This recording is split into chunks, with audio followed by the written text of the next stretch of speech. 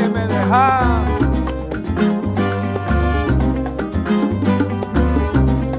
Bueno, mira, señora, ay señorita, nadie sabía lo que iba a pasar.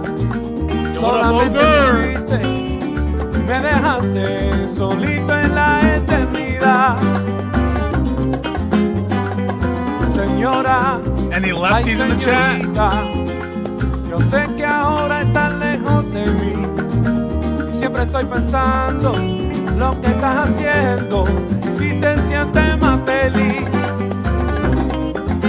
Y si te sientes más feliz, oye. Y espero yo que no te sientas sola y que tu vida está llena de felicidad. Porque deseo que nadie tenga que sentirse ahora mismo como yo, atrapado en la oscuridad, solito en la eternidad, solito en la eternidad, oye. Trompeta, Trompeta.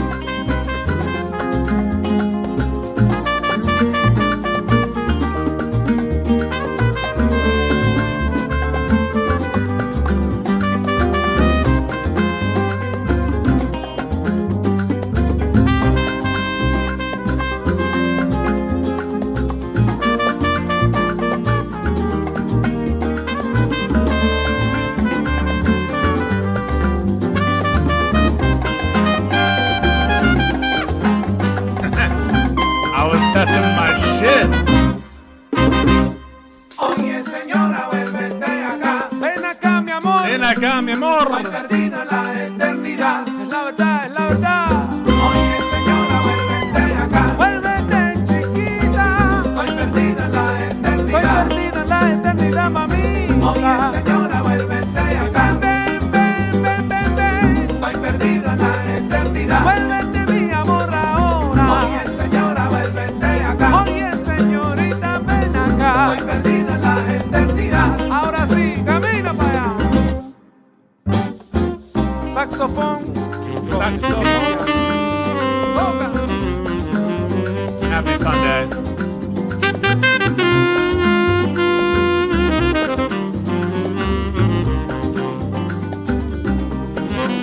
We're back in the slums.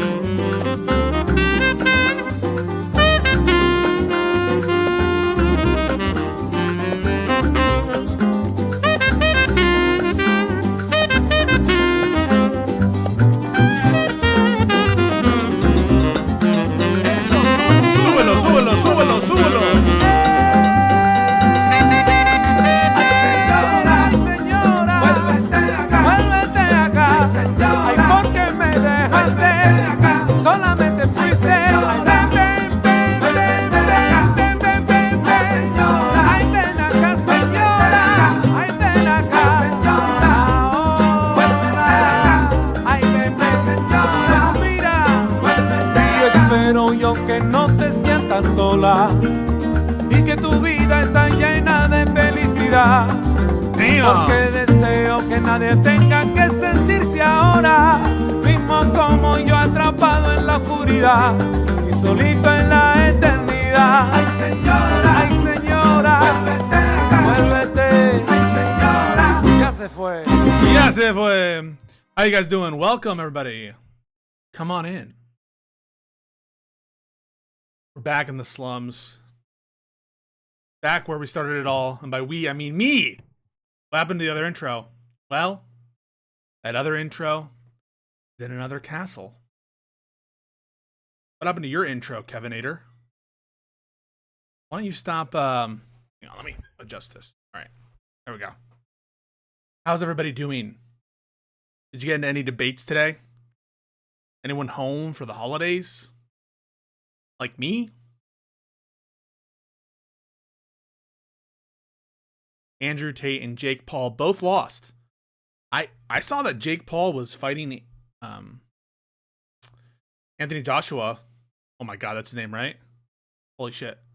The British boxer, the heavyweight. And I was like, what the? That can't be real.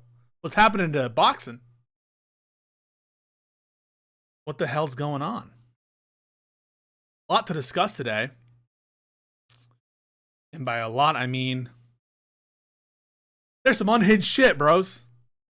Unhinged. Like this. Nicki Minaj speaking at TPUSA.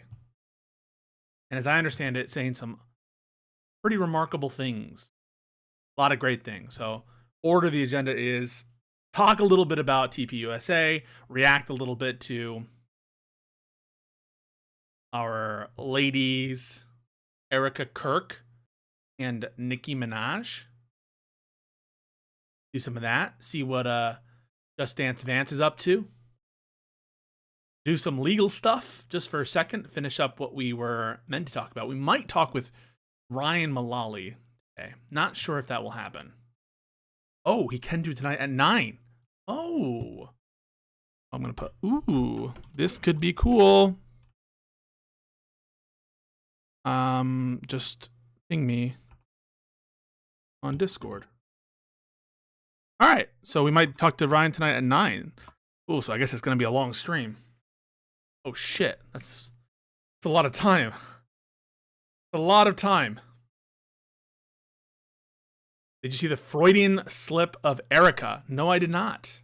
No, I did not. And we might do some Callins as well after we've done our scheduled program. So if you have any questions, any thoughts, concerns, mostly disagreements is what we're looking for. You know me. I love disagreements. Hell yeah. Hell fucking yeah. So I'm going to watch a little bit of this TPUSA, see what's up with Nicki Minaj, who is calling. How do I apply to get unbanned in the Discord? We don't have a system for that right now. Sorry. You want to call in to critique my debate skills? We can do that. We can absolutely take all callers. Here's the thing, though. I don't want whiners. No whiners. Say what you got to say, and let's get into it, all right? If you call in. But haters, I'm giving my my strength to you, haters. Whenever I'm losing a debate, I use the Ryan strategy of retreating to epistemology. What is your scheduled program? I'm drinking dumpling sauce after finishing my dumplings. All right, we're going to take a quick look. This might be boring on the Minaj stuff. I do want to finish some of the oral arguments. Probably not the full thing, but just to make sure for those of you who really, really wanted my take on some of these oral arguments regarding the presidential authorities, that you get the full everything I have to say on it. And we'll do a quick little summary at the beginning for those of you who did not watch previously. Quick being the operative word. Then we'll open it up to Callins. Depending on how long that goes, you know, we might have some other stuff to do. If there's no one who wants to call in, then we might take a break and then wait till Ryan is ready at like 9 or so. But that's the plan. I also, if like Connor's available, I see that Ro Khanna had a stream appearance with Hassan Piker, noted Marxist-Leninist Hassan Piker. And I'm just wondering, this was what we're so fearful of for Gavin Newsom. I'm just wondering if, where's Connor Points' condemnation of Ro Khanna? I'm just very curious. Have you guys seen that anywhere? What up, Brett? You guys let me know if you see Counterpoint's condemnation of Ro Khanna. Ro Khanna, all right? You'll just let me know. Oh, fuck. What am I doing?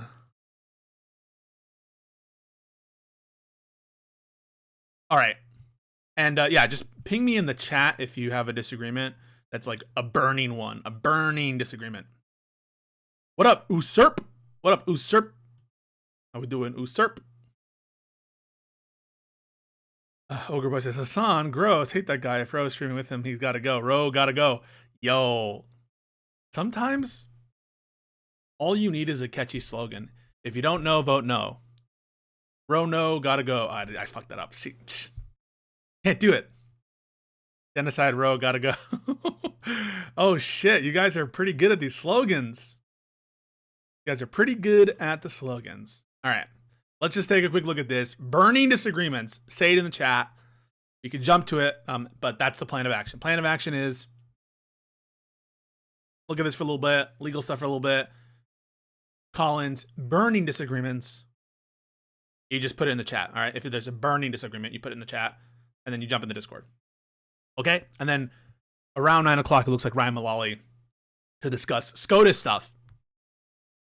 And of course, I will be grilling him because this is what is needed. We don't need people to just have conversations. Also Epstein stuff. All right. Quick little Epstein rundown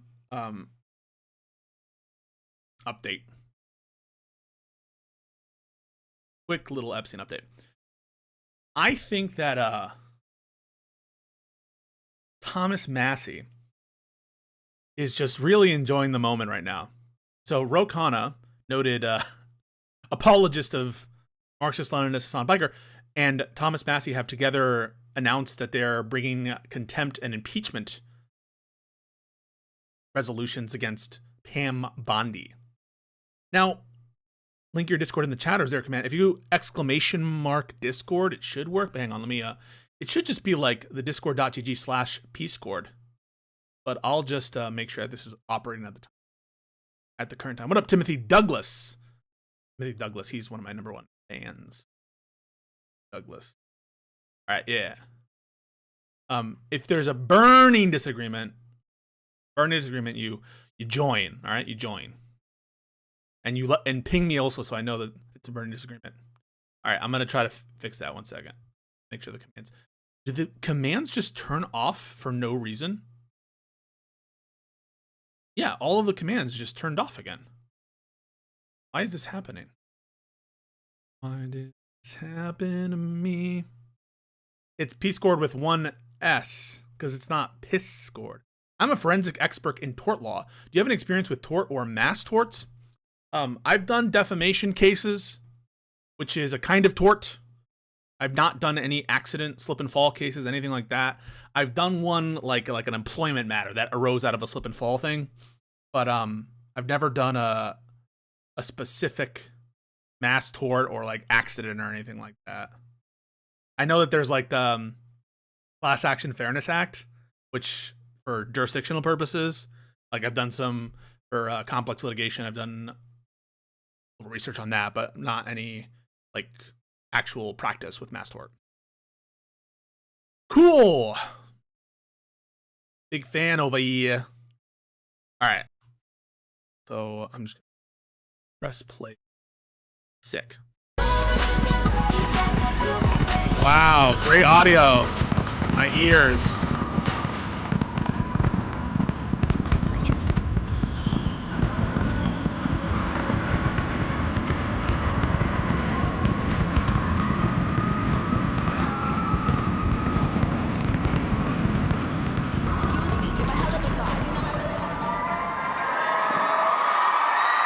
Okay, Nikki's looking great. She looks great.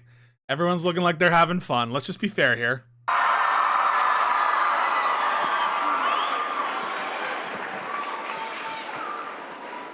No big America socks. Where's Kash Patel?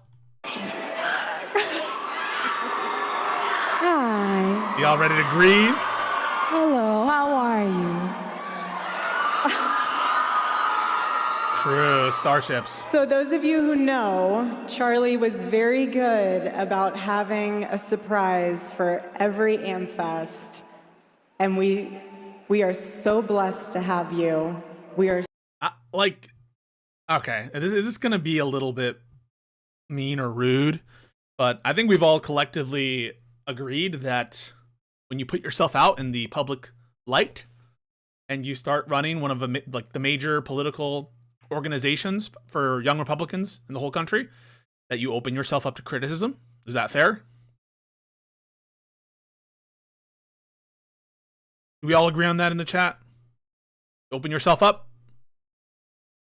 Yeah, she's busy flying around. Yeah, fair. Okay. I don't think she's made for this moment. I think it's weird. I think that Yeah. It feels odd. And her questions kind of like provoke sadness instead of excitement. Maybe that's just me being biased or whatever. You guys can tell me what you think. We're so grateful. I mean, Thank you. I'm honored to be here. I am honored to be here. Thank you for having me. Okay.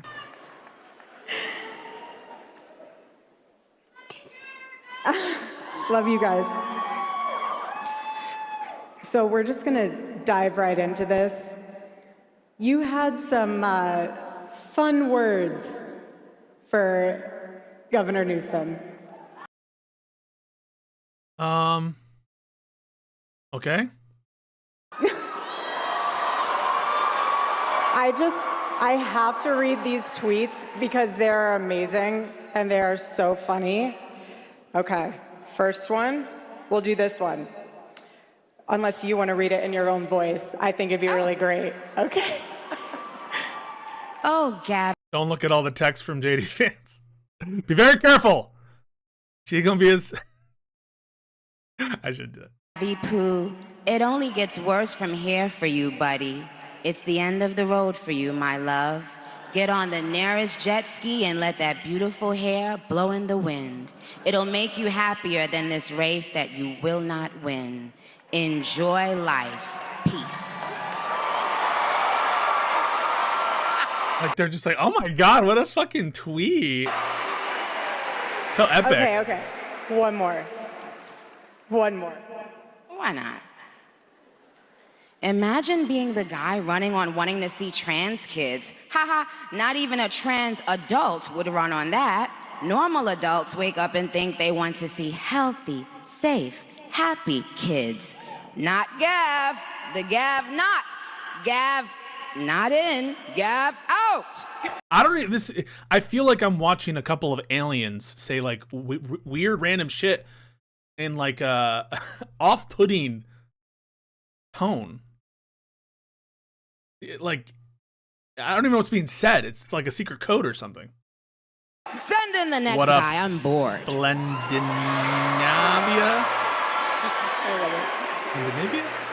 So I'm just gonna let you riff. Like, I want you to say whatever you want to say. Oh, you shouldn't have said that, Erica, because she's gonna say some shit. Yeah, it's like bizarre, I think is the right word. Bizarre. Like, I don't even know what the theme is here. They're just like, I can't believe you want to see trans kid. And like, I don't know.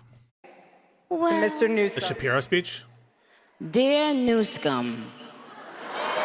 These are boomer memes! We don't have a problem cleaning up the scum if we have to. Please. What the fuck does that mean? Are you gonna kill him? Tread lightly. What That's the what fuck? I have to. Please tread lightly. Is that a threat? You have a duty to moderate this, Erica, and to condemn right now. Otherwise, if something happens, you're culpable. You are culpable. That's what I would say to Tread lightly, Kevin. We don't have a problem picking up the scum from the streets. This is some weird shit. Gavy Poo. Gavy poo. So with regard to the current administration, what has been... It's so shit. The administration is so shit. What is she here for? I mean, like, the only reason she's here is because it's Nicki Minaj, right? Like, there's no other reason for it. And so that's like a transition from nothing into, what do you like about the administration? Start glazing Trump. It's awful. I mean, it's fucking awful. Maybe the biggest surprise for you, or something that you just really has been put on your heart that you've learned about Been put our on your president heart. and our vice president. Well, What is it, Nikki? What's been put on your heart from the president or vice president? What's been put on your heart? Pregnant pause. Hey, did you give her the questions before she did this? That would have been a nice thing to do. I have the utmost respect For the president. and admiration for our president.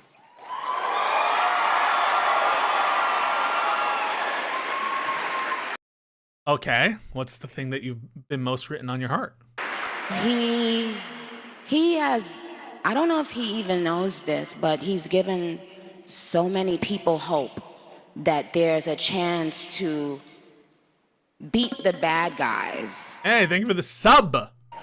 And to win, and to do it with your head held high and your integrity Okay, this woman's brain is mush. Intact. What's the thing that the president and vice president have done is most written on your heart? He likes to win, and he's given us hope to win. He's from Queens, New York, like me. So, but what it's shown Average voter alert. me personally is sometimes, you know, even in the worst feeling times in your life, you think that you're never going to come back from it, but you do. And our president Okay, she's cooked. She's cooked. and shows that he's been through every single thing a person could be through publicly. Having to constantly be like, lied on. It's not really that funny until you are in that person's shoes. like, is everyone just watching the same thing that we're all watching right now? This is like the most run-on sentence, word salad, like nothing answer I've ever heard for anything. That's being lied on. You'll never understand what it feels like. That person is a human being. They have a family who has to read those lies.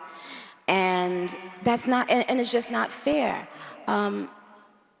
But She still hasn't stopped answering the question. Hey, be concise. this administration, Oh, fuck. She's touching her face. She's uncomfortable. That's a dead giveaway. What do we think? Am I doing like master JCS analysis? Oh, no. She won't shut the fuck up. is full of people with heart and soul. I have no idea what she's saying. And Something about good people, bad people, lies, and heart and soul. they make me proud of them. Our vice president, he makes me, well, I love both of them, but Just shut up. they're both powerful men, This is so cringe. I don't know how much more of this I could do. smart, strong, all of that, but both of them have a very uncanny ability to be someone that you relate Holy shit. to. Yeah, I really relate to JD Vance when he walks in the donut shop and is like, how much do you make? And what do you get off? And what do you get off? I really relate to that. I really relate to when Trump, I really relate to his golden jets, man. Can relate to them. When I hear them speak, I know that they're one of us. Like, I know that they're not. Don't you guys agree?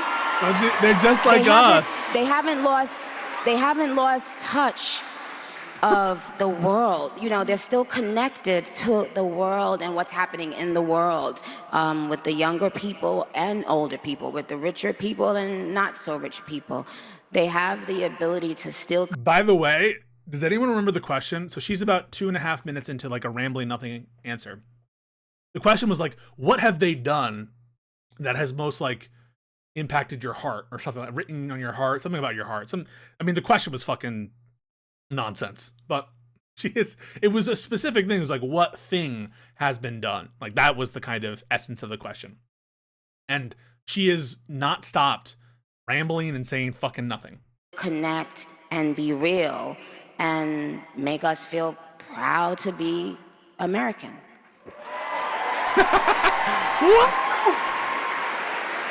So why? She looks great. I mean, they both. This is getting ready for an event. I don't like the Kash Patels of the world and this woman's God, Katie Millers of the world. This is. I mean, the look is great.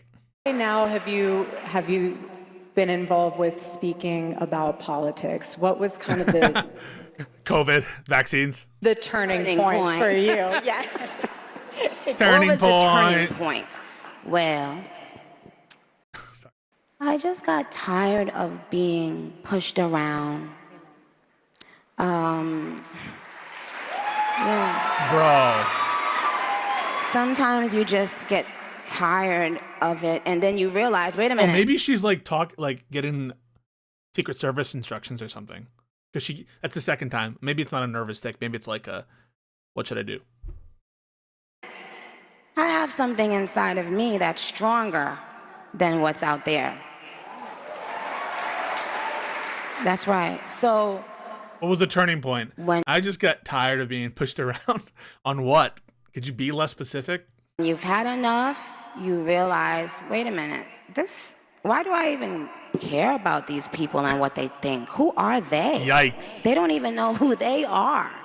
So I'm not going to back down anymore. I'm not going to back down ever again. Amen. Wow.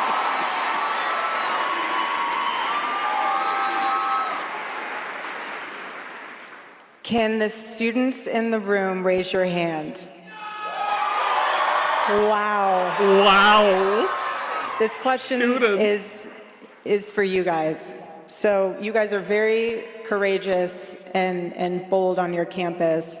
So bold. Nikki, I know our students feel this way, but why do you think speaking your mind has become so controversial? Because... Are they still playing victim? After taking control of every branch of government, after basically forcing themselves onto every university, every private enterprise, law firms, and they're still playing victim? It's unreal, dude. It's absolutely unreal. People no longer are using their minds, their brains. Why are you saying that so fucking, like, sinister? So right now, just imagine. Just imagine. We're not allowed to have a different opinion anymore. Oh, you're not? You're not allowed to have a different opinion? No, okay. Sorry. I thought that we lived in America, and yeah, you can have the right to say whatever you want, but we can actually, like, call you a dumb piece of shit. But now, I guess, continuing, we still don't have a right to have a different opinion. We're not allowed to think out loud anymore. We're not, it just... This is not what the world used to feel like. The world didn't used to feel like this, okay? And especially for the young people, I don't want them growing up in a world where they feel like that. Okay, there's someone in disagreement. Who is this person? Lion. Lyon. Is this a burning disagreement? If you're in the chats, you got to tell me if it's a burning disagreement. The burning disagreement, you can tell me in the chat, and we'll take a pause from our regularly scheduled programming. There's only so much cringe I can take. I mean, they deserve for their voices to be heard. They have valid feelings, and they're thinking Very about valid. things, and it deserves attention. You know, we should listen to what they're saying. And if you're growing up in a world that tells you it's taboo to say something that the masses don't agree with, that's not okay. And we're not gonna have it. And I love this. You know, So I don't know. It's giving the younger people confidence that they will need later on in life. You guys will need it, and you will have it. So everyone in the audience is like 40. I'm rooting for you. Amen. Amen. I'm voting for you. Again, Charlie would always say, it really does not take skill to be courageous. It takes a choice. It takes a decision. And I want to say again, thank you for coming and being courageous and being able. They've said nothing but like, we're glad we're here. Everything's awesome that we're here. We're amazing. We're being brave. Like, can you say some ideas? I think that the most substantive thing she said was about Newsom, just reading her own tweets. To share your heart with us. And the reason why that also holds true sentiment-wise is because I know that you are getting a lot of backlash from your own industry. Oh my God. What is your reaction to that? You're not gonna I didn't scare notice. me. This is me when I do my opinion on Ethan Klein lawsuit. I know you're getting a lot of backlash for your opinions from your industry. I didn't notice. Amen. Yeah, that's funny. I feel the same way.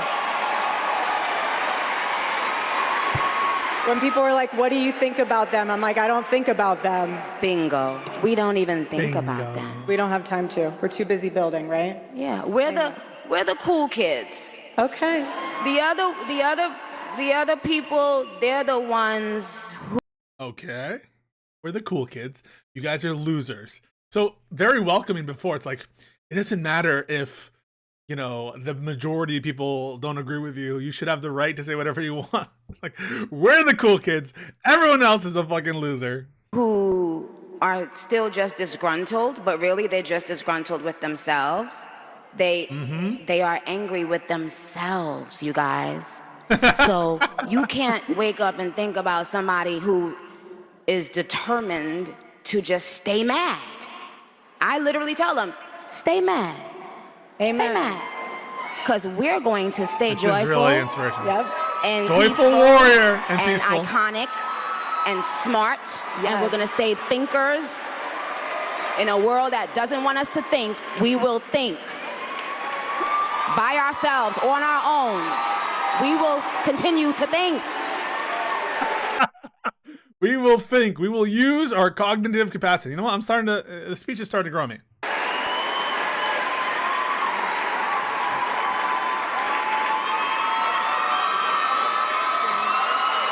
Isn't she great, guys? Isn't she great?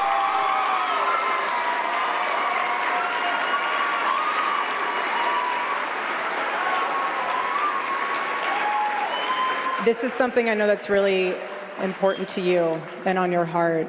And I personally want to know what inspired you to speak out for the Christians that are being slaughtered in Nigeria. Okay, sorry. Well, I didn't mean to laugh at the killing of Christians. All right, I didn't know where she was going with that. So disavow. and that brings me back to our great president and this administration and our great country. That we take for granted that there, right now in this world, are people who cannot worship God as they please, where they please. We take it for granted because we have it. We can't even imagine not having that right. But every time we pray and fellowship, we have to remember the people that are right now in this world hiding to pray and fellowship. And we have to pray for them. And the plane. First of all, Nigeria is a place I've always loved. Someone very dear to me, my pastor, is Nigerian. I have lots of Nigerian. This is getting really tough. Getting really tough to. I'm just gonna bump it up a little bit. Barbs. And so hearing that people are being kidnapped, and while they're in church, people are being kidnapped, people are being killed, brutalized, all because of their religion. And that should spark outrage in the great America. And that's what it did. And again, we're not backing down anymore. We are not going to be silenced by the bullies anymore, okay? Know that. Hear that. Receive that, bullies. We won't be silenced ever again. We will speak up for Christians wherever they are in this world. Wow. Amen. Amen. Can you see her eyes? Amen. I don't know if you can see this at home, but she is getting a ton of standing ovations. Wow. I love you guys so much. Thank you guys. So going along that thread, can you tell us about your relationship with God? Because I think a lot of us want to hear. We do want to hear it. We want to hear it. Well, my relationship with God started, well, when I was a toddler in Trinidad. When I was born.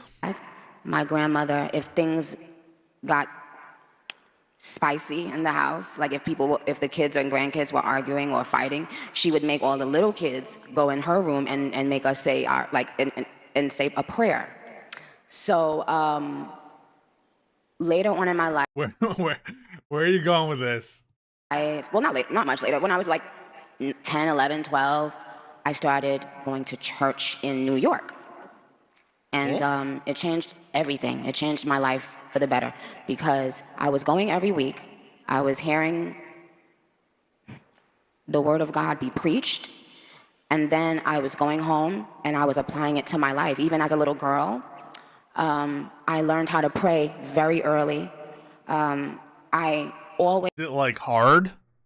Had this faith that made people think, you know, the kind of faith that you think a person is crazy, like, oh, please, like, you know. But I've always been crazy. Had that faith instinctively. Once I started hearing about God and, you know, just getting more into the Bible, I got back. Now, what would you say it is you do here? What a great pause, by the way. That's how I feel. That's how I feel as I'm listening to it. Baptized when I was about, yep, amen. I got baptized when I was about 13. I got baptized. And I have just always applied those teachings to my life. I try to. Which teachings? And that's the thing. We're not perfect. We try. Sometimes I would wake up and feel so far removed from, not God, but from fellowship. You know, I was like, oh my God, I used to go to church on Wednesday, Friday, and Sunday every week, like literally 3 days out of the week. And then later on in your life, you become busy. Are you guys following this? All right, I'm just gonna take a little second. I'm gonna invite this stream disagreements guy because I don't know what I need a break. All right. Hey, what's up? You got a disagreement? Testing 1, 2, 3. Hello. Hello. It's me. Oh wait.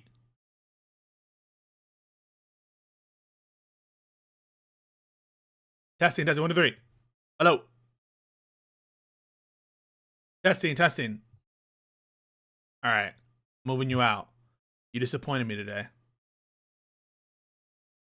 And you start thinking, oh, well, you know, God is in my heart. And, you know, but then we're stuck here. Sometimes folks. You can be in an industry as well that pulls you away even more. So lately, I've been feeling like, you know, like if you haven't seen a long lost best friend for a long time and then you bump into them again, that's how it's been feeling for me. Like just going back to God and praying and talking to him. And, you know, and he said to me, where were you? Where have you been? I've been waiting on you.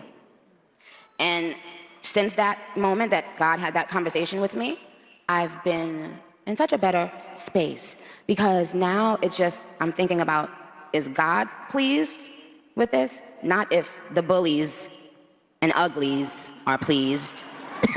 We're the cool kids. You guys are the uglies and the bullies. And I had a private conversation with God. But if God is pleased, and when you have that personal relationship with God, guess what? Even in school, he's there. Wherever you are and whenever you need it, you have something that you can tap into immediately. It's immediate. You don't have to leave a message. He's not going to call you back. He's there immediately. As soon as you call on him, on the first ring, he's going to answer. And I want you guys to remember that. You're young, and first of all, I want to say, I'm proud of you guys. This The question is, how's your relationship with God? is a major, to be so young, for you guys that are in college, to be so young I'm and proud to of you for care being so young. this much, this early in your And life, Karen. it tells us how smart you are, and it tells us that there's hope for our future. So God bless you. Congratulations, you guys. You're amazing. Congratulations. You guys are amazing, okay? Know it. Feel it. Yes. Yes. Yes. Proudly. Be it proudly. Be Say it loudly. who you are proudly. And proudly. Amen. Yes. So what have you, I mean, you're an amazing mother. Yeah, look, you might as well just not ask the question. She's just gonna say whatever she wants to say. What have you seen that has been a struggle for young women today? And then also, since both of us have little boys, I would love for you to also talk about the male side of that question as well. Okay, well, something that I've noticed recently is that for little girls, I think that no matter how you look, we should be trying to instill into them to be proud of how they look. Recently, in the media, it's almost been like a push to, it's not just making young black children feel proud of themselves, but it's almost like doing that and at the same time telling other children not to be proud of themselves. And I don't The white people. want any child feeling that way. If She's like hitting her knee. as black women, we felt As black women, Erica Kirk, you and I, as black women, I know, guys, joke. we were not being represented and not being admired for our beauty, if we felt like that as black women, why would we want to do that to other women? Amen. Why would we now need to make other people downplay their beauty so that we can feel, no, that's not how it works. I don't need someone with blonde hair and blue eyes to downplay their beauty because I know my beauty. Do you understand? It doesn't bother me that a woman feels and says that she's beautiful. Amen. Why shouldn't she feel that? Why have we gotten to a point where certain colors or certain kinds of people Everyone's been hating on white women. have to be afraid of loving themselves and loving the way they look? Like, isn't that wild? Yeah. And so for little girls, I don't want what was done to little black girls done to little white girls. I don't want it done to any girls. I want all the little girls in the world to know that you are unique, you are beautiful, you are not trans girls though. Not trans girls. You, and you can compliment another girl, you can compliment another woman and still know that you are epic and amazing. So that's what I would say about for the girls. And I know I know my adults understand clearly where I'm going with that, where I'm getting, I don't like. I have no fucking clue where you're going with that. You just said be proud to be white. What do you have to say for women? Be proud to be white if you're a white girl. I don't like that. I don't like people making other people feel badly about themselves in any way. We need to nurture young girls. Yes, whether they are black, white, Asian, Hispanic. This is a good message. I will agree. This is a good message. We do want to make sure people love themselves. They still need to be nurtured. They cannot continue to pay for other people's sins. They haven't done anything wrong. Amen. And what do you think about for young men? For young men. I tried to bring them in. They didn't say anything. If you have a disagreement, you got to be ready to go. I see them in the line, but I can drag them in, but I wanted to break from the cringe. For young men, don't be new scum. Oh my God. Yes. Don't be the governor of California, highly accomplished, leading candidate for president. See, dear young men, you have amazing role models like our president, handsome, dashing president. And you have amazing role models like the assassin J.D. Vance, our vice president. Oh, no. What? Wait, what?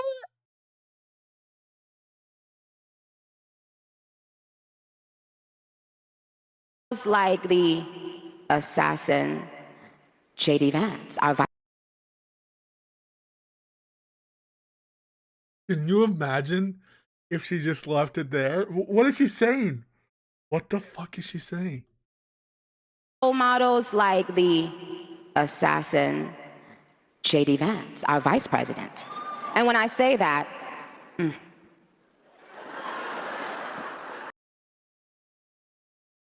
Oh my God. Yikes. Trust me, there's nothing new under the sun that I have not heard, so you're fine. Yes, we did. I love you. Say something. Oh, she's just letting it hang. I can't believe she stopped talking. She stopped talking. I love you. You have to laugh about it, truly. I have been called every single thing, and you know what? God is so good, you let it roll right off your back. And this is what's so beautiful about this moment, because if the internet wants to clip it, who cares? I love. Oh no. Oh no. The assassin JD Vane. This woman. She's an amazing woman. She has a soul and a heart for the Lord. And words are words, but I know her heart, and it doesn't even matter. And you say what you want to say because. Okay, I'm gonna try lying one more time because I just need a break from that. Yo, what up? Can you hear me? Hello? Yo, can you hear me? What's up? Yes, I can. How you doing, brother? Good. How are you doing? Doing good, man. Talk to me. So, the slight disagreement I have with you is Trump will not pardon all of his lackeys. Oh, okay. So, during the course of his presidency, he will lose some of them. He will lose them either by being a disgusting human being or because he views them as inept. And I think the people that he loses, he will not want to pardon because he is a man baby emotional child. Yeah, I think that like what I'm suggesting when we talk about the pardon situation is not that everyone in the administration will by necessity get a pardon, but if they're in good standing by the end of the administration, I think that they'll get a pardon. I completely agree. Okay. Hell yeah. I said minor disagreement. I think we would agree eventually. So thank you so much for bringing me on. No problem. Hey, have a wonderful Sunday, man. You too. Later. I'm glad we worked that out. I know your heart. I do not Thank judge you, my that. sister. Thank you. For boys, be boys. Amen. Be boys. It's okay. Be boys. So we're just gonna move on. We're just gonna move on. There's nothing wrong with being a boy. Amen. How about that? Amen. How powerful is that? How profound is that? Amen. Boys will be boys. Is she like on drugs? And there's nothing wrong with that.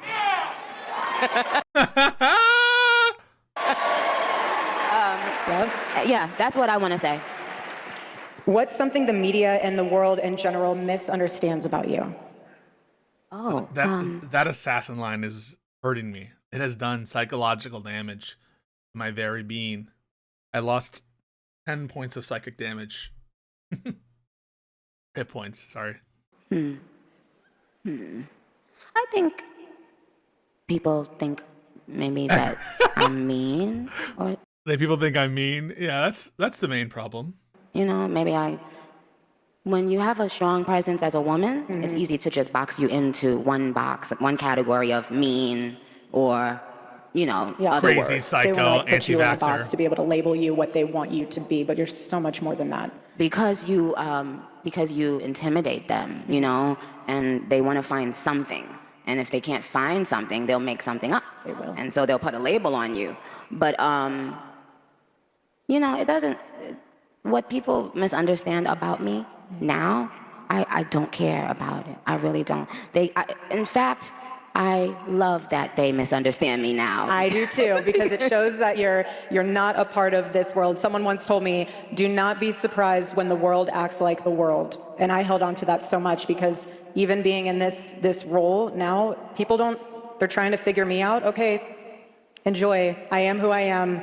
There's nothing to hide. And I know you feel the same way when people misunderstand you and you're like, okay, well, I have an audience of one. Well, now I have an audience of two, but I have an audience in heaven. And I know the Lord knows me. Lord knows you. This feels so uncomfortable. I think she should step down from running TPUSA. I don't think she's cut out for it. And yeah, I just think it's not a good idea. And he put everything in you to be able to make a difference in this world, likewise to all of you students and everyone else here. And to go into that further, I know that this, and I'll end on this, I know that a lot of you guys have been hearing about, you know, we are doing this for Charlie, and we're doing this for his legacy, but we're also doing it because each and every one of you guys have a legacy. And I want you guys, when you leave this conference, to take something with you. And when it gets tough out there, take something with you. Steal something from the venue. Take it with you so you can always remember. I want you to hold with you a word. It could be anything. For me, it's Charlie. But for you guys, it could be, I don't know, refocus, family, children, future, something. Take with you a word. For me, it's Charlie, but for you, it's something different. Hold that word in your heart so that okay. when you go back out into the world and you have someone screaming in your face, someone spitting in your face, someone flipping your table on campus, someone making fun of you because you're a conservative, someone making fun of you because you love the Lord, say that word to yourself this out loud victim or complex internally. needs to end. You guys need to grow the fuck up. You're leaders and titans of industry. And you got to stop this. Stop this nonsense. To refocus your brain and your heart and your soul, to know that you're about something so much bigger and greater. The legacy with Turning Point USA, yes, but also for yourself. And so, Nikki, I want to ask you in closing, what is something that you want to leave as a legacy in this world for your family, for your baby, for just everything? Oh boy, these questions really need to be more tailored, Erica. If you give her like an open-ended thing, she's just gonna say whatever. It's just stream of conscious here. It's not very effective. Just interviewer to interviewer. Well, You fried her brain with that one. These pauses. It's at 1.25 too, so imagine it at 1. that it's okay to change your mind. Yeah. It's okay to change your mind. You don't have to, you know, sometimes there's a lot of things projected onto you when you change your own mind. You know, they project fear, shame onto people who don't think and do as they think and do. But I've traveled the world. I've performed for huge crowds all around the world. And no matter how many songs I do on that stage, it didn't mean as much as this. As this? Because this is a direct link for younger people. This is a direct link between young people and God. And there's been a lack of that. There's been a lack of that in our media, in our everyday conversations. People have been, you know, interestingly enough, people have been, Christians have been being persecuted right here in our country in different ways. Ow. So when we talk about Nigeria and other countries, know that prior administrations saw Joe nothing Biden. wrong with that. What'd they And do? that's What was the major persecution that the Biden administration did of Christians? Like they just live in a different world. They live in the upside down. What was wrong with them? Biden. I truly feel that there are people out there who felt good about. She doesn't know where she's going. Like the thoughts are not extemporaneously being expressed. I just think that this shows like something's going on here. Something's wrong. Chastising Christians right here in our country. And it's kind of really, really sick. We can't let people like that be in power, you guys. That's the truth. I can sugarcoat it and laugh and kiki, but the truth is, I am here today to tell you guys that. We absolutely cannot let people who have a problem with us worshiping God, we cannot have them in power. We cannot have them in power. All you have to do is look at what is happening in other places in the world. Look at Nigeria, at what is where they don't do religion in Nigeria. Oh, wait. being done to Christians all around the world. And ask yourself why people in this country that were in positions of power felt so. Okay, all right. At this point, we've heard enough. We're gonna rank this. We're gonna rank this an F. Okay? And the reason is, who the fuck is this for? Can you imagine being like so excited? Oh, Nicki Minaj is turning up to Turning Point USA. I can maybe understand the Hulkamania stuff, you know, the Hulkster walking out. I can understand some of these, you know, influencers. Maybe Ben Shapiro, if you're like very into, what's his fucking thing called? I always forget its name. The Daily Wire. And if you're into like Shapiro debate shit. But who is watching this shit? If you're not in the crowd, where you're getting like gassed up by the environment. So it really does feel like an F. As far as Erica Kirk is concerned, just a horrible job reining in your guest here. Just bizarre questions that go nowhere and rambling answers that also go nowhere. 30 minutes of nonsense. Kid Rock and the Hulkster made sense. Yeah, good comment. Good comment. All right, folks. So we're going to move on. I don't know if I could take another TPUSA talk like that. That was damaging. The assassin line. It was like a full 15 second, just like pause. Erica acknowledging it. The assassin, JD Vance. Yikes. I agree what you rate this on the counterpoints. Where's counterpoints? We need to bring counterpoints in here to answer for Ro Khanna and to grade this speech. We'll have to watch it again. And then we'll do World War debate. By the way, I will say, though I want to be on Word War Debate, right? I want to be on that show. I think it'll be fun.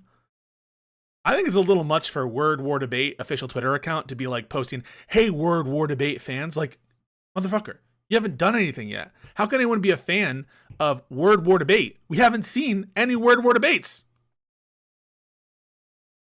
Hang on, maybe I can show you guys what I'm talking about. I actually think this is very important to talk about right now. It's good. What I'm doing right now, Word War Debate. Follow each other. Uh-oh, that follower ratio. Where is it? Look at this. Look at this shit.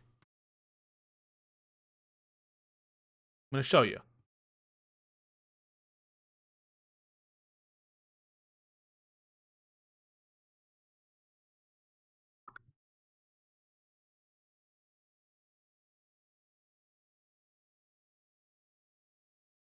Word War Debate fans. Your first event is on the 10th of January. How can anyone be a fan yet? You haven't done anything.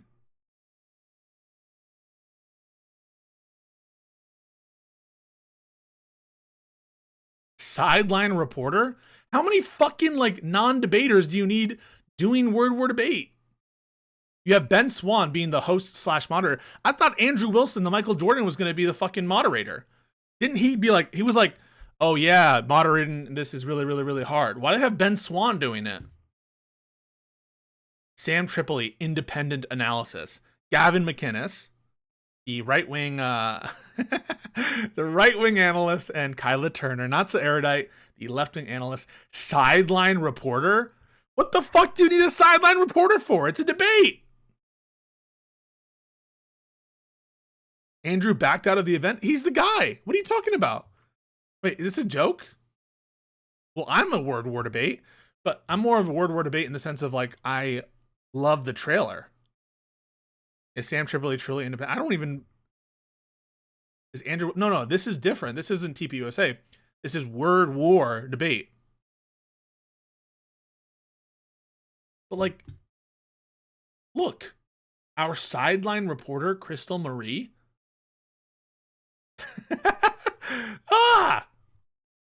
Yeah. And let's see. The undercard is announced. Who the fuck are these people? Who are these? Michael Rechtenwald, author of 14 books. All right, he's got 90,000 followers. And Shabos Kestenbaum. Okay. That's the undercard. Presents World War One. Do you have enough shit on here? You have the date twice. Who's designing these fucking posters? How many logos? Look, there's fucking text everywhere.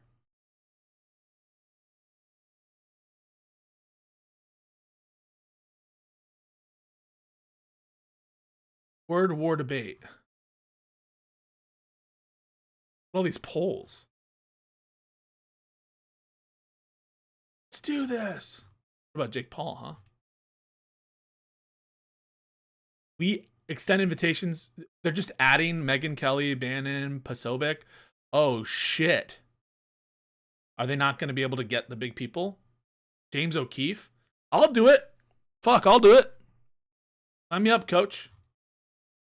I'm in. We will call you Alex Jones, Ben Shapiro. Any snarky comments? I will be there. Aaron Baker. Huh. Anyway. I was hoping to see their trailer one more time. Oh! Guys, the first contender. Women do not. We live in this play pretend world where we're given more credit for what we actually do than we do. I found out that only 5% of women wanted the right to vote. And I couldn't figure out, like, why would women not? No, it's true. Marriage is supposed to be for better or for worse, in sickness and in health, for richer or for poorer. It's not supposed to be, you know, when I feel like leaving. Women do not do the hard jobs in society. The Enlightened Network is proud to present... Why did they pick these pictures? Look at wait. Why did they pick it? Why did they pick it? Proud to present Word War Debate, the premier debate league. I'm Ben Swan, and I'm here to introduce the new gold standard of debates. Wait, sorry. I'm here to introduce the new gold standard of debates. Live from ACX1 Studios in Atlantic City, under the lights, in real time. This is where logic meets fire. Logic where meets courage fire. meets consequence. This is Word War Debate. Holy shit! Epic. Is there any other video that we can... Oh! $1 billion directly to. The undercard. Oh, we haven't seen this! We've sent $21 billion directly to Israel. Israel There's not a debate. day that goes by that one of the administration officials or senators or congressmen doesn't go on and on about why we owe Israel. Look at the top of this fucking, like... Look at this shit. There's shit everywhere. Do you have enough, like... a border? It's just everywhere. It's so intrusive. Our allegiance and our allyship. I believe that America is at its best, is at its most productive when it supports its allies and when it recognizes that America first is not America alone. If you cared about the liberal virtues and values that you pretend to care about, then you would be the first ones to champion Israel. I love these specs. That's what they call glasses in the industry, by the way, specs. I love these specs. They're shooting fish in a barrel, and they've got them trapped there in a virtual concentration camp. These people are in a walled area, no exit. My religion very much influences my politics, and I think all Jews should... Oh, are you doing an anti-Semitic trope?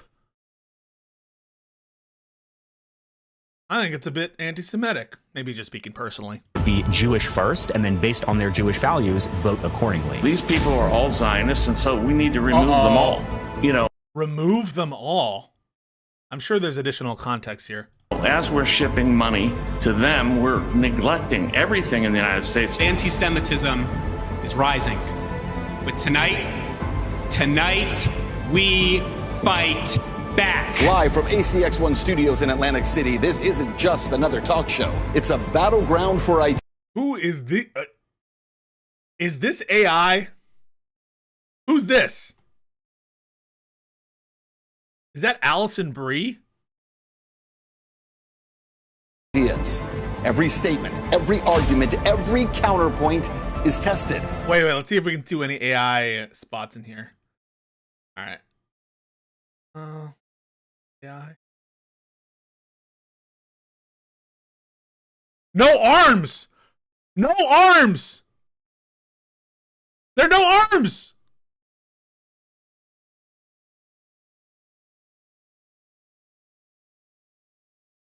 She's a fucking specter!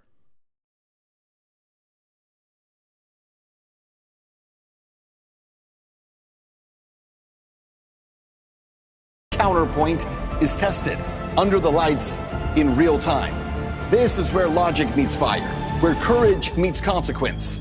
This is word war debate. I love the, like, Prometheus music. Wait, the Prometheus music. What's like? This is courage meets consequence. This is word war debate. All right, okay. Atlantic City. All right. Let's see if we have anything else.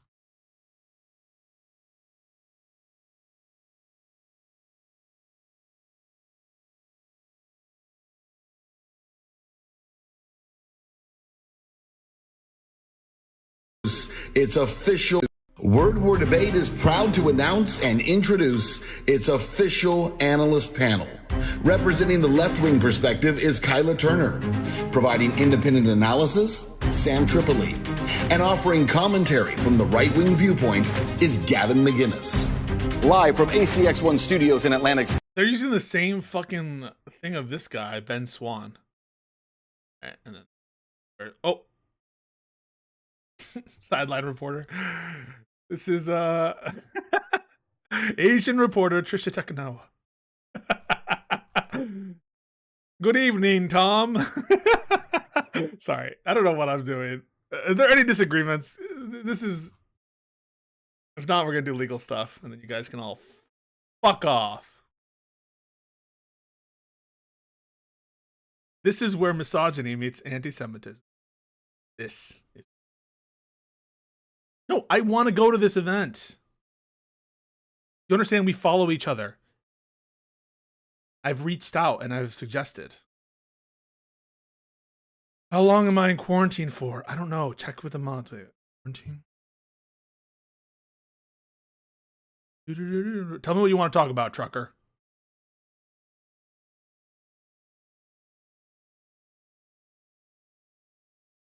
Okay. All right, let's talk a little bit about this stuff. So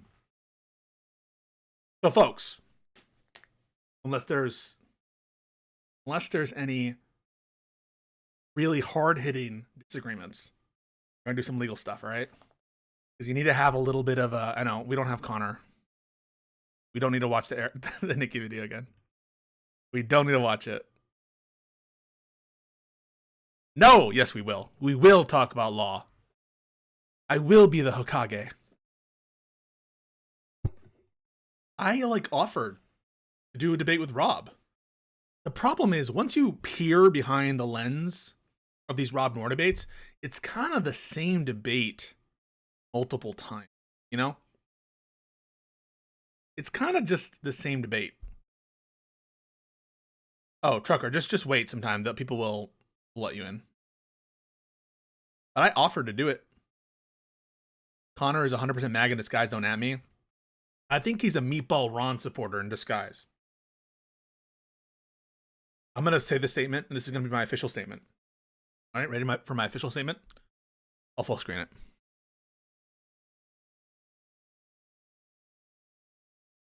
If Meatball Ron runs against Gavin Newsom for president, counterpoints will vote for Meatball Ron with 90% certainty. My official statement on it. We have some work to do, folks. We have some work to do to corral counterpoints, to believe in truth and justice. Who the fuck is Meatball Ron? Connor is a bit of a Fuentes fan. He considers Fuentes to be better than Trump. He says he agrees with 30% of the things Fuentes says. Maybe that includes things like I don't know, unremarkable, uncontroversial things that Fuentes says. Maybe that's the case. Ryan Mullally! Of course he will. If he didn't, he wouldn't be a Dem. Right, I just don't think it's justified on his, like, stated views of, like, I don't think that there's a lack of sync between some things he says and other things he says. But Ryan, are you available right now? Because I'm starving for content. I do want to get to the legal stuff. Damn it, now I want a meatball sub. Apologies. Connor's a bit racist in many such cases. It was very interesting. If you guys saw my debate with him, my conversation with him, he gives points to Republican candidates for trying to preserve the white plurality character of America. That's his own words. I don't really think that I'm, like, misconstruing anything. Oh no, 2 lawyers to be continued. Gotta get my kids to sleep. Hey, give my best to your kids. I didn't know how I was gonna say that without it coming out weird. I hope your kids sleep. Hang on. I hope your family is having a wonderful holiday season. He's definitionally racist. Maybe. Still came out weird. Hey, I tried. No one can say I didn't try. All right, folks. So last time we did... Nice landing. I'm on with Connor. I know, I wasn't... By the way, guys, I don't want to see this... we respect people's chosen names. Connor's name is spelled with 1 N, not 2. 1 N. So if I see... if I see Connor spelled with 2 N's, it's a warning. And the second time, the second warning. Wow, thank you so much for the subs. Holy crap. Mad415, appreciate you. Put the happy holidays in the bag. Appreciate the subs, really. Really, always have and always will. I don't have a way to mute alerts right now.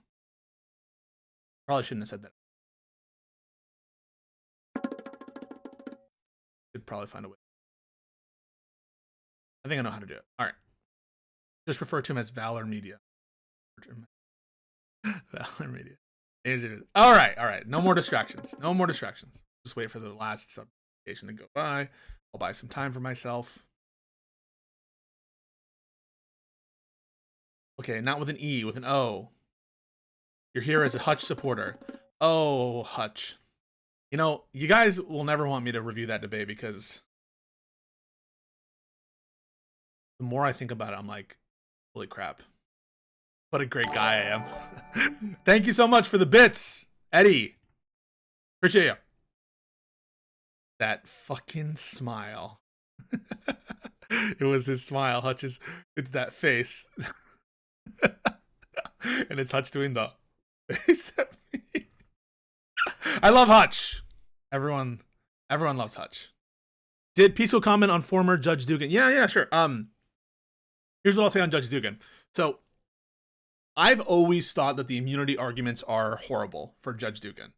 Not just as a matter of policy, but also as it's not required under the reading of Trump v. United States to apply it to the judges in this case.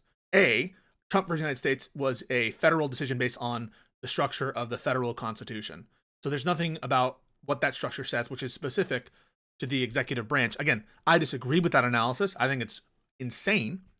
I think it's like for the birds. I think everyone who agrees with it is like an idiot, pretty much, or an authoritarian, or discreetly an idiot on this topic. Let's not say more about that.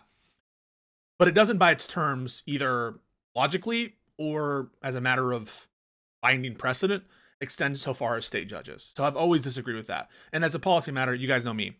I'm never going to be in favor of that kind of stuff unless it's really explicit in the law. And I don't think that there's on-point precedent from the from the judicial perspective that's been recognized by the Supreme Court. There are a couple cases where it's like, ooh, maybe it kind of feels like that, but the Supreme Court has been quite explicit that this kind of judicial immunity extends as far as civil. Okay, so I don't think that those immunity decisions are good, and I don't want that to be the policy outcome, because you can all think of like crazy as fuck state judges fucking around and doing all sorts of crazy shit, and it's just not good. It's just not good.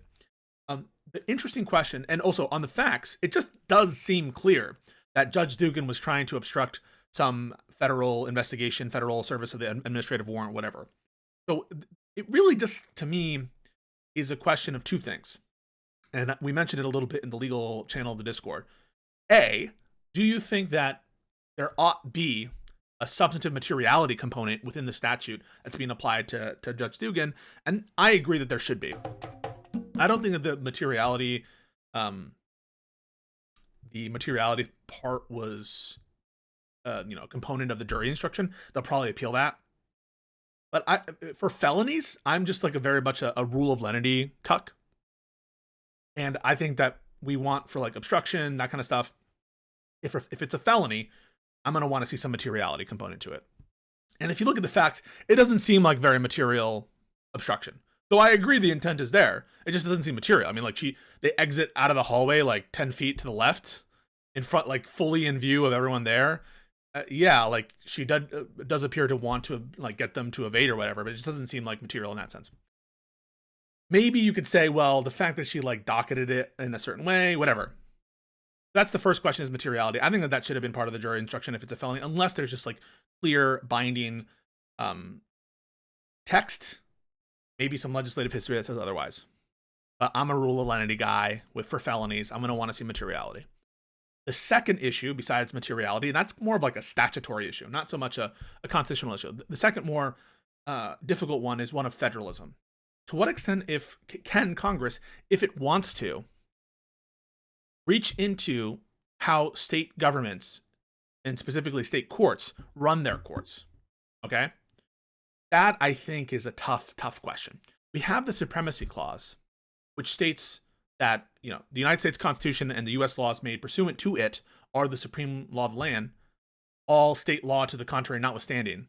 And the Supremacy Clause specifically calls out state judge determinations as particularly suspect. It's almost like directly pointing a finger at state judges in the Supremacy Clause. I'll just read it for you guys so you get a sense. And I think that is like a purposeful inclusion. So this is the Supremacy Clause. This Constitution, by which we mean the federal Constitution, and the laws of the United States which shall be made in pursuance thereof, and all treaties made, or which shall be made, under the authority of the United States, shall be the supreme law of the land, and the judges in every state shall be bound thereby. Anything in the Constitution or laws of any state to the contrary notwithstanding. Right? Like, the judges in every state shall be bound thereby. Doesn't just say the states. It says, like, the judges specifically. A call out specifically to the state judges. But the question is, like, to what extent can the federal government, like, intrude on the running of state courts? State courts which predate the Constitution. They predate the federal Constitution. They do not owe their existence to the U.S. Constitution. And I think everyone agrees with some amount of line drawing. It's just the question is, like, where does it end? Could, under an obstruction theory, the federal government, as a federalism issue, right, as a substance, like, can the federal government reach into the state courts as far as this is concerned, calling the state judge decision as a judicial decision a theory of obstruction, right? So by making a state court decision, like a substantive ruling of law, could the federal government ever construe that lawfully as a crime under a theory of, like, obstruction? And I think most people will say no. That the mere interpretive acts of state judges, that alone, that the federal government can't criminalize those. And be very careful here. This is not an argument about immunity. This is what we talk with Ryan about endlessly. It's not a question of immunity. It's just a question of, where does the federal government have power? Does the federal government have the power to criminalize this kind of conduct? Which is very separate from them having immunity for it. I've tried to make that distinction clear before in the past. And I think most people, if you would ask them, be like, no, of course, the federal government can't criminalize a state judge making a decision according to state law in the ordinary course. That's beyond the reach of the federal government to criminal. Perhaps. Though I'm, it's not a firm opinion of mine, but that just seems to be most people's intuitions about where the line is, right? Because like the federal government couldn't just like annex the state government in substantive respect. But how far does that go? Are they allowed to reach into the state courthouse for the purpose of like, adjournments? The adjournment of the state judge, which is a decision about how to run the courtroom, right? In some respect, is that insulated from the federal government reaching in and criminalizing that conduct as a theory of obstruction? So that's an interesting question. In this case, you kind of have some facts that tend to show that she was trying to evade and obstruct the warrant, right? Versus like how she decided to set up her docket and who, like, okay, we're going to pause here, do a continuance or whatever, and we're going to do these people first. And then we're going to, send you out the door, the non-publicly accessible door. Is that the kind of core, right? The core of state judicial power that federal government can't touch? Not a lot of case law on this. So we're all kind of hoping, I think, for the Supreme Court to get involved here. Maybe not this Supreme Court, but we do want some resolution here. Because right now we're in the worst of all worlds. And that worst of all worlds is like, we don't know the extent to which the federal government can either commandeer or interfere with state judicial power. So interesting questions. So the two questions again are materiality. That's for me the most interesting, one of the most interesting. And the second most interesting question is the federalism issue. Can the federal government reach into the state courthouse as a theory of criminality and start affecting how state judges conduct the state judicial power? And I think it's going to be a line drawing exercise. Okay. Any other, before we get into the issue of firings and the president's authority, we're going to look at some SCOTUS arguments here in a second on the removal authority. I'll do a little quick summary of where we left off, and you'll be right up to speed. If there are pressing, heated disagreements or passionate disagreements, we'll say, that people want to raise, feel free to join disagreements, because I don't know how much time we have until Ryan becomes available, at which point we'll probably transition. So burning, passionate, well-meaning disagreements, feel free to join into the disagreements, and we'll address those. Sound cool? Right. All right. Let me do the summary. So we talked last time about Humphrey's executor. And in that case, we recognized that the Supreme Court was trying to delineate areas in which Congress is allowed to restrict the removal, the firing of certain government employees at some level of generality. That initially in this case called Myers, they had recognized the authority of Congress, to the president, to have this implicit removal authority, because it's not spelled out in the Constitution. And there were some kind of disagreement about whether or not they would need to go to the Senate to remove people who are at least appointed under advice and consent. And so the question was, does this extend to removals too, or can the president just willy-nilly remove? And there was a strong version of the removal authority expressed in Myers, basically that it's an untrammeled, right? It's illimitable power of the president. The court cuts back on that in Humphrey's executor. That's the FTC case, in which you have the dead, right? The decedent, Humphrey, right? He gets fired by Roosevelt. He's like, where's my $10,000 a year? I'm supposed to have a 7-year term. He dies, and his executor sues in the court of claims saying, hey, you owe us money because you weren't allowed to sue him, so we get his salary.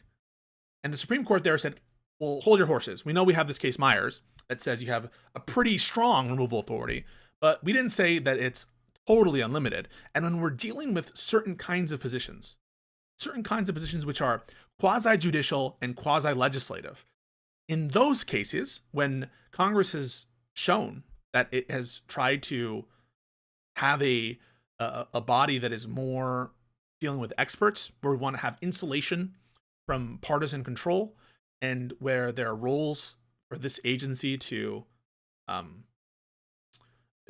be used by the courts and also to give reports to Congress, that we're going to call that like a kind of quasi-legislative, quasi-judicial role. And in that situation, the executive only has discretion insofar as appointments. And we'll call that creating, using executive function, but not the executive power. A big disagreement throughout this is conceptual and theoretical. To what extent, what is the executive power of the United States? What is the executive power of the United States? Does it entail? What does it not entail? When is a government organization exercising the executive power of the United States? When are they exercising legislative? When are they exercising judicial power? So the court in Humphreys basically suggests there's a realm of allowable setup for agencies which are sort of leaning on their independence, leaning on their expertise, and which have this kind of quasi-legislative, quasi-judicial function.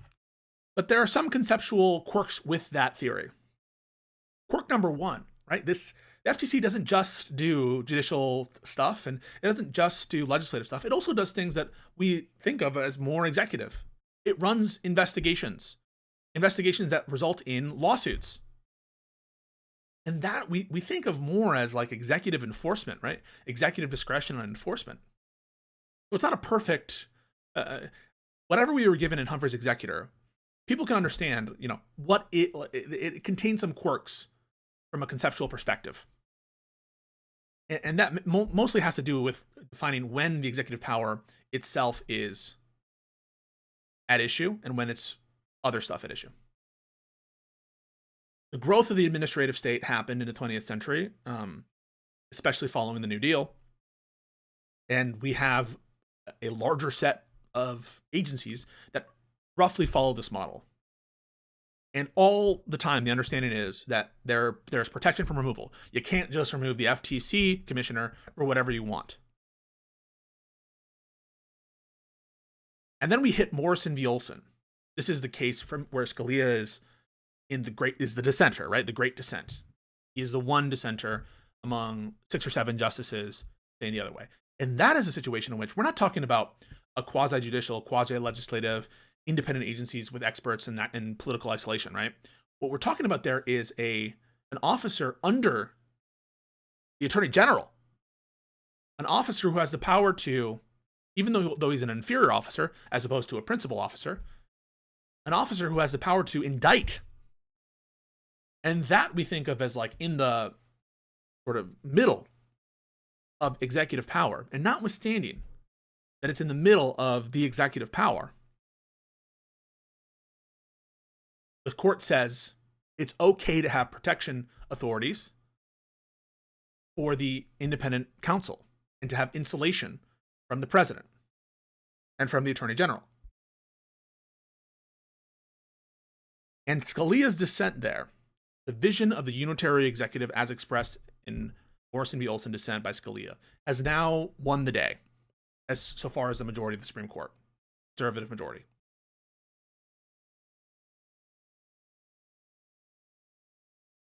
That the branches are not as Humphrey's Executor portrays, where there's this bleed over, where one group can exercise part of the executive power, but not be part of the executive branch and under the president's dominion. That the vesting clauses of the Constitution in Article 1, Article 2, and Article 3, that these clauses are not just grants of authority, but exclusive grants of authority. That yes, the executive branch can make rules, but that's what it is to be an executive. But if you're exercising in any respect executive authority, whether granted to by Congress or otherwise, you are under the purview of the president. And Congress is one thing, and the courts are one thing, and the president's the other thing. That vision has won the day. Not immediately. First, there was a little bit of backsliding by the Roberts Court, where they cut a little here, sliced a little there, all the while maintaining formally that Humphrey's executor was still viable law. But a big target of Project 2024 and the Federalist Society, all these people, a big target was to get rid of Humphrey's executor. And the obvious reason for this is a couple things. The first is that conservatives politically, they're much more skeptical of the bureaucratic state because they're kind of skeptical of the regulatory state because they're kind of skeptical of regulation, right? Makes sense. These folks from the Heritage Foundation and from the Federal Society, they don't like the EPA. They don't like these big organizations that impede on business. And the more you insulate some of these agencies, for example, the FTC, which deals with like monopolies and fair trade practices and that kind of stuff, the more you limit their independence and put them at the pleasure of the president, the more electing a president solves your problems. The president is allowed to install his cronies and help business. As well as this kind of vision, more generally, of giving the president more authority.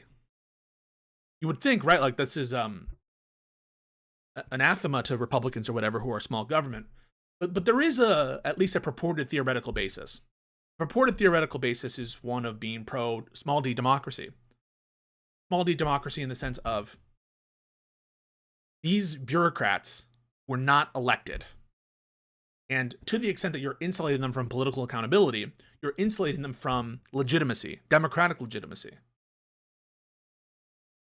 That the framers specifically set out a vision of how to structure the government so as for these bureaucrats to be answerable to the people. A response to that might be, well, Congress is the ultimate representative of the people with respect to legislation. If the people don't agree with what's going on, they can just get their Congress to undo it and undo the protections of the agencies. There are reasons why maybe some conservatives don't like that response, is because they fucking hate having to legislate, and they're, at least at this point. If you want my view is kind of like everyone has it wrong. Or at least, you know, even Humphreys. There's an assumption that the president has total control over the executive branch. But I'm not sure where that comes from. Certainly the president has a great deal of authority. But there's no reason to think that he exercises all of the executive power, especially when in the Constitution itself, there are places in which the other branches get a say. They get a say in the appointment process, which is, you know, that's hiring decisions. That's executive, if I ever think of one. Like, what's executive? Who you staff to be part of your government. And Congress can get a great deal of say over like how the military's run. And so I've never been convinced, even by the Humphreys vision, which is that we have to kind of create these weird categories, quasi-judicial, quasi-legislative. You know, it seems like it's begging the question. It seems like you have Myers, you didn't want to overrule it, and you want to have a set of agencies. Thank you so much for the follow. And so to the extent that, like, of Humphreys, right, like, conceptually, theoretically, I'm not like the biggest Humphreys fan in that sense of like the reasoning. However, I do think the result is correct, which is Congress is in the dominant role here. And I don't see a problem when we're not dealing with like federal departments with single heads of why Congress can't set things up to solve problems in this way. It just seems like, okay, the American government, the American people are unable to create institutions that insulate from partisanship. That just seems like a limitation that's not actually in the Constitution. Sure, you have the appointment process, no doubt. But I don't see, especially for a power that is not in the Constitution at all, the removal authority. Why is it the case? Why ought it be the case that we would read in this kind of hermetically sealed power structure? Especially when, as I noted, The vesting clause of the first branch, Congress, has all legislative power. You don't have that word all in the other two. I don't think Pisco's begging the question. He doesn't really demonstrate why the Congress is the primary power or whatever he said. I don't think there's begging the question at all, right? So there's no removal authority present in the Constitution. Congress has the power to create agencies. Why can't Congress decide on limitations regarding the agencies if they're empowered to create them, right? Congress can set up all sorts of things about the agencies. Congress can set up, how much money they have. Congress can set up their structure. Congress can set up the different rulemaking authority they have. Congress can give them, whatever amount of insulation from judicial review they want. Why, therefore, is this different? Why is the removal power somehow a part of the agency structure that Congress can't control? Sure, there's a limitation, no doubt, in the appointment process. That is to say, principal officers will have to be appointed by the president with advice and consent. Of that, I have no doubt. But the removal authority and why that is specifically needs to be 100% the president, I don't understand that. Why, in that case, can Congress do any limitation on the agency at all?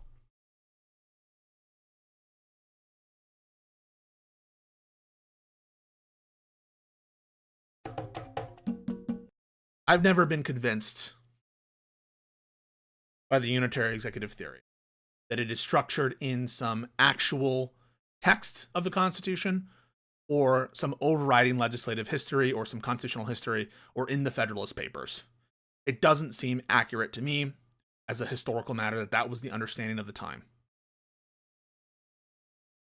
And what we should expect from the Congress, or sorry, from the court in their ruling is they're going to now put the Federal Reserve as a case of its own because they are going to preserve protections for the Federal Reserve. Whatever vision of the unitary executive theory that you have, surely it can't include that version where there's just a sui generis protection for the monetary authority of the United States. I mean, my God. Talk about a more unprincipled stance to, or line to draw when it comes to removal authority.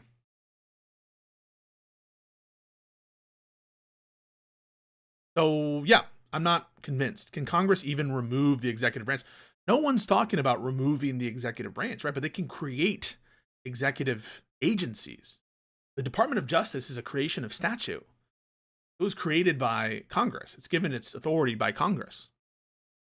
So they can remove all manner of executive departments. They could get, the military expires after 2 years in this country. After 2 years, the military expires. That's with the appropriations. The no standing armies, right? Not the Navy, but the Army. So Congress, if it wanted to, could get rid of military. Can't get rid of the militias.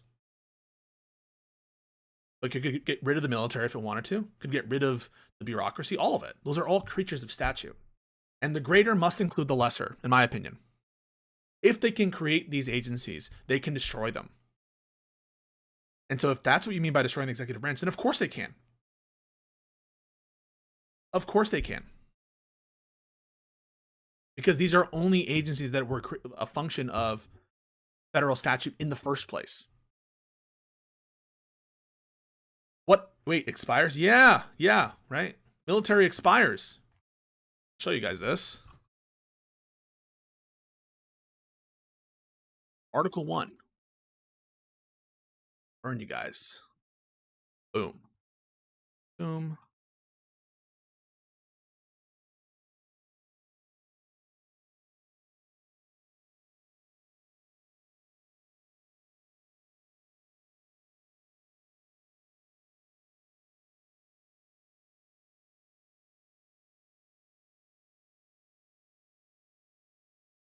Hey.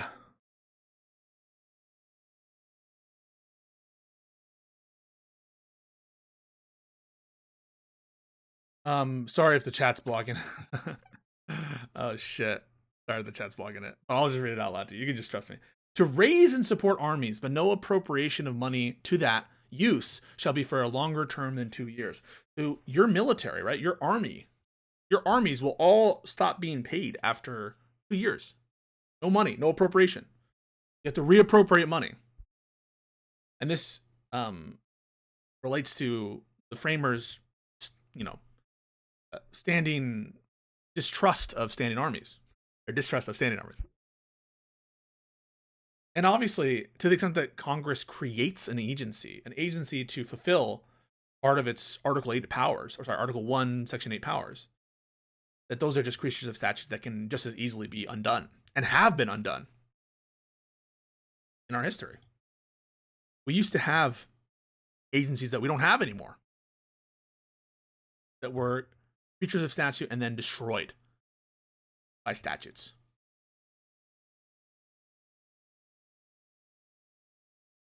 Anathema of stand up. Yeah, right. So I think this is all kind of nonsense, and that nonsense being that the removal authority specifically, which is not specified in the Constitution, is somehow these limitations on removal powers are constitutionally mandated. And the only constitutional citation for that proposition is the vesting clause of Article 1. Anyway, I see a disagreement that I'll bring them in a second, but to finish off our summary here, at the start of the Trump second term, Trump started, as Project 2024 predicted, to target a lot of these agencies. The Office of the Special Counsel, the FTC, indeed the Federal Reserve. And the Supreme Court has signaled that Humphrey's executor is on the chopping block. It's going to be gone. The more interesting question is, what bullshit are these people going to come up with to justify getting rid of Humphreys, but maintaining the Federal Reserve's protections, whose conceptual and legal, theoretical grounding ultimately derives from Humphreys? That's the question that we're asking. And the Solicitor General, John Sauer, he's correct about some stuff. He's correct that Humphrey's executor has been chipped away over time. That is true. Through volitional, intentional conduct, right, by the majority and by the Roberts Court and by Roberts himself, who has been the majority on some of these opinions. So this has been in the works for a while. But this is the big case because the FTC, the agency at issue in Humphrey's executor, is also at issue here. And so the square question to be dealt with is whether Humphrey should be overturned. Running through the stare decisis factors, how will the court justify overturning this storied precedent? We're going back like almost 100 years, 90 or so years. And it has been a seminal case, a seminal understanding of executive power for a long time, taught in law schools across the country. Okay. Extreme disagreement. And then we'll go into this. How do I move this?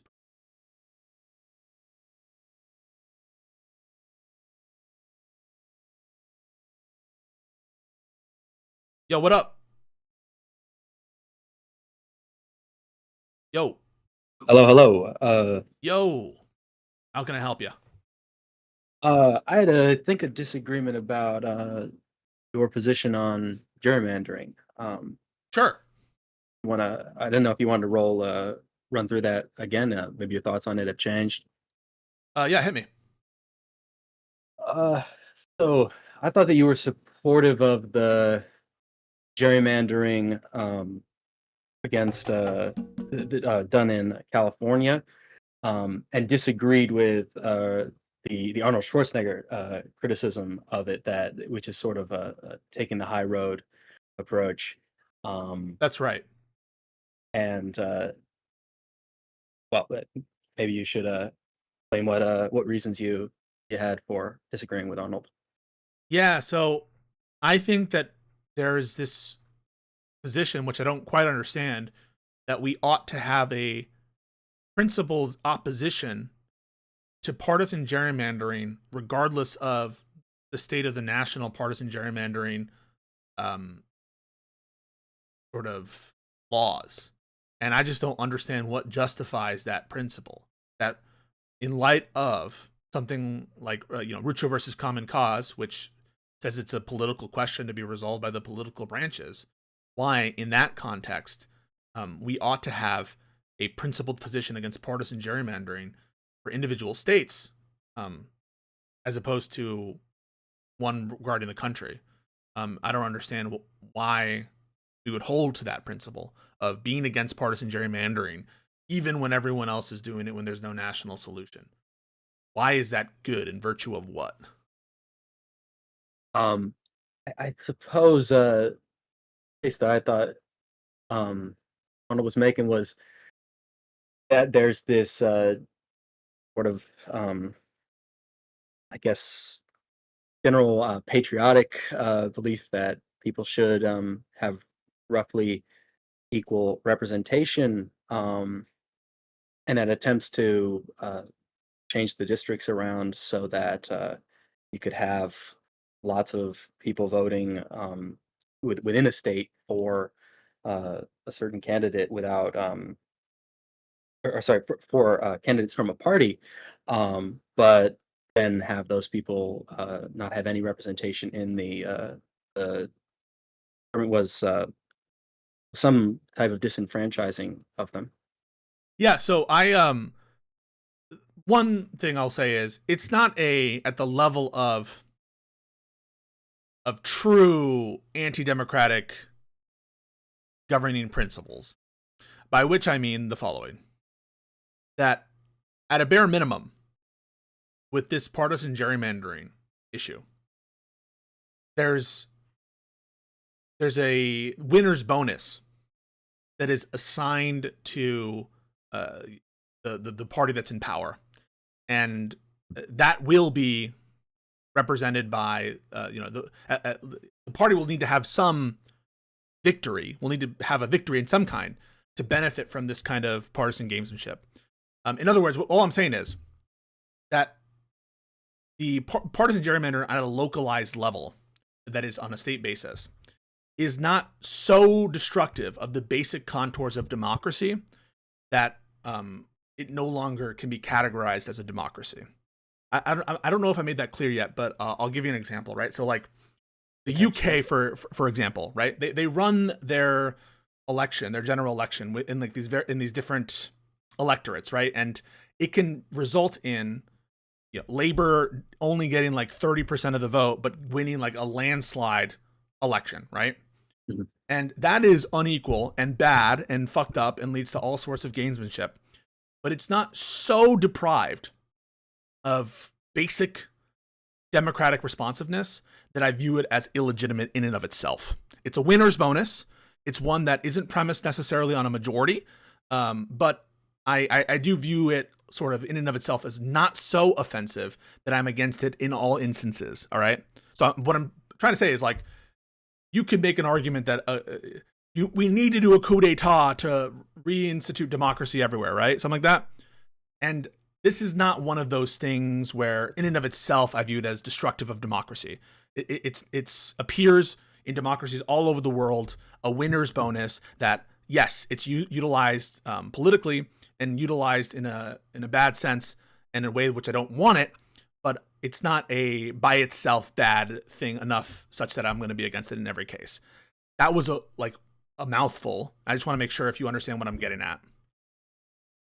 Yeah, well, I guess what I think you're saying is that the kind of bonus that a party gets from their winning an election, able to sort of rig things in their advantage, doesn't mean that there's no democratic recourse, and so it wouldn't legitimize some type of opposition, sort of extra democratic opposition to try to reinstitute democracy. Let me give you another example, right? So the presidency, in every state, it's a winner take all, right? Now, that's not fair because, right, in some sense, 40% aren't getting their way, but it's a winner's bonus. You get all of it. You don't just get 51% of the vote in a given place. You get all of it. And so, yeah, it can be fucked up when you have like the electoral college set up. And I would change the electoral college setup to be more, in my vision, fair and less room for gamesmanship and selective, whatever. But it's not so deprived from basic democratic principles such that I'm going to be intrinsically against it. I think you understood what I said there, but I'm just giving another example where this kind of winner's bonus, this kinds of gamesmanship, this kind of plurality way to win like major landslides, it's distasteful. I don't like it. I want to get rid of it, but it's not an offensive notion that's so offensive that I'm always going to be against using it. I suppose you're saying the means are not so terrible that the ends could never justify them. Right. Right. And would you say in this case that the ends justify them? I assume you would. 100%, because I think the reason behind this is specifically to get rid of it all, right? You're never going to get rid of the gamesmanship of partisan gerrymandering in a stable way unless there's federal legislation to that effect. And given that, I think that this is like a very simple way, because the Republicans sure don't support it, a very simple way to justify the action in California is to say that it's a means to the end of ridding all states of partisan gerrymandering and going back to, or going to a place where there's at a bare minimum some kind of more neutral map drawing. So I'm in favor of getting rid of partisan gerrymandering all over the country. What I'm not in favor of, and what would be the worst case scenario, is if some places do it and other places don't do it, because then the situation is we're less likely to achieve our shared goal.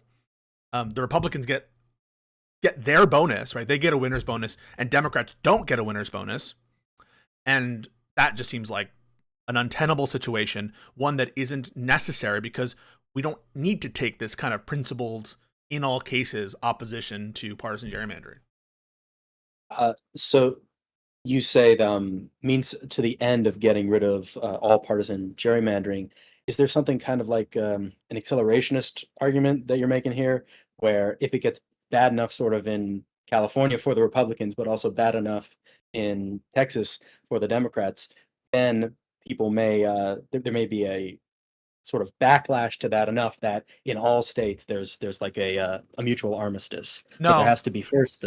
No, that's not why. I just think Republicans, they will never be convinced by it by being punished for it. I just think Democrats are willing to do it and Republicans aren't. It really just is because, like, it's not because I think we'll convince Republicans, because they're not going to be convinced by like the only people who will be convinced are the individual reps that are going to be affected, and the even the current status quo favors the Republicans. The current setup favors Republicans, and so you're never going to convince Republicans on it because the current like arms race or whatever. Even if Democrats do the California thing, favors Republicans overall.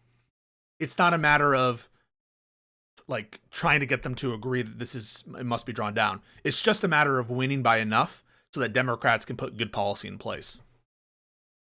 And then there would be in your view, some type of federal law that restricts that.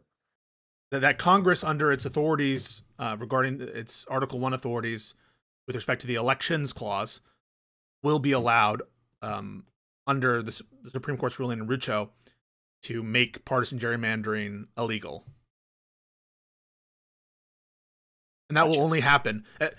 Basically, my position is under current political times, Democratic control of Congress is a necessary condition to get rid of partisan gerrymandering. It won't be done otherwise.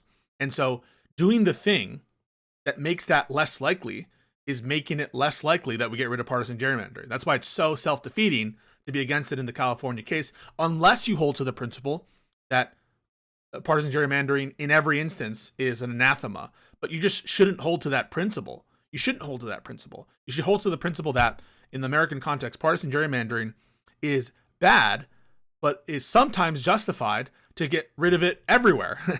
And I don't know why people take the view of it's always bad everywhere it is, even when there's this larger political win and democracy win that will be frustrated if we don't do it.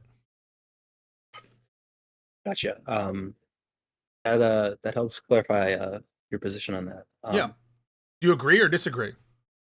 I think that come around to agreeing with you. I sort of thought that the main yeah, I guess I didn't fully understand your position on that. Yeah, it's just because like people will take the view that it's always unjustified, but it's not always unjustified. If it were always unjustified, I would be against it. But in the normal course, it's not in and of itself so offensive to our democratic norms. There are many examples of democracies, including in institutions within our own country, that provide for this winner's bonus.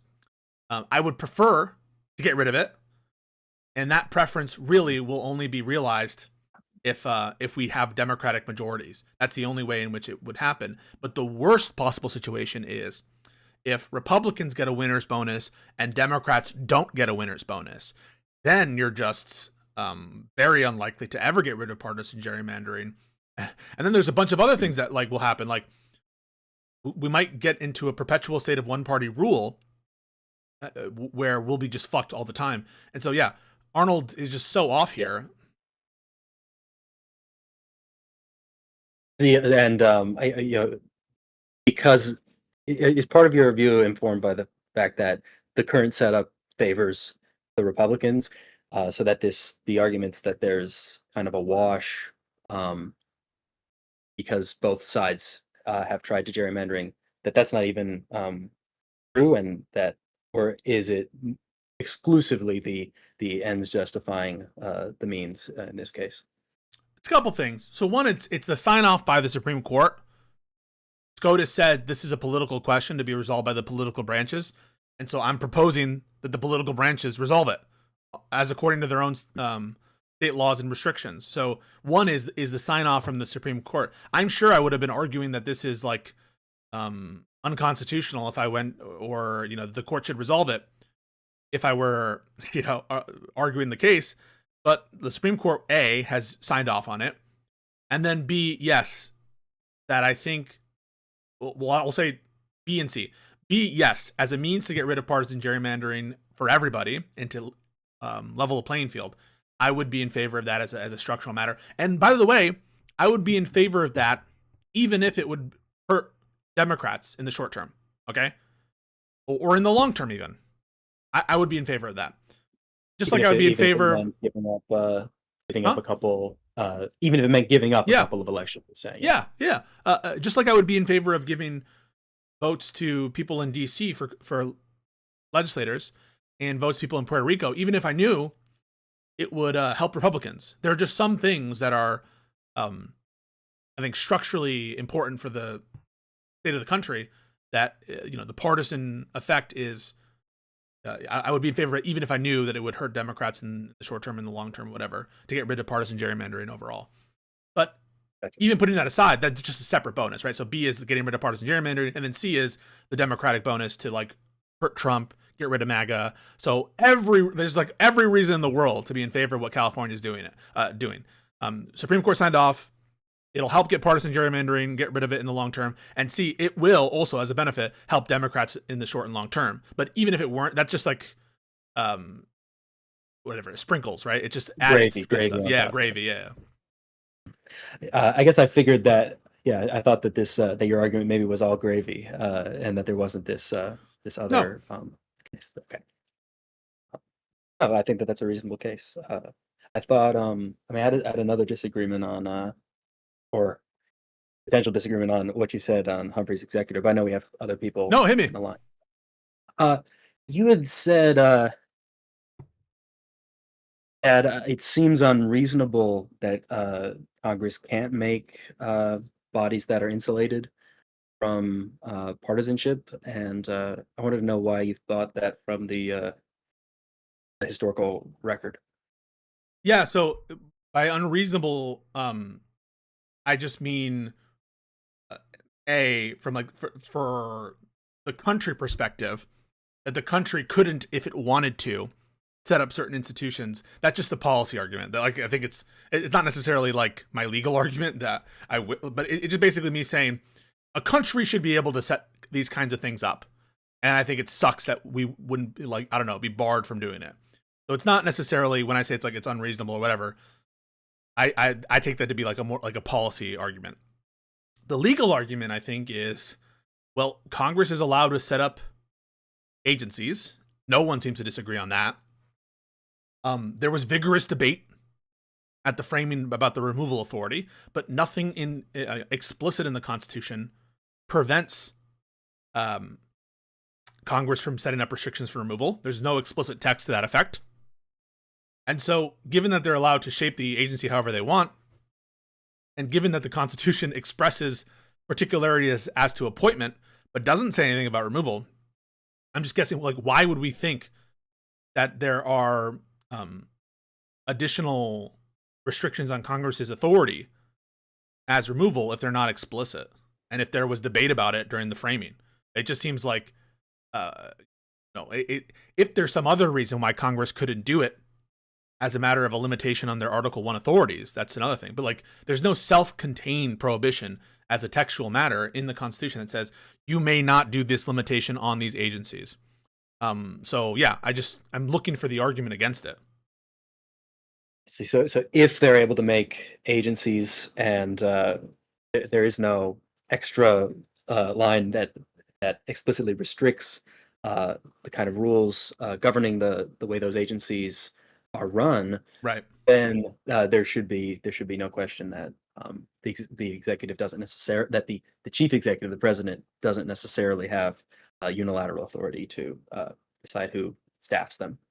Yeah, I mean, I think that there could be some, because you could hit me with some hypotheticals where it's like, okay, Congress decides that every single agency shall be done in a way where the president basically has no independent authority to remove anybody, right?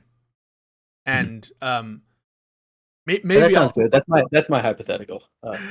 Yeah, but maybe at some level of severity I'd bite, but I'm reluctant of it, right? Because Congress just we already have the restrictions on Congress in place to make their job harder. We have, the bicameralism requirement and presentment requirement and veto power already put in place.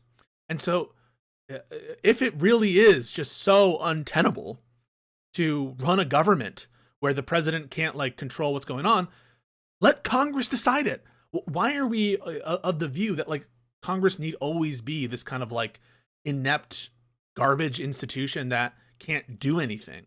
It just does seem that okay, to the extent that there are problems with how that system would be made, I would just put okay, then sorry, Congress is allowed to do stupid fucking things. They're allowed to do dumb shit. And I don't know why all of these hypotheticals need to be a parade of horribles. That, yeah, it would suck. It would suck if the president got in office and was prevented from doing basically anything. But Congress already has the power to frustrate his purpose that way. Congress, if it wanted to, could just defund all of the government. So I just think that they should be able to set up the government how they want. That's legislation. Yeah, I'm going to steal this argument from George Conway because I don't know if you've addressed something similar on stream. But one argument is just the difference in the language between Article 2 and Article 3, where Article 3 explicitly says that the judicial power is vested in only one Supreme Court, but also such inferior courts as Congress may from time to time establish. Yeah, whereas that language is not present in Article 2, that implies that Congress is pretty severely limited, but yeah, I don't understand why though, because yeah, there's explicit reference in the founding and framing debates and all that stuff for the Madisonian Compromise. That is the notion that there's one Supreme Court, and Congress, if it wants to, can establish lower federal courts. No doubt that Congress has that greater authority to establish lower federal courts, but that's operating in a space, judicially, where there were already established a state court system. And so there actually was a tension that needed to be resolved. And there is that path that wasn't walked where you could have a workable system where it's just state courts with one Supreme Court. Now, so I think that is not surplusage. It's not redundant to say hey, Congress, if it wants to, can establish lower federal courts, but it doesn't have to. All that's doing is resolving the issue of like who gets to set up the judiciary in light of the fact that there are state courts everywhere.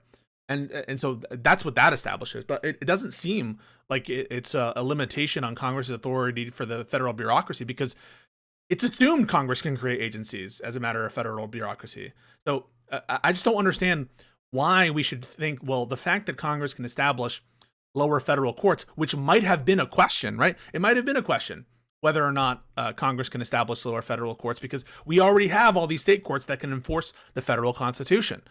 But it's not an open question about whether Congress can establish federal agencies. That seems to have been assumed. So that's what I mean. It's like reading it the way I do doesn't create any problems there. All it does is saying, okay, the judicial power is vested in the Supreme Court, and if Congress decides to use its authority to do so, the lower federal courts. But that was required to be put in there because we have all these other state courts, and they might not have instituted lower federal courts. I don't know if that responds to what you're saying. I didn't see exactly where you get this sort of applied power to make agencies in Article 2. In Article 1, you mean? Oh yeah, sorry. Article 1 is where Congress would have gotten that, but given that that there's this distinction between Article 3 and Article 2's language, that doesn't mention what Congress might want to do. So let's talk about it some more, right? So you're pointing to the part of Article 3, which states the following. It's the vesting clause of Article 3. The judicial power of the United States shall be vested in one Supreme Court and in such inferior courts as the Congress may from time to time ordain and establish. And you're saying because the judicial power is potentially, you're able to split it, right? To not just the Supreme Court, but also the inferior courts. Therefore, what? Therefore, I mean, it seems that they would have said that you could split the executive power in Article 2. Wait, sorry. It says what? You're saying it doesn't say in drafting the Constitution, because it doesn't say that the executive power can be split in Article 2, but it does say that it can be split in Article 3. Yeah, that shows that, but it does say that the judicial power can be split. Then that shows that they knew that it was important to make that distinction, and so therefore that's not how I view it, right? So how I view that is it's if they. This is how I view it, right? If they had decided that they wanted lower federal courts to be established as part of the Constitution, it would have said the judicial power of the United States shall be vested in one Supreme Court and in the inferior courts of the Constitution, right? So like there could have been a decision of let's have lower federal courts. If they had just decided on that, then the vesting clause would have applied to them. Now, if they had said no lower federal courts, just the Supreme Court, it would have just said, right, the judicial power of the United States shall be vested in one Supreme Court, period. The only reason there's this additional and in such inferior courts as the Congress may from time to time ordain and establish is because they had the Madisonian Compromise, that they did leave it up to the Congress to decide whether to have lower federal courts. And so that decision to potentially have the vesting of the judicial power be split into multiple different courts doesn't reflect a decision, a policy preference with respect to the presidency having this primacy in not being split. How judicial power differs from executive power. No. What I'm saying is that decision doesn't fundamentally reflect that, right, of the non-splitting of executive power versus the splitting of judicial power. That decision reflects the lack of decision as to whether to establish tribunals inferior to the Supreme Court. That's all that language should be read to do. It shouldn't be read to imply, well, this sacred executive power shall never be split. That's what I think is the wrong-headed approach, is to suggest, well, just because the judicial power can go into inferior courts, that reflects the divisibility of the judicial power in a way that the executive branch power shall not be devised. All it's doing is saying, we understand that you might establish lower federal courts, and if you do, they are also vested with the judicial power. That's how I read it. Gotcha. And it's just to summarize, as reflecting the Madisonian Compromise on the lack of decision regarding lower federal courts, and not as the notion that the judicial power is, as a policy matter, more apt to be split than the executive power. Right. Okay. That makes some sense. But the kind of other angle, and these are people who are more outwardly pro unitary executive theory, I think. They might be kind of strict on separation of three branches. I don't know the exact language that like Scalia uses in that the famous The Great Dissent. But there's this concern that I think you basically mentioned that there's some scenario in which the presidency could be so the executive power could be so split and diffused by Congress that the president essentially can't do anything as an independent branch, and then you maybe have some other concern than of some way of that you don't have a strict separation of powers into three branches anymore. Yeah, so I basically think that Congress currently has the power, right? Congress has the power to make government totally non-functioning and totally non-viable. And they can do so not just to the executive branch, they can do so with the judicial branch, right? Congress, if it wants to, can just like rid the Supreme Court of all of its appellate jurisdiction, right? Right. Like look at Section 2 of Article 3. It says I'll pull it up. The judicial power shall extend to all cases. Yeah. So in all cases affecting ambassadors, other public ministers, and consuls, and those in which a state shall be a party, the Supreme Court shall have original jurisdiction. In all the other cases before mentioned, the Supreme Court shall have appellate jurisdiction, both as to law and fact, with such exceptions and under such regulations as the Congress shall make. So Congress can accept away basically all of the Supreme Court's appellate jurisdiction, in which case we'll just have this small sliver of original jurisdiction, basically affecting like the vast minority of cases. It could also stop funding the courts, and it could also, just jurisdiction strip and get rid of all the lower federal courts, and it could also not fund the executive branch. And so Congress's potential authority to make government just like untenable is already a thing. And so I'm like I'm trying to like think of scenarios in which I'd be more amenable to it, but the more I think about it, I'm like, the mere fact that Congress, if it wanted to, could like create systems that are stupid and make running the government impossible doesn't mean that they therefore like should not have that power, because they already have the greater power regarding funding, regarding jurisdiction stripping, regarding getting rid of all the military, right? Congress, if it wanted to, could just like get rid of everyone's salaries, and then what would the president do? So they already have this authority. It seems weird to like put an arbitrary line on removal authority, like that's like the most important thing. And I don't see a textual or structural reason to do that. So, I mean, does Congress have the power to entirely defund the anything, executive right? branch? When they can fund like a separate mercenary group of to enforce whatever laws they want, make their own executive branch. No. That I'm not sure of. Whether they could pay some mercenary enforcers. I'm wondering what you think on that. So here's a scenario, right? So Congress hires through its appropriation powers some like mercenaries to enforce stuff. Yeah. I think they're not allowed. I don't think that they're allowed to do that, because I think that execution of the laws still needs the executive branch. The president still needs to execute the laws. They can't just outsource that to someone else. But Congress could get rid of most, if not all, of the executive branch's functionality.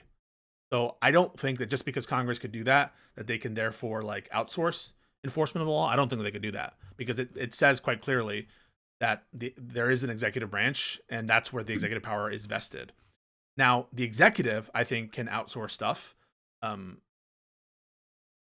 but I think that that's an extension of its authority, with usually with Congress's oversight. But I don't think that they could do that.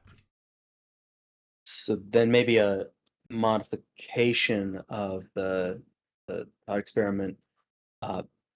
Congress creates an agency that is the agency of the congressional president, and they start to give that that agency almost almost like a unitary executive power. I don't know how to put this, but they almost do the work of hiring a mercenary, but they then incorporate them into an agency of the executive branch. Would the check on that merely be that the president has to nominate members of the executive agency? Well, I think that Congress can't just. I don't even know what like legislative agencies, except to the extent that they're just like doing things directly at the behest of Congress with respect to like informations, investigations, reports, and that kind of stuff.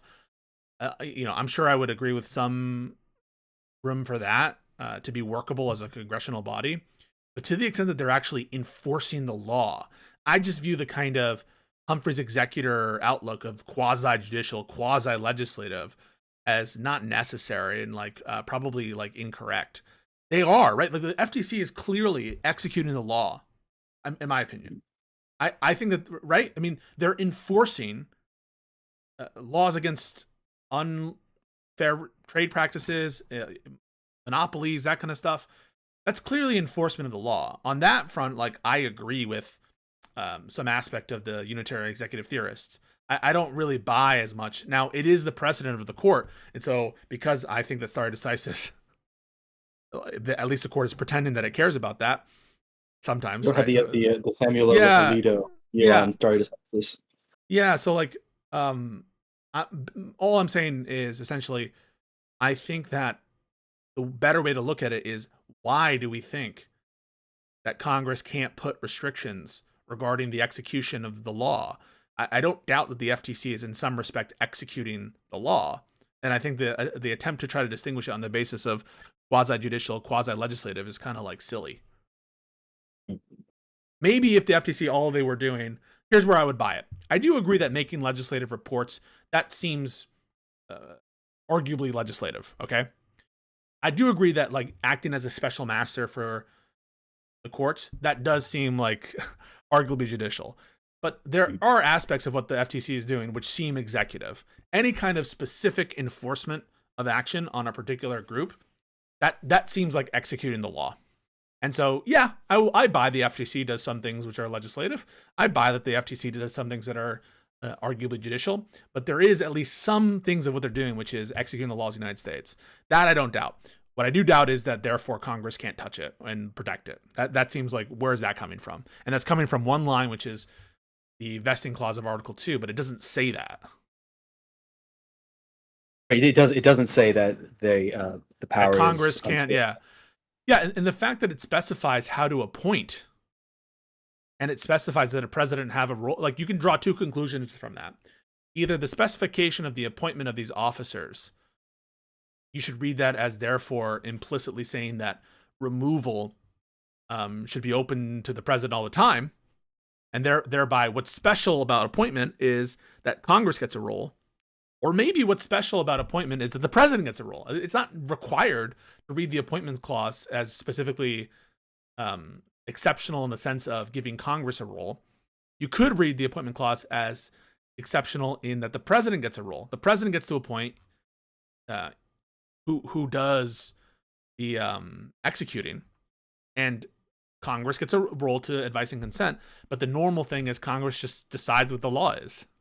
And whatever the law is, the president has to do it. See, that itself is maybe in your view, you're saying that just by saying what the law is, obviously that's a constraint on the executive power because they can't enforce laws that don't exist yet. Or Right. Yeah. So like, yeah, why can Congress basically say, you know, the attorney general has to do this, attorney general has to do that? Why can Congress say that, like, in order to invoke the militia, you have to go through these processes? Why can Congress make any restrictions on the executive branch at all? Right? Why is Congress allowed to do that, but they can't protect the officers? It just seems like such an arbitrary thing to do. That the ability for Congress to fuck with the agencies, right? Congress created the agencies. That the ability for them to get involved is stopped at the point of removal. Yeah, I mean, other arguments seem to be extra legal to me. They seem to be arguments about how there's some moral case that there should be this separation of power, or that if we like we have to give the executive branch something for appropriate checks and balances. But I think that's just not Yeah. born out in reality. We have a kind Yeah. of runaway executive right now. So Well, that shouldn't matter to our interpretation of law. Although, as a policy matter, yeah, I of would course. totally agree with you. But what I would say is, like, to the extent that there is a problem, a potential problem of, like, Congress fucking around, the Constitution provides for that by Right. by cameralism, right? It already understands that legislation is different and it's dangerous. And so the way they've already implemented a restriction on Congress's unilateral ability to do whatever it wants. Like, think about other countries. They just have a unicameral system or an effective unicameral system. But Congress is different because there's two branches. And so the limitations on Congress already exist. And that should be read even more so in the context of how the Senate used to be elected. The Senate used to be elected by, like, however the states wanted it. And oftentimes that was just appointing directly through the state legislatures. And so there was already plenty of ways to impede legislation. And the president already has this veto power, right? Which is a really big deal. And so all of these concerns have already been provided for in the Constitution. Why do we have to create these new doctrines to give presidents more authority? I just think that, like, let Congress legislate and make the president follow the fucking law. And if we're scared of Congress, like, guess what? The Constitution already provides mechanisms to hold Congress to account and to limit, their ability to do crazy, crazy shit all the time. And the people will hold Congress to account. Yeah, and there's more turnover in the legislative branch. Oh, well, in the first chamber, the legislative branch. So there's some stopgap on a runaway Congress there, in that there's not necessarily enough time for a small majority in the House to go crazy. So I see what you mean, that there are these other controls that. Yeah, and they change every 2 years, Congress. right? Like, every 2 years, you can, like, basically change the composition of Congress in a major way. So, like, I really don't understand why we have to create provisions of the Constitution that don't exist just for the purpose of having a more king-like president. A president that's already very strong if you just go by what the text says. The king already has the power to veto. Oh, sorry, king. Look at me. The president already has the power to veto, already has the power of the pardon, already is the chief executive, already has, like, all that authority, the appointment authority, all that stuff. So I don't think that we need to do any more shit. And we should just, like, have more. The problem is, I think no one has any expectations for Congress whatsoever in the current society. And so everyone wants to give it to the president because everybody hates Congress and no one has any expectation for it. But that, I think, is Congress's problem. That's the people's problem. It doesn't mean that we should alter the Constitution. That's just my. That's also a circumstantial an argument. Yeah, and it's, exactly too. Yeah. Yeah, you could say that you should change your interpretation of the Constitution because you don't like how a certain branch of the government is operating. But if the Constitution says that branch has certain powers, then they should have. Right. Like, I don't agree with the Electoral College. We should still enforce the Electoral College. The Electoral College should still govern until we get rid of it. So just because I don't agree with something doesn't mean I shouldn't that we shouldn't enforce it. But yeah, good questions, man. Yeah, stream disagreements kind of turned into stream agreements, but Yeah. that was a good talk. Thanks. And, Hey, well, I appreciate you a lot. Are you in law school? Are you lawyer? Oh, I just recently graduated, bachelor's in math. Awesome. Just have been interested in legal affairs and politics for a long time. So good shit, brother. Hey, appreciate your input. Yeah. Later. Appreciate your talk. Later. Merry Christmas. Merry Christmas. I should have said happy holidays. All right, we have 2 more disagreements. At some point we'll get to it. Ryan Mullally will. Yo, what up, Test? Yo. Hello? Hey. Can you hear me? Is this Kathy? Sorry, what? Oh, hi. How are you? Never mind. You're German. So, yeah, we talked yes, a lot I remember you. already. I don't know if you've seen it, but in the legal channel there's been some discussion, and like 3 to 4 days ago we met as a small group. Like there's been this guy Kadu, or however he's called. He's also a lawyer, and we discussed the new California laws. Oh, and I haven't seen those on AI.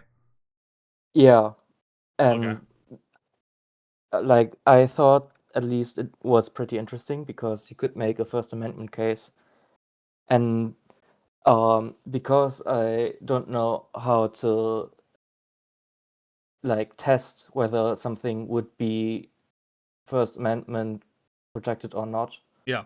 Like an action from the government, I wanted to ask like which tests there were and how to go through them. Yeah. So this is how I conceptualize the First Amendment issue. The first step is, does the First Amendment even apply? And that basically is a question of, is this even speech in the first place? And by speech here, we don't mean just verbal utterances. We mean expression, some kind of expression with content in it. So, like, obviously, driving a vehicle isn't speech. You can imagine certain circumstances under which there's some kind of movie with motor vehicles in them where you could say, okay, well, this is speech or something. And you can imagine some other conduct that is expressive conduct. But that's kind of like the first question is it even speech in the first instance? And if it's not speech, then usually I'll say the First Amendment does not apply. Okay, if we're not talking about speech in any respect. The second question that I ask is it a content-based restriction or not? And if it is a content-based restriction, do any categories of unprotected speech apply? Things like true threats, things like incitement, things like child CSAM. Those are categories. Can I ask a question about that? Yeah.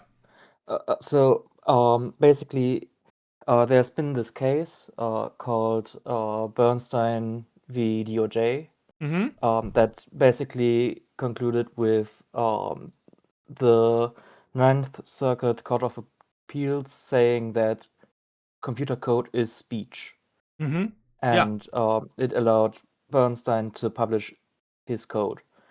Now, I don't know, would this be content-based speech? Because, like, if there was a restriction on whether or not something should happen to the speech, it would be about the content, the code. Well, first the question is it speech? That's the first question. Yeah, and is the restriction?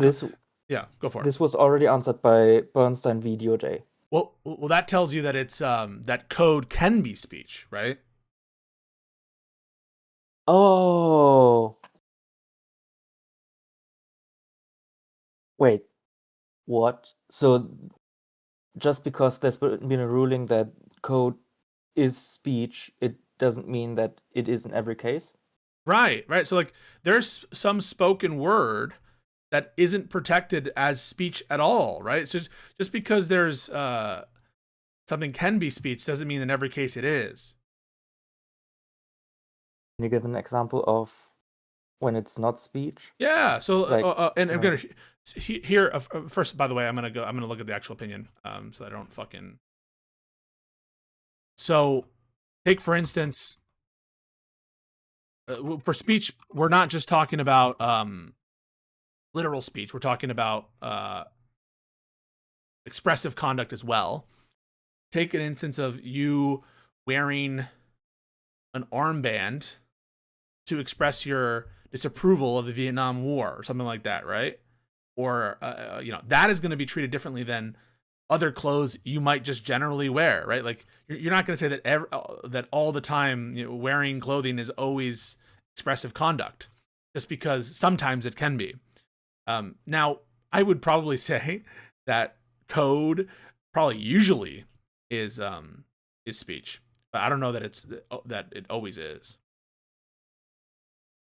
And Google versus Oracle is different. That's a copyright case about whether for purposes of copyright statute, code is considered a literary work.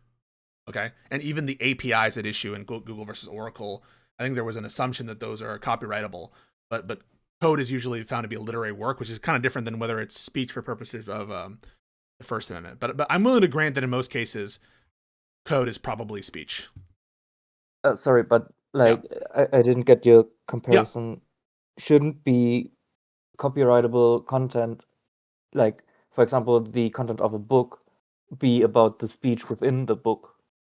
Oh, what I'm saying is that it's different. So someone brought up Google versus Oracle. I'm saying it doesn't apply because the question in Google versus Oracle wasn't about whether it was speech for purposes of the First Amendment, but whether or not there was infringement or fair use of copyright. Okay, and copyright extends protections not to things that are considered speech under the First Amendment, but to things that are considered, there are multiple different protected works, but things like literary works, which code is usually a literary work, considered a literary work for purposes of the copyright statute. So it's a different kind of thing. I'm not saying that you should think about them the same thing. I'm saying one is this a literary work pursuant to the copyright statute? And really, Google versus Oracle is more about fair use, but just assuming that it is copyrightable, source code would typically be a literary work. And that's different from the analysis of, is this speech pursuant to the First Amendment, right? One is under the statute, the copyright statute, the other's speech under the First Amendment. And I'm saying that they don't necessarily mean the same thing. But although you might imagine, right? Probably most things that are copyrightable would be expressive activity under copyright, right? Because copyright extends to expressive works typically. So I don't know of things that would be expressive under the copyright statute that would not fulfill the First Amendment test, but they're analytically separate. Okay. And so, but we're on AI, right? So what's the restriction in the California laws? As I understand it, the government, the state government compels companies to basically either rewrite sections of their code so that there's a watermarking displayed whenever the AI produces an image, and this would be altering the speech, considering that the code is speech. And the other case would be that the government wants AI companies to produce a tool that then detects whether something is AI produced or not. Right. So typically, this would be like the worst kind of thing you could do when it just comes to speech. There are certain like public facing health things they can force you to put on, right? Like they can, if you're a drug seller, they can force you to put warnings, right, in your drug labels. Yeah. Right. So, and there are different situations in which, warnings, they can make you put warnings on like products you're going to sell in other contexts, even beyond drugs. But in general, right, like we would think that compelled speech is an even greater imposition on liberty than banning speech, right? So forcing Yeah. someone to say something is almost like, imagine that I were to tell you, as between two regulations, banning you from doing saying that you hate Israel and forcing you to say that you love Israel. Which do you think is is worse, just personally? Yeah, I think the Forcing second you, one. right? Like Yeah. it's pretty funny because when we had this discussion, I think it was on, I don't even know, Thursday or so. I gave an example, like the government can't force you to add Heil Trump to every sentence you speak. Right. That was like my interpretation of that. Yeah, so I one way that you can think about it analytically sometimes is, well, you're not, and this is kind of a cheap way to get around it, and I don't know that I agree with it, but like you're not expressing you're not expressing speech here. You're trying to sell a product, and so selling a product is different than expressive conduct or something like that. I don't love that. I don't love that from a perspective of like, well, anytime I am talking on stream, in some sense, I'm selling a product. I'm selling to AdSense. I'm selling, like, but could you put any restriction on me talking right here? Maybe there's a way to analyze these constitutional issues where you onboard them as speech, but then just apply a level of scrutiny to them.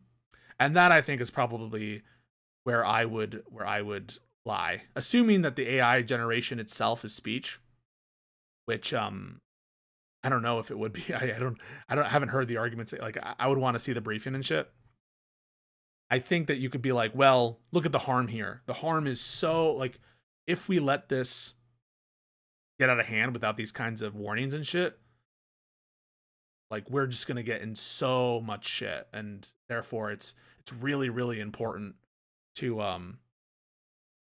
have these kinds of warnings. And so it passes strict scrutiny, or it passes whatever intermediate scrutiny if it's not content based. But it kind of feels like it is content based. We're going to treat differently speech that comes from AI. Actually, let me think.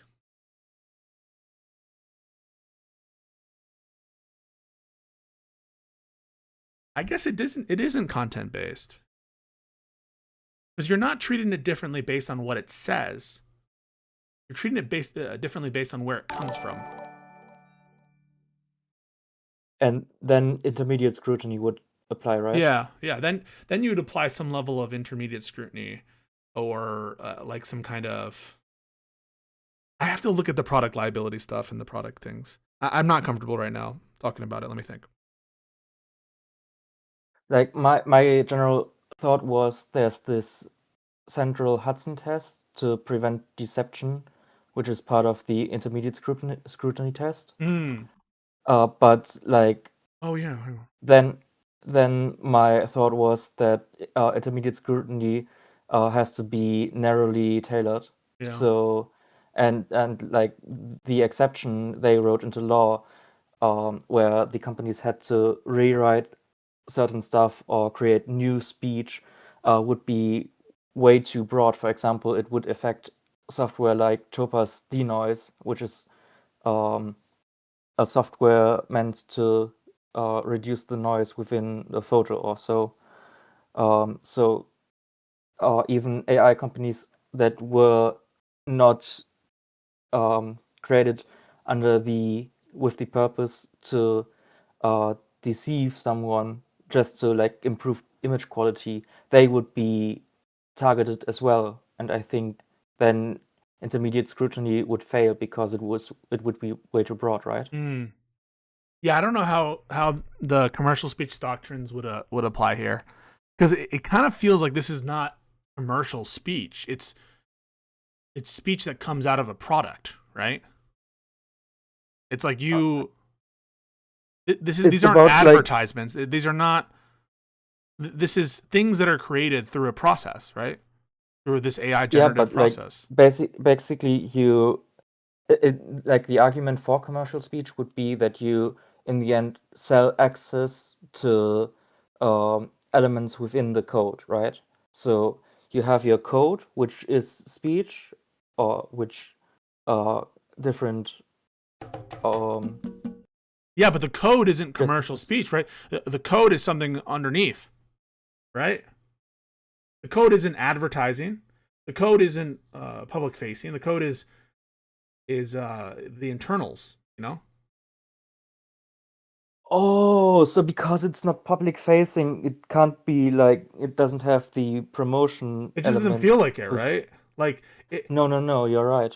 right? So like if the AI, if they were saying, you know, put in a warning with the product that you're selling AI as the product, that feels like more like commercial speech. But like what people are trying to regulate aren't the advertisements next to AI. It's what's in the AI, you know? Yeah. And if that's what's going on, it doesn't feel like the commercial speech precedent is applicable.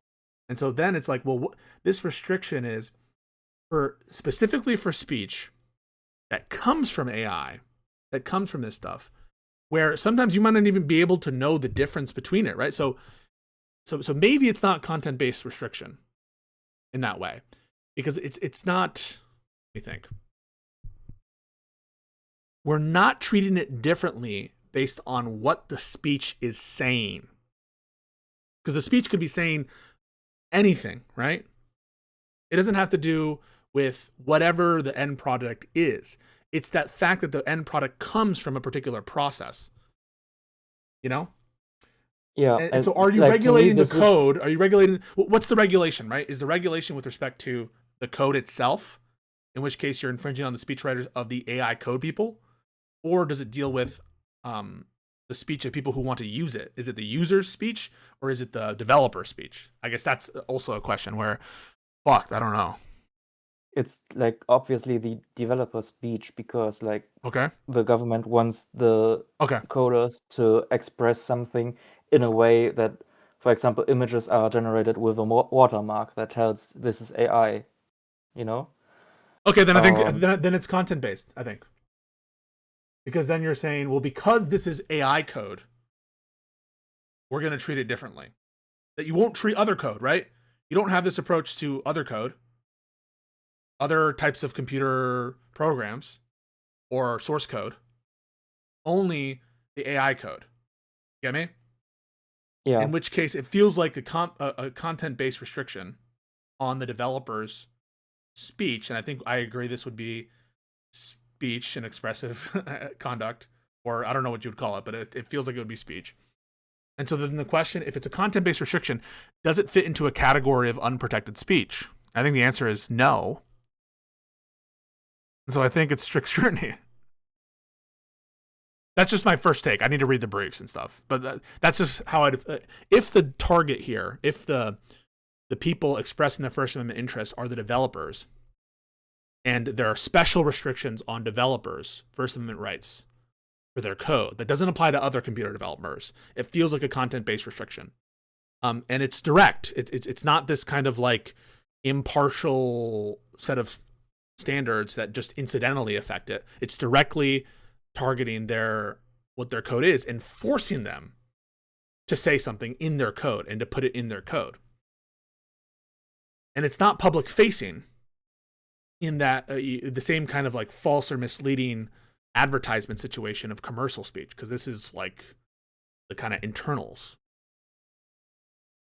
That feels like content-based restrictions. It doesn't feel like there's a category of unprotected speech that applies, and so it feels like strict scrutiny, but it might pass it. But why? Because as I already mentioned, it might be too narrowly tailored. Too narrowly tailored? Too narrow? In what sense? Yeah.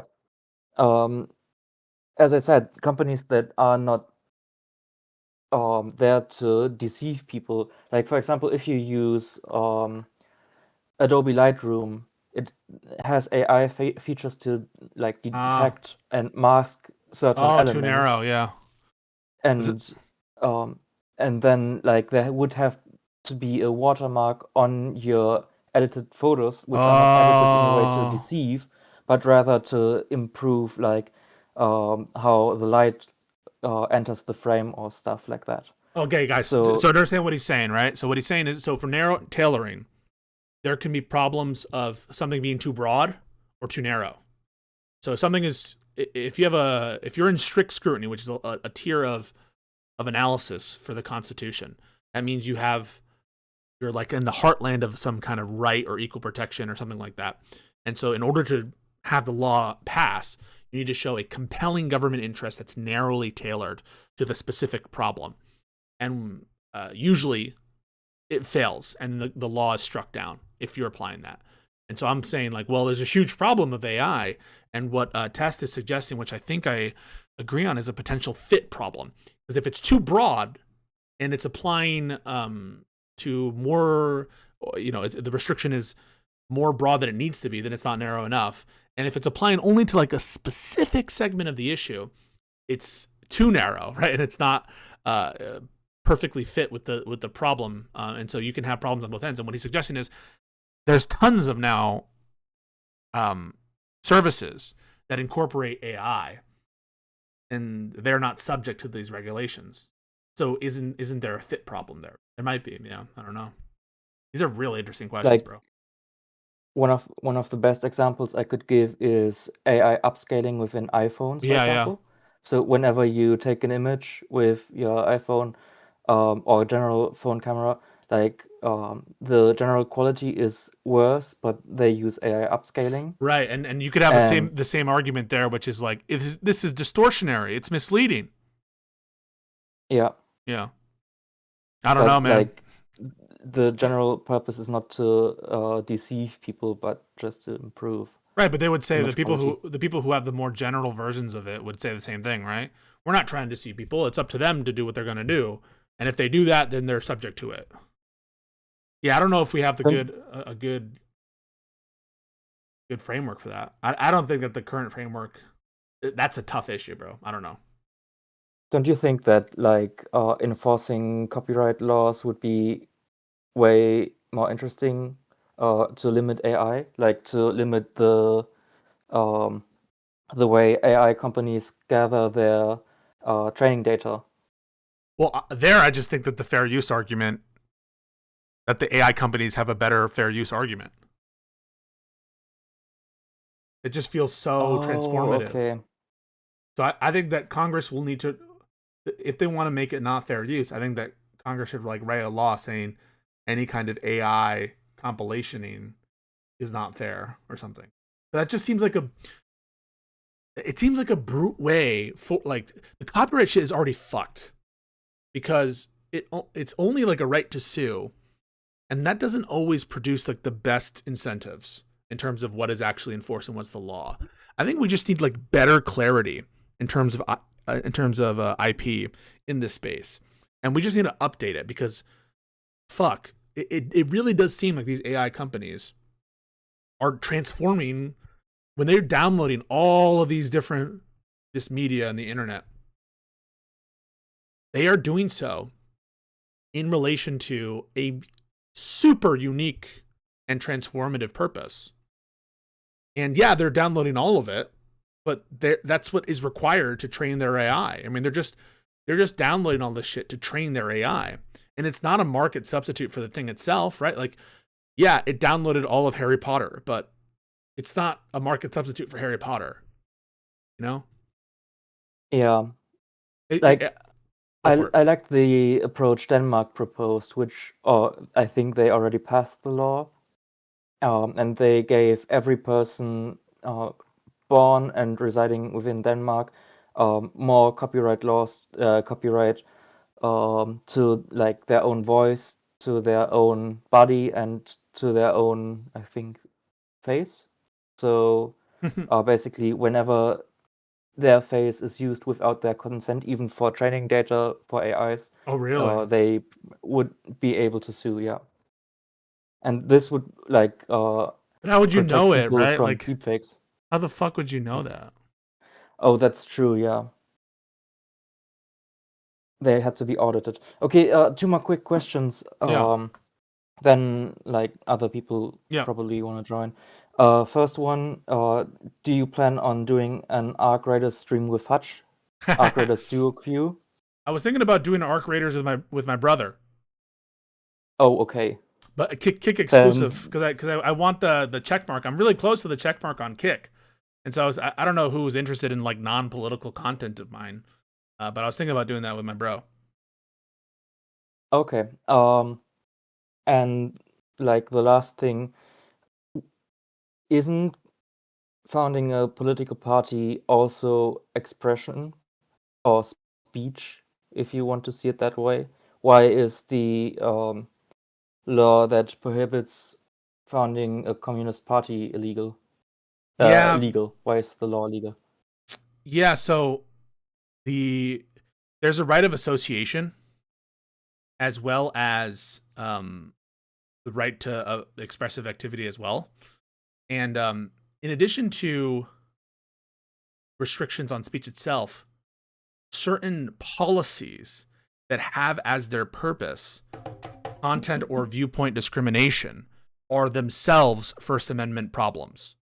That is to say, you can't justify a law. Like, imagine that you had the following law. The Hassan global entry, right? If the purpose of a global entry regulation is to decrease the amount of Republicans or Democrats or Muslims, notwithstanding the fact that the law is not itself a speech restriction, if the purpose of a law is to target a specific political view, it's still a problem. That a discriminatory purpose can be a First Amendment issue, even if the thing itself is not a speech restriction. Another example of this is like imagine we said no driver's licenses to Republicans. It wouldn't matter that driver's licenses are not speech, right? It wouldn't matter that driver's licenses are privileges and not rights. The mere fact that you are discriminated on the purpose of viewpoint, that it presents its own First Amendment issue, even though the restriction itself is not one against speech. You understand? It's about the purpose of the law. And that's why everyone has these arguments with me about global entry, is that they're missing the analysis there. It's not like stopping Hassan from talking. That's not the issue. The issue is the purpose of the restriction, either as applied or globally. And that's the analysis. So yeah, your example is a great showcase of why we're not just dealing with the First Amendment with restrictions that regulate speech as such, but also any kind of law which has as its purpose the suppression or disfavoring of particular ideas. You get me? Yeah. A good question. Okay, man. Keep your good work up.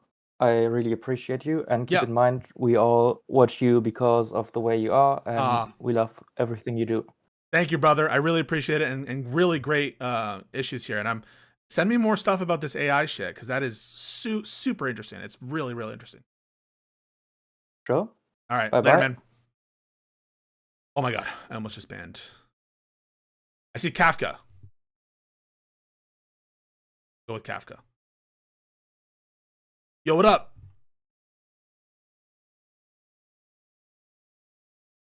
Kafka. Hello? Yo, what's up? Hey, what's going on? How you doing? Good. Closing out the year. It's funny, I've been kind of like looking for a new job, and I thought that December was going to be like the slow part where I'm going to take a break, and then I'm going to pick it up closer to springtime. And I've had like 3 interviews for new jobs. Hell yeah. This month. Yeah, so really good shit. Keeping those fingers crossed. I know you know what that feels like, kind of that job transition feel where you're like, ugh. Oh yeah. Yeah, sometimes it can be like especially when one of the quirks when I switched law firms, there can just be like different internal processes either for billing or for different ways that they have their templates, or different file management systems that it can be annoying, even just those little things sometimes.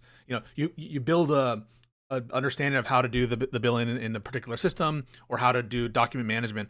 And it really does feel like you have to learn a whole new UI sometimes. And yeah, sometimes they have the same vendors, but even when you have the same vendor, sometimes they'll have like different specifications that like these little things, these little like nuances that you learned like go away and shit. So yeah, I hear you. It can be a struggle sometimes. No, I interviewed with one firm, and I'm so glad they didn't extend me an offer. I work at a firm right now. We're Microsoft, and we use Word Perfect.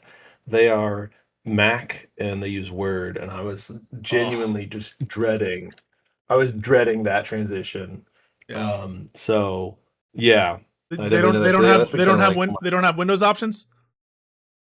No, it was just my Word on Microsoft. Word on Mac is the only thing they wanted you to use, and I was like, it wasn't a bad job. If they made me a good enough offer, I might have taken it. But I was like, and because that's not a good enough reason not to take it. But I genuinely like felt relief whenever they were like, actually, we're gonna go with someone else. I was like, you know what, this is kind of a win. Copio. No, but I'm happy that you're in the interview. Yeah.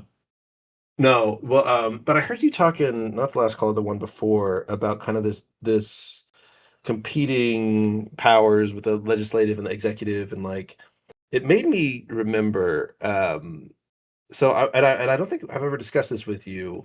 Kind of this line of reasoning that you see pop up every once in a while. It's not originalism. It's just kind of this reaching back into history of what our judicial system is and where it came from. And it kind of came up a little bit in the Trump v. CASA whenever they're discussing the universal injunction stuff, where they're kind of like, well, what is this system that we have, and why do we do it this way? Right? Where like, did we have these powers? Did the English courts have these powers? And I kind of think of it that too here with like, literally, if you think about the history of like what a legislature is, the whole point of having one is to limit the executive. Like if you look at like the history of where legislatures came from in the English history, it's that like they existed to limit the king's power.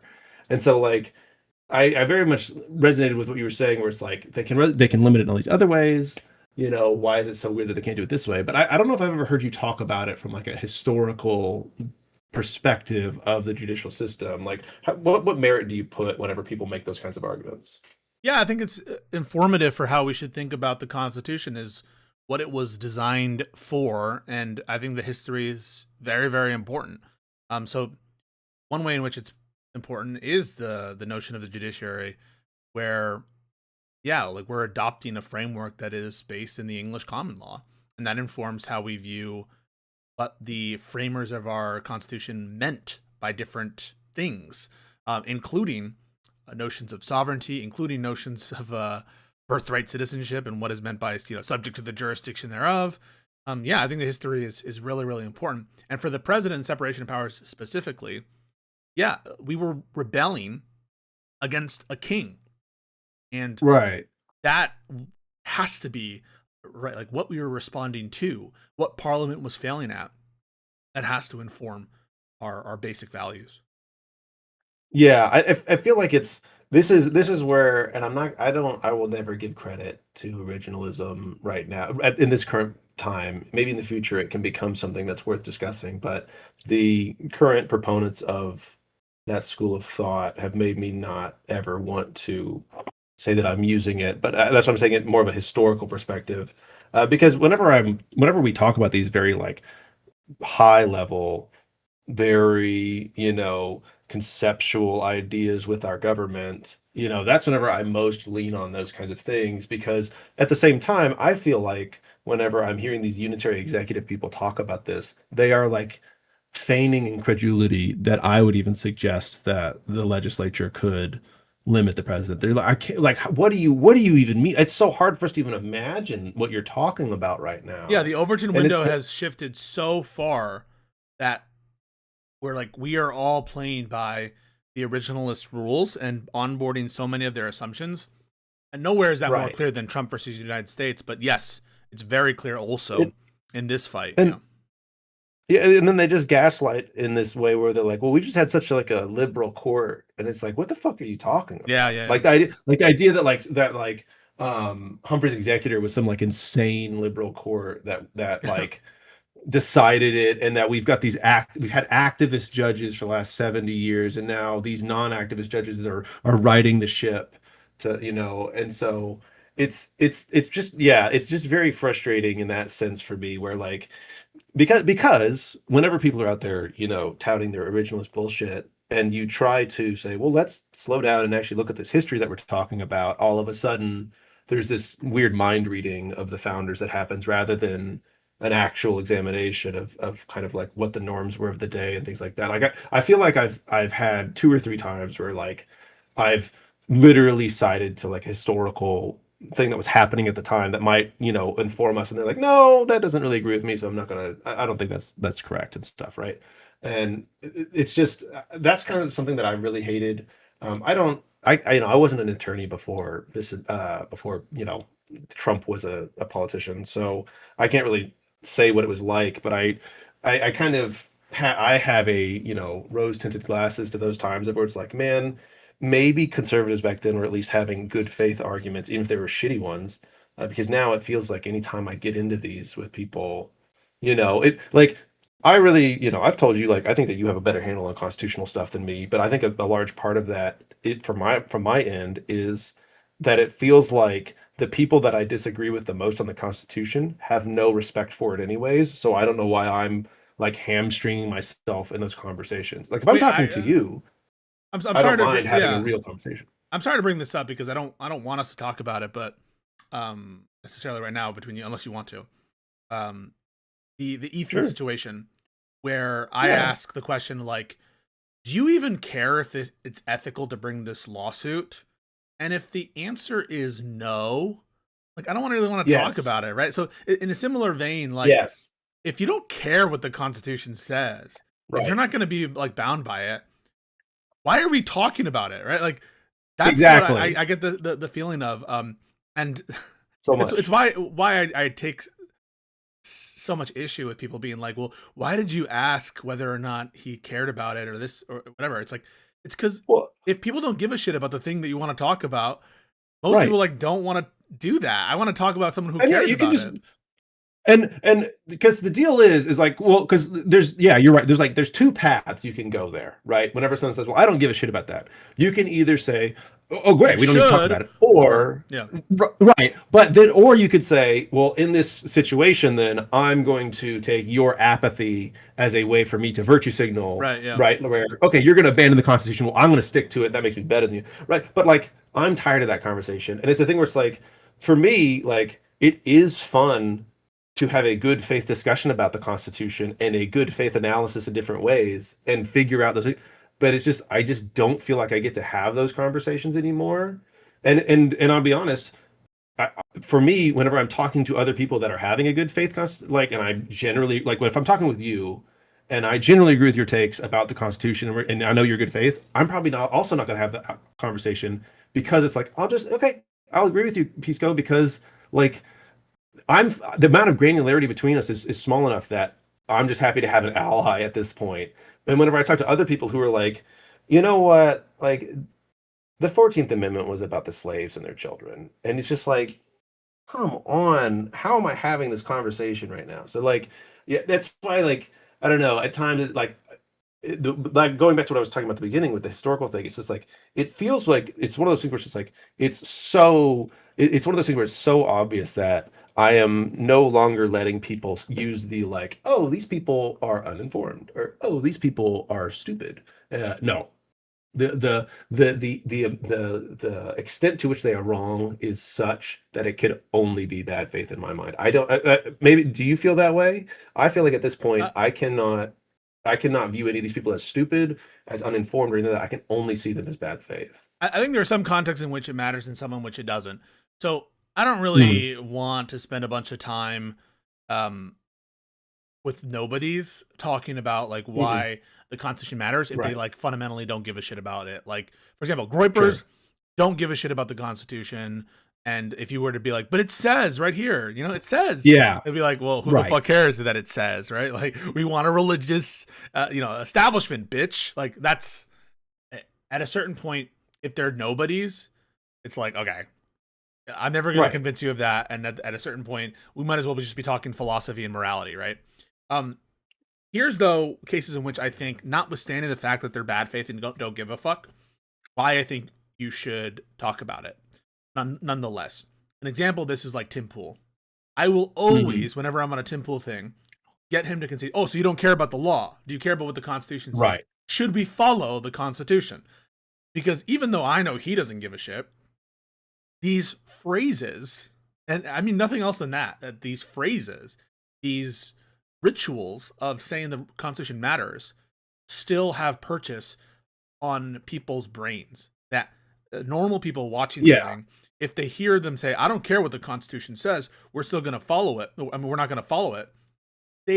I think normal people looking at that, they feel something is wrong. That there's enough muscle memory, there's enough like repetition of the memes that it's not a conceptual embrace of the Constitution. It's a muscle memory. It's a physiological aversion to comments that are disparaging the Constitution. And in the context of people who actually have a big audience, I think getting them to say things like, I don't care what the Constitution says, or yeah, it's illegal, but I don't care, it can be effective, notwithstanding the fact that you know them to be bad faith.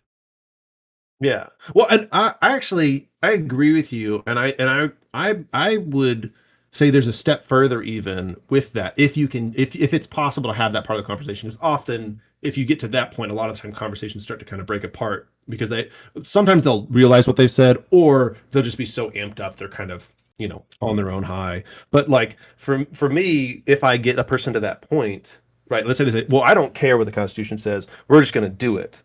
I've done where it's like, well, then that means that you think there's such a threat to us that we need to disregard the Constitution, right? You think that there's something that's so bad that disregarding the Constitution is bad. What do you think that is?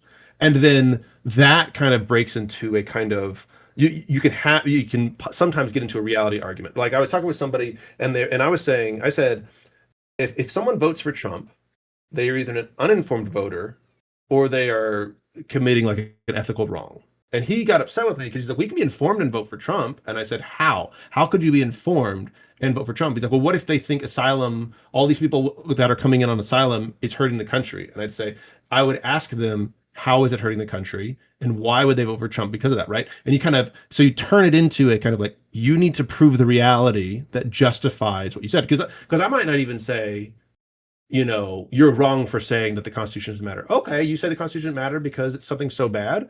Let's talk about that thing that's so bad, because in that case, I've had it where it's like they have a very hard time articulating because they're hoping that everybody else in the conversation just kind of assumes there is something bad out there and it is justified, right? But they've never actually had to articulate it. Or when they do articulate it, it comes out kind of goofy, or it doesn't quite hit, or it's provably wrong.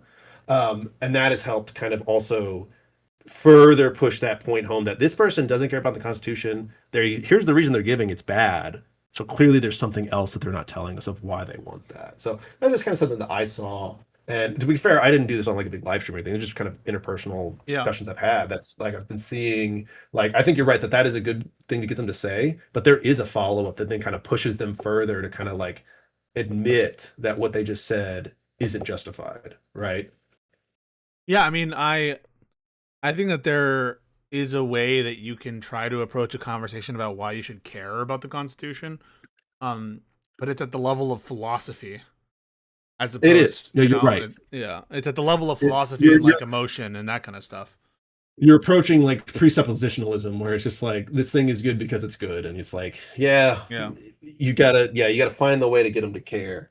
But yeah, and also, hey, I just I didn't catch the second half of it, but I heard that you watched all of the G&G podcasts I appeared on. Oh yeah, no, thanks for doing it. No, but you should. You agreed with all of my takes. And you were so happy. No, I don't understand this. Like this view you guys have that like any legally valid lawsuit, you don't care if it's filed or not, or that you don't think that there ought to be ethical judgments about it. I almost think that practically every action, there's a potential ethical question That's interesting, and I just don't understand this I- agnosticism, or I think it's not even agnosticism; it's indifference. I think to me, to make a bringing a non-frivolous lawsuit. Let me put that. We got to say it that way. Yeah, Bringing but a can we just non-frivolous pause though? lawsuit. Can you explain why you would have an ethical problem with bringing a frivolous lawsuit? Why? I think for me, with a frivolous lawsuit, there's Yeah, why is it it's bad, right? Because you. can I just give you an example? So the way sure, I want to give you an example. So, like, imagine that Ethan did have a frivolous lawsuit against Denham's case. What would be wrong about that? To me, it's him not having. He's essentially lying to employ the judicial system to his own ends. Okay, without any legal basis to do so. Wait, right? no, but the it's government is saying wrong. We are permissively wait, letting you use our power if you have these things, right? The government's saying we have a monopoly on power. We're letting you use it if one of these prerequisites exists, and if you're lying to get access to that power, then I think that is an unethical thing to do. It's unethical because you're lying to the government. I think it's kind of like it's a form of like corruption essentially, except that it's like of an individual rather than of the government itself. It's like an individual acting in a corrupt way and then co-opting the government's power to enforce something that they shouldn't be able to do, right? So it's kind of a bizarre, like that's how I view it. It's a person committing essentially a fraud in order to use the power of the government against another person or a company or whatever. But it's wrong in virtue of its undermining of what the goals were with respect to the legislative cause of action or the cause of action imposed by the legislature. I think that's a fair way to put it.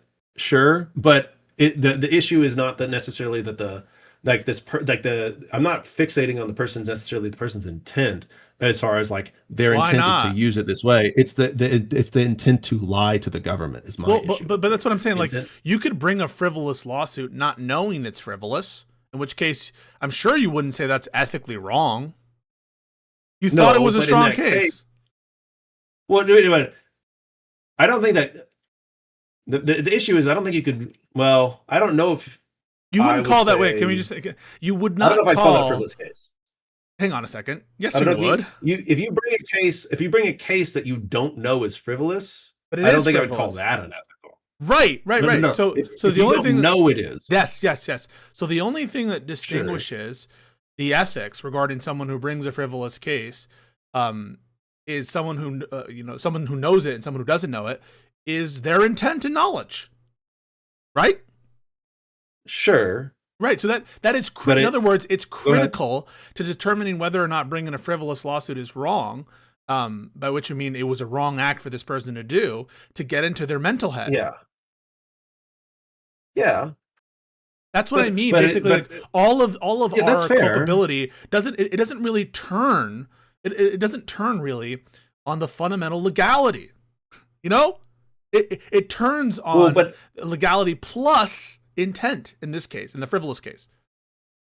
Oh, I see what you're saying. Sure, yes, it's not strictly legal. You're right. It's strictly the frivolousness, or whatever you would say is like whether or not a case could be classified as frivolous without intent. In the context of the conversation, you would have to have the intent of knowing this is frivolous, bringing it, and then doing it. If it's a legal case, all right, then you can't. It's not possible to possess the intent that would make it a frivolous case that's unethical. All right, right? so you can't. You wouldn't be able to have that. In virtue of that, no. But let's just take stock right there. So we're taking stock.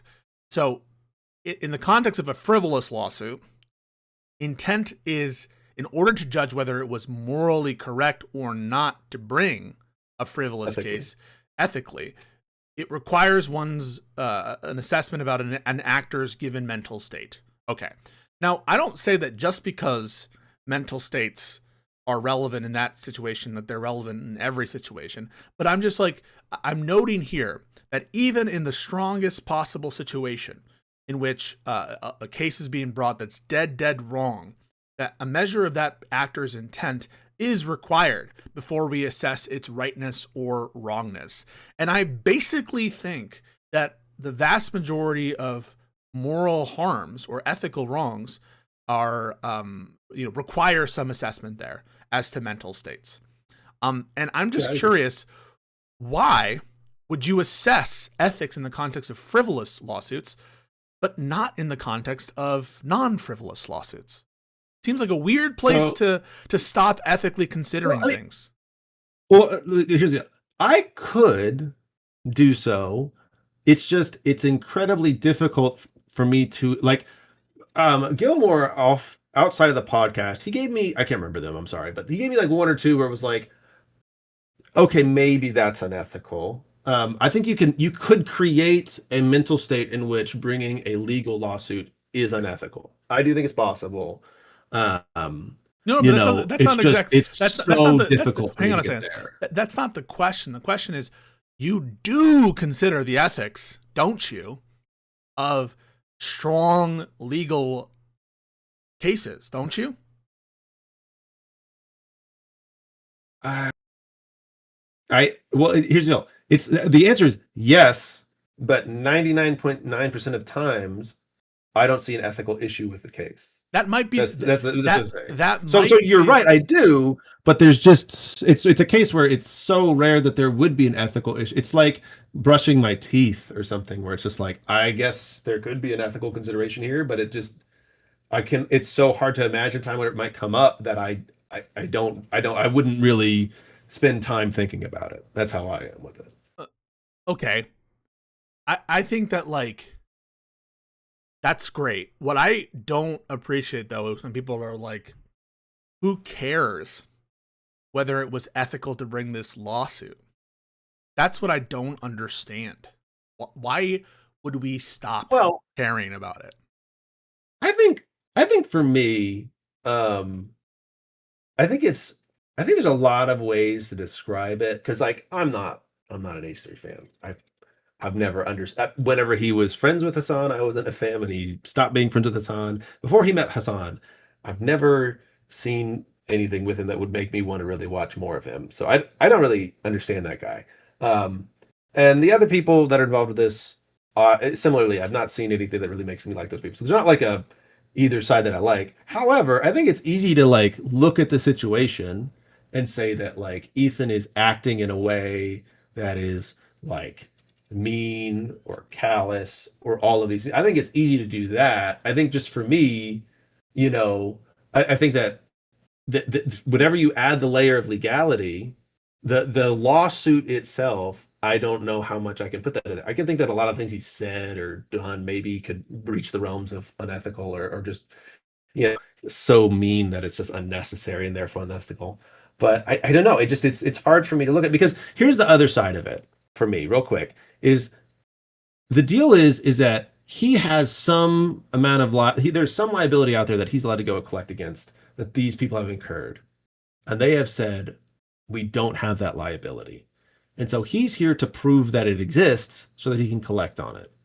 And I think that a person bringing a lawsuit trying to prove that there's a liability exists that they can collect on, it's hard for me to see that being unethical, because it's this person is saying, I have been wronged. I want to prove it in the most clear-cut and fair way that we have in our system possible, and I want to get compensated for it. And part of that is him saying, if I'm wrong, then I won't get anything. And so it's kind of a thing where I think that there's not the part of it to reach the unethical aspect is that you have to kind of do this consideration of the lawsuits can be expensive, and these people might not have the money to do it, and these people is there another aspect to it that's unethical to you that you? Yes, but where you're coming from? I kind of view everything you just did as a giant, and I'm sorry to be rude, a giant filibuster. You just said a bunch of. But where's the unethical part? Yeah, no, I'm happy to do that, but I get frustrated because everything you just said was kind of descriptive statements about why he would bring a lawsuit, about whether or not he has a case, about your specific. You're asking real quick. you're asking me you're asking me about an ethical analysis. I'm describing the different things that I look at, and I'm trying to find the part where this ethical analysis would bring me back a response of unethical. Yeah. So those are all the things that I'm looking at. So and I'm not seeing it. I'm assuming the following, right? Like, I assume you would be against a lawsuit, or your determination about whether it's ethical to bring, is somewhat dependent on its outcomes. Agreed? Tentatively, yes. Well, I'll give you just a quick. So when you say tentatively yes, I get frustrated because it seems like trivially yes. So I'll give you the following question. If imagine you're in the room with Ethan and you have perfect knowledge that if he files a lawsuit, all the defendants will end their lives, and he asks you, should I file it? What would you say?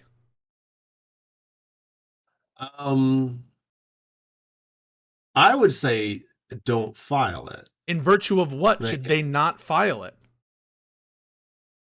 Well, because I don't think anybody's life is worth a lawsuit. And to be clear, this is speaking as a person who has been in a lawsuit that did involve suicide on one side because of the lawsuit. So I have experience with that personally. So on your view, it would be no lawsuit is worth killing. So yourself. on your view, it would be wrong in that hypothetical, right? Yes. We're in virtue of its consequences, right? Well, yeah. So it's not kind of, it would be the outcomes sometimes. Outcomes are a part of your consideration regarding supporting any action. Fair?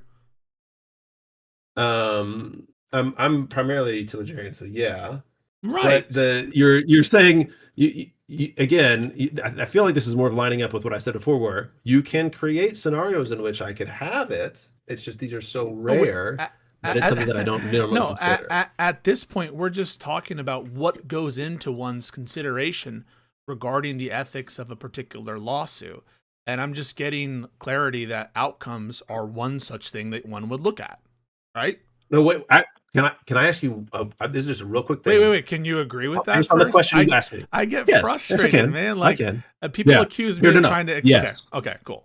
But let me turn this around. Let's say you were an attorney of H3, and we can forget all the other stuff that's going on. But attorney of H3. And you believe that this lawsuit is going to severely harm the defendants, and H3 says, I want you to sue these people for me. Would you as an attorney say, no, you're going to need to go find another attorney? If it crossed some ethical, my own personal motives, my own personal, you're asking me, would I file a lawsuit that I thought was ethically wrong? Is what you're asking, right? Would you file this lawsuit? We can just do that. We don't need to do the suicide one. This lawsuit that exists. If H3 came to you, said, I'm going to pay you whatever the amount that would, be fair to do this, and you don't have to make the Hitler petition. You can write actually a good one. Okay. I want to sue these 3 people. This is all the stuff. And you look at it and you see these 3 people and you're like, these people are going to lose all their money and they're probably going to have a really hard time with this, all this stuff. Would you turn to Ethan and go, I can't take this kind of case? Yeah. So in general, I would say if he came to me with this case, I would say no. There are certain circumstances certainly not what the complaint was that he actually filed. I wouldn't put my name on that brief. Would you? No. Yeah. No. Okay. Be clear. So, no, I'm not. That's an easy no. So that's why I took that one out, because I knew that's understandably no. Yeah, I wouldn't put my name on that complaint. If I assessed that he were doing this because he cared about the infringement of his copyright, I would file it. For this. But his current motivations.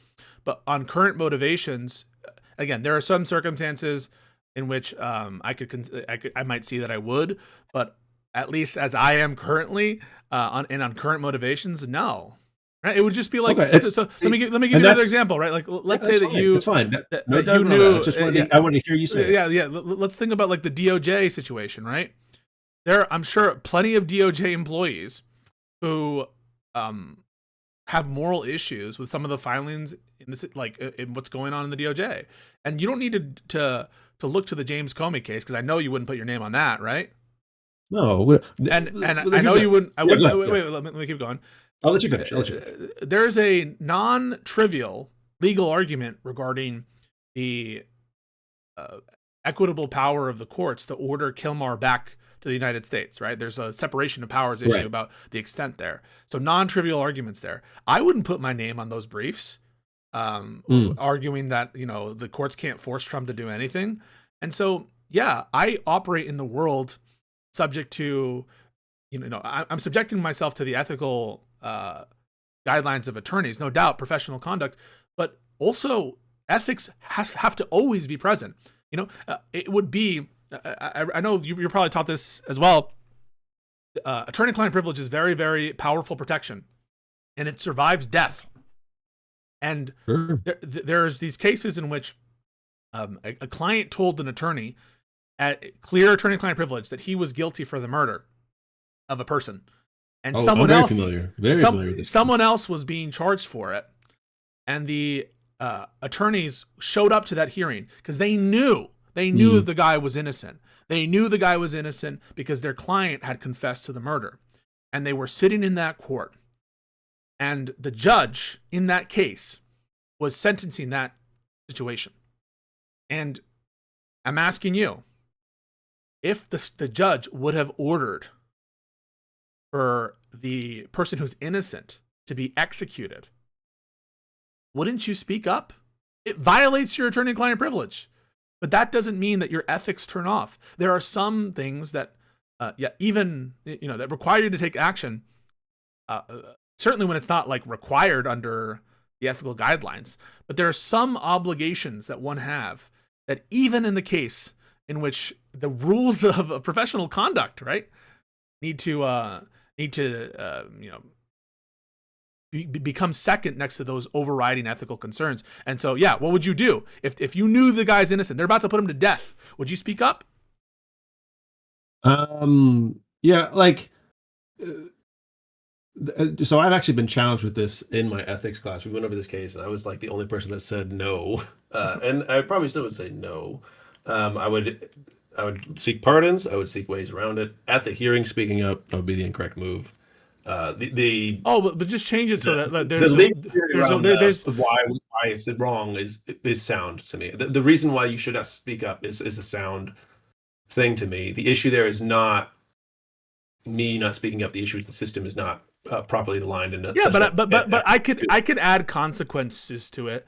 Yeah, in this case, is one person. Okay, maybe it's worth maintaining, but you can just add consequences there. And I'm sure that this is not a maxim that you would hold to, even you wouldn't hold to attorney-client privilege if it meant the destruction of the republic. You wouldn't uphold attorney-client privilege if it meant the, I'm not saying trivial concerns. I'm not saying trivial. No, I know. But a human life is also not trivial to me. But I know what you're saying. But I'm just saying, like this one is like and I understand your appeal here to it, that there is these actions you would take outside of the ethical concern, or outside of like the legal bounds of our duty, and there are these ethical concerns that must override in certain ways. I think, and I'm going to just appeal to you on this, it might be, and I did kind of start the conversation, but it might be better for us to just look at it from the view of the plaintiff rather than the attorney with the plaintiff, because my views as an attorney are very strict. Because I agree. Because I think because I think because I don't know if you guys discussed this in your ethics class, but there was one lecture on what an attorney is, and it's like, some people see the attorney and it says Esquire, and it's like, oh, you're this knight, you protecting these things and stuff like that. And other people look at an attorney and they say they're a prostitute because you hire them and they do whatever they want and they'll fuck whoever you want. I know that I lean more towards the prostitute side than the knight side. So that's why I think that ultimately, regardless of where you fall on the line of the role of an attorney, whatever, and regardless of how much obligation you have to the ethical rules, even in light of overriding ethical considerations, which I don't think that it would be justified to contradict your ethical obligations for trivial or fleeting or even significant concerns. It would have to be some kind of like beyond words serious thing, right? So I'm not trying to make light of an attorney's ethical obligations at all. All I'm just trying to show is that like ethics should never be turned off. Like you should never turn off ethics.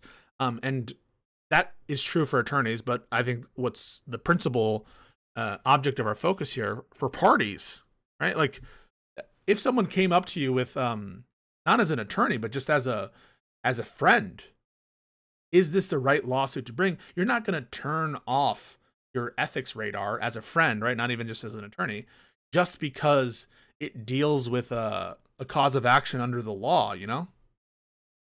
Sure. I think it would be like to me, if I had like an ethical problem with it, though, it would be more of a debate, or it would be more just like testing the client's ethics. And then if they're like, this is fine with me, I'd be like, no, that's probably fine with me.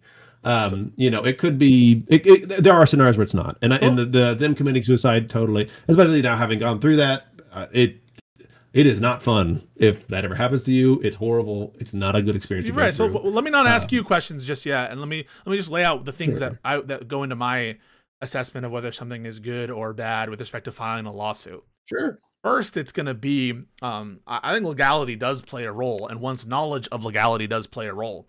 But that's because it relates to what I think is bad motive. Okay, improper motive, and intent, which are conceptually different, but you know, are both relevant to how I will view ethics. Is what are you trying to do? Okay, that is going to inform whether I think something is ethical or not. Just as the outcomes, right? If I shoot a gun into a public place, right? I'm trying to assassinate an innocent person because I'm a hitman, and I just accidentally strike a fleeing murderer. Was it correct for me to shoot that gun? Oh, sorry. I thought it was rhetorical. That's a question. Sorry. Yeah. No, like it right. wasn't. No. So what will factor into my ethical analysis is outcomes, is apprehension about legality with respect to filing lawsuits, but also motive and intent. If I knew that someone was filing an action to recover arrears in rent, okay? So you owe rent to your landlord. But I knew the landlord was doing it not for any purpose. They actually are planning to get that money and burn it, right? And they don't even care that the tenant is in arrears. They only care to cause suffering to the tenant and to destroy the tenant and cause the tenant to go into a spiral of depression and angst, right? Assume that fact pattern. If that were the case, I think it would be unethical to bring that lawsuit. Now, there is no doubt in the example I provided that the tenant owes arrears. They owe outstanding rent. There's no doubt that the landlord would win that lawsuit. There's no doubt that the law on contracts and lease negotiation, all that stuff, was specifically designed to deal with these types of situations in which tenants don't pay what they're obligated to pay under their lease. Notwithstanding all of that, if I knew the purpose here was, I'm not making this equivalent to the Ethan case yet, was some kind of purpose to just cause misery, just cause someone to spiral, we would both be against it, wouldn't we? I think I agree with you in that, because like here's the let me say, like give you something from my end.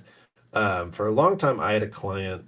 I just stopped working for them. Our firm stopped working for them because they sold all their assets and dissolved the company.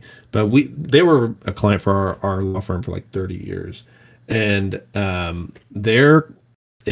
they would send us like 100 cases a year to do, and I did most of them, and it was all contract enforcement, and it was for not a lot of money. Each, like the most we ever did was like $20,000, $30,000.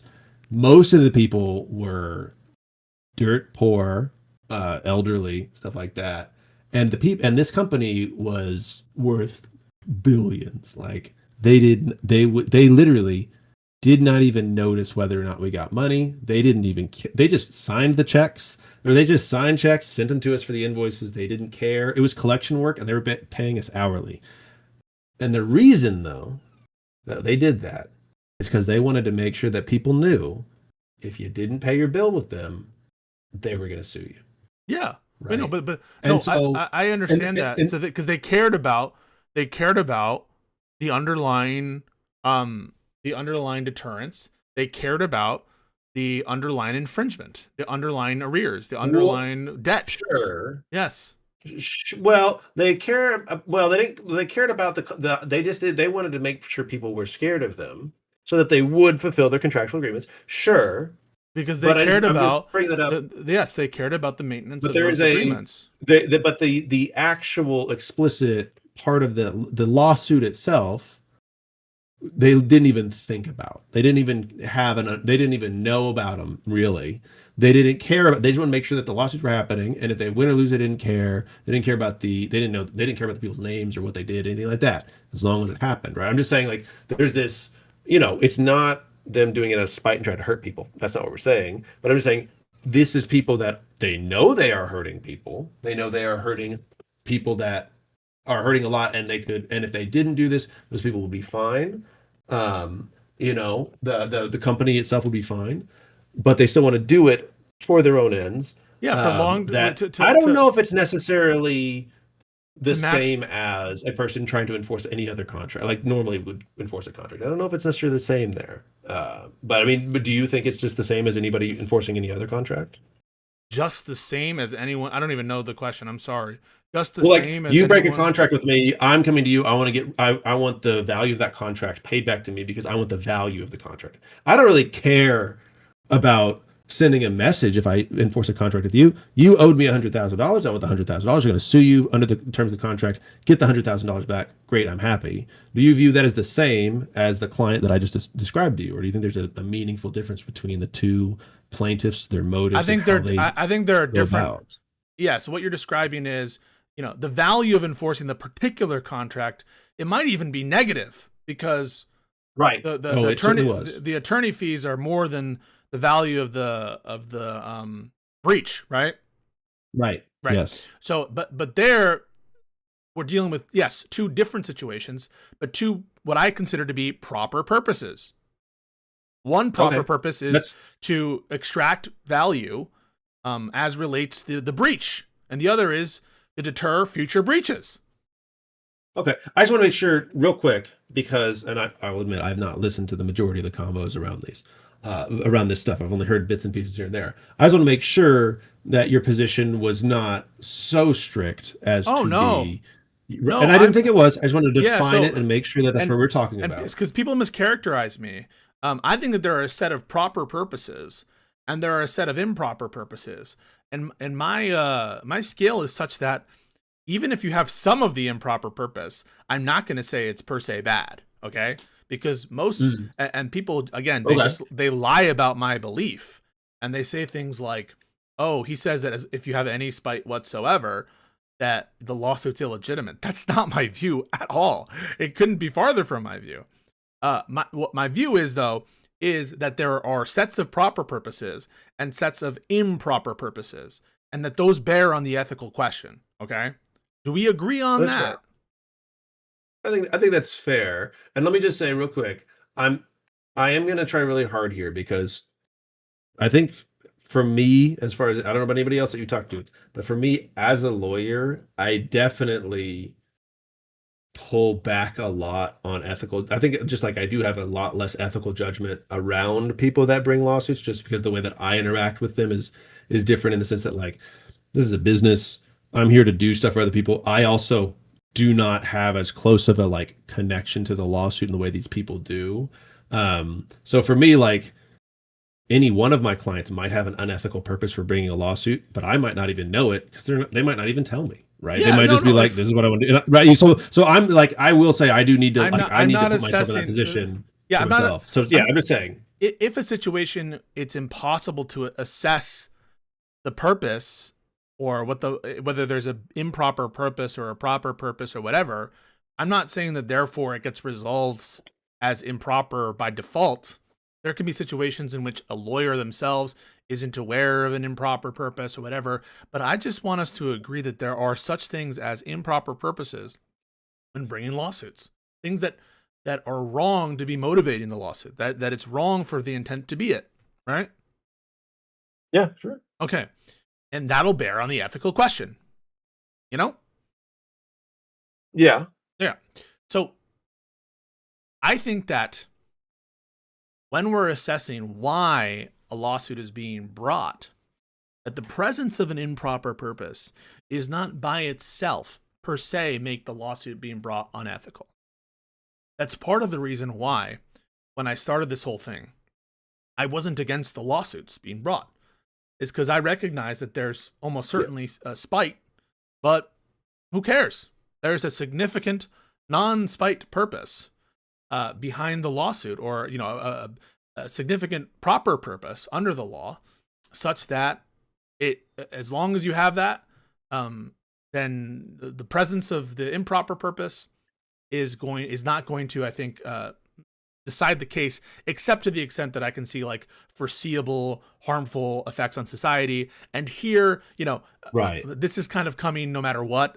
Some kind of reaction fight is going to come, and I happen to think that there's a lot of infringement, and so I don't even know that it would be so wrong if there's deterrence in the future of when these first came out. I remember I actually came on your stream briefly, I think for something else. Yeah. And you had been talking about it. And I remember you say, we talked briefly about it. We were like, these are fucking crazy, right? And we were both like, yeah, these are crazy. But I remember you saying at the time, I believe, you were like, not saying these are bad lawsuits, just I can't believe someone fucking filed. My position has. That's what I remember. Yeah. My position did change.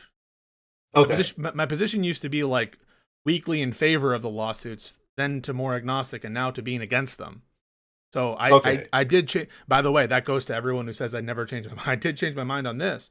In that I think I gave Ethan far too much credit at the start of it.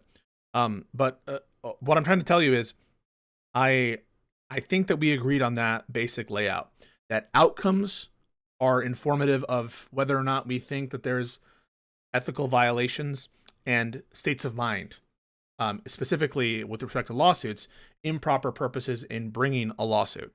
Though I don't take an extreme view that any presence of an improper purpose de facto makes a lawsuit unethical, but it's just part of the consideration. I don't know that I can put exact categorization of whenever I think a lawsuit is bad to bring. At some level, there's some threshold, okay? And my position is here, this is kind of an easy case in my mind. I basically think that you don't have a single proper purpose that is significant that the evidence show that Ethan actually holds. And I'm struggling to come up with a proper purpose by which I would that I would attribute to him. And therefore, I think that what's left over is largely improper purposes. So notwithstanding the legal validity of the lawsuit, I think that there is no way to say that it's motivated by the proper incentives. And I can talk a little bit about that. Okay. So just before we do that, actually, let me ask you this, just as a framing for what you're about to talk about with me, so I can kind of put it against it. If someone were to bring a lawsuit like this, what do you feel like are proper motivations for someone to bring this type of lawsuit? Just so that I can understand because I think that is going to be important for me kind of evaluating, because what I don't want to do is you tell me the reasons and then me just apply it to my own ideas and be like, that's wrong. I want to hear what you think and how you kind of got there to where you think it's wrong. I think that a proper purpose to bring a copyright infringement case, there's a bunch of them. One, it's to stop infringement, number one. Right. Two, it's to recover damages, make money. Okay. Three, it's to deter future infringement. Okay. Four, it's to protect the integrity of your work. Okay, I can keep going. 5, to establish a license scheme. 6, to protect future derivative works you might want to make. Basically, the incentives that are wrapped up in the protection in the first place, the ones that were envisioned in the regulation of copyright in the first place, and then of course money. Okay. Those are all things that I think are proper purposes, but it doesn't seem like any of those are motivating Ethan. Okay, so to me, right? Okay, actually, that's okay. Good. That's fine. Now, what do you think his motivations are that don't map onto those? Right? We're saying he doesn't have any of those. Okay, that's fine. What maps? What do you see as his motivations in bringing these lawsuits? I think his motivations are to damage a set of actors who he feels have wronged him. Wronged him regardless of outside of an infringement of copyright. Outside the context of infringement. Okay. To make them hurt without any of the proper purposes under my vision of it, and then separately to deter such sort of conduct in the future, a lot of which is protected conduct that ought be protected. So like calling him a genocide denier, calling him an Israel shill. These are all things that ought be protected.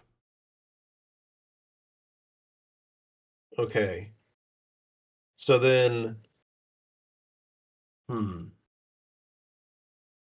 I think I see what you're saying in the sense of it's this lawsuit should be about protecting the copyright or protecting his ability to make money off of his copyright, those kinds of things. Now, just a question, you don't think that their critique or their not we're not going to talk about any of the things that violate his copyright. You don't think that any of that maps onto the same type of harm that exists by a person infringing on copyright, right? You don't see that as a similarity such that him bringing the lawsuit fulfills that purpose, right? Right. So there could be overriding reasons why, notwithstanding the uniformity of improper purposes, that it's still justified when there's some overwhelming or significant other societal interest at issue. So irrespective of, I'm willing to grant and have always granted that even if all the motivation is improper, if there is a particularly good social reason to do it anyway, I might be in for it. And examples of this might be if this actor, think about Al Capone, right? No one really cares about right. So he is going around doing all this, right? So there is a level of misconduct of defendants that I would accept as a justified reason to bring a lawsuit, notwithstanding predominating improper purposes, okay? And the lack of any proper purposes. The ones that people have pointed to all post-date, or largely post-date, his stated plan of the lawsuit. CPS call that March 2025. Skulls after the plan as well. And so you need to assess his purposes and plans at the time he sets the trap. And even if I were to grant culpability, which I don't grant for the intentional malicious phone call as to these actors, there's a time linearity problem. Well, okay, I think the whether I need to, because to me, my understanding is, and the only reason I know this is because I was in a discussion. Oh, I can't remember where it was now. In some Discord where they were discussing the time. It might have been in your in the Piscord. Not anymore. And by the way, guys, the But rule no, is just, no, it was prior. I know, but It I was just want to say prior to the rule. the rule Yeah. the rule is as follows in the Discord, and it hasn't changed by virtue of this conversation. So I really hope people aren't talking Yeah. about it in the Discord. Yeah, no. But prior to the rule, there was just a discussion around the timeline itself. Because my understanding is we have the nuke in January, and then there was that was the trap, Right. And then we've got the call in March, and then we've got the lawsuit in June. Right. That's whenever it was initiated. That's whenever it was filed. Right. And the stated reason in the video doesn't relate to the call, and the trap happened before the call. The trap was laying when he registered for with the Copyright Office. That occurred in January. And in addition to that, it's not a stated reason in the video for his motivation. And so that leads me to believe, right? You would grant this, given the time problem of when he that you can't get over, and also the fact that he doesn't state it's the reason for why he set the trap. It cannot be the explanation for the lawsuit. Well, do you agree with that? CPS, can we agree on that? The CPS call can't have been the reason for the trap. No. Agreed? No, I agree with you. Okay. Would you agree with me that the CPS call is categorically and in kind, in type and kind, or whatever the term is? I can't remember it now. It's too late. I'm too drunk. You're drunk? As well, I've had 4 or 5. I'm fine. Holy fuck! But no, I'm joking. It's fine.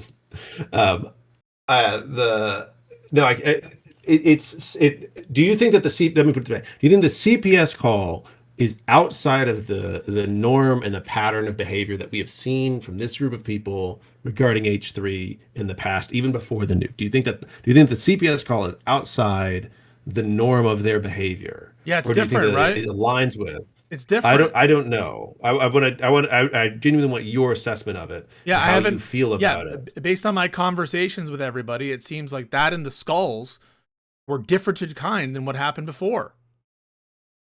Oh, okay. Okay, because I think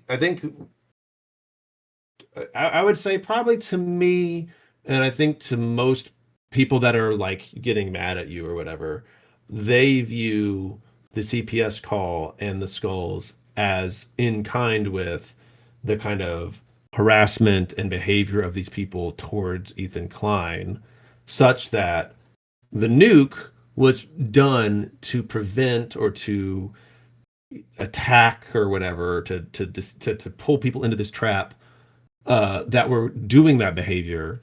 Doing what? The call and the skull were, harassing him, were criticizing him for sure. You're right about that. But I think that he felt some level of harassment. He felt some level of personal attacks or some kind of, being unsafe from those people that are intentionally trying to cause him to lose his business, lose money, things like that. That by itself, hang on. That by itself, so causing him to lose money, that is in the realm of harassment. I mean, that's done whenever people unfollow this guy, that it's morally wrong to. Okay, this could be me having a lawyer brain here, specifically around antitrust. If you are doing behaviors outside of a market to affect someone's success within a market, yes, definitely that could constitute harassment. Wait, no. At least not to create a legal claim, but that definitely, in my mind, constitutes a form of harassment. Yes. Wait. So saying you should stop non-market listening to action is to affect markets. So doesn't are make you? Sense. So everyone who's saying stop listening to Pisco, he's a socialist grifter, they're harassing me. I think that you could feel. No, I'm not someone I'm asking. Sorry. In a collection of other behaviors. So this is what pisses me off, right? Because people accuse me of being weaselly and being news debate things.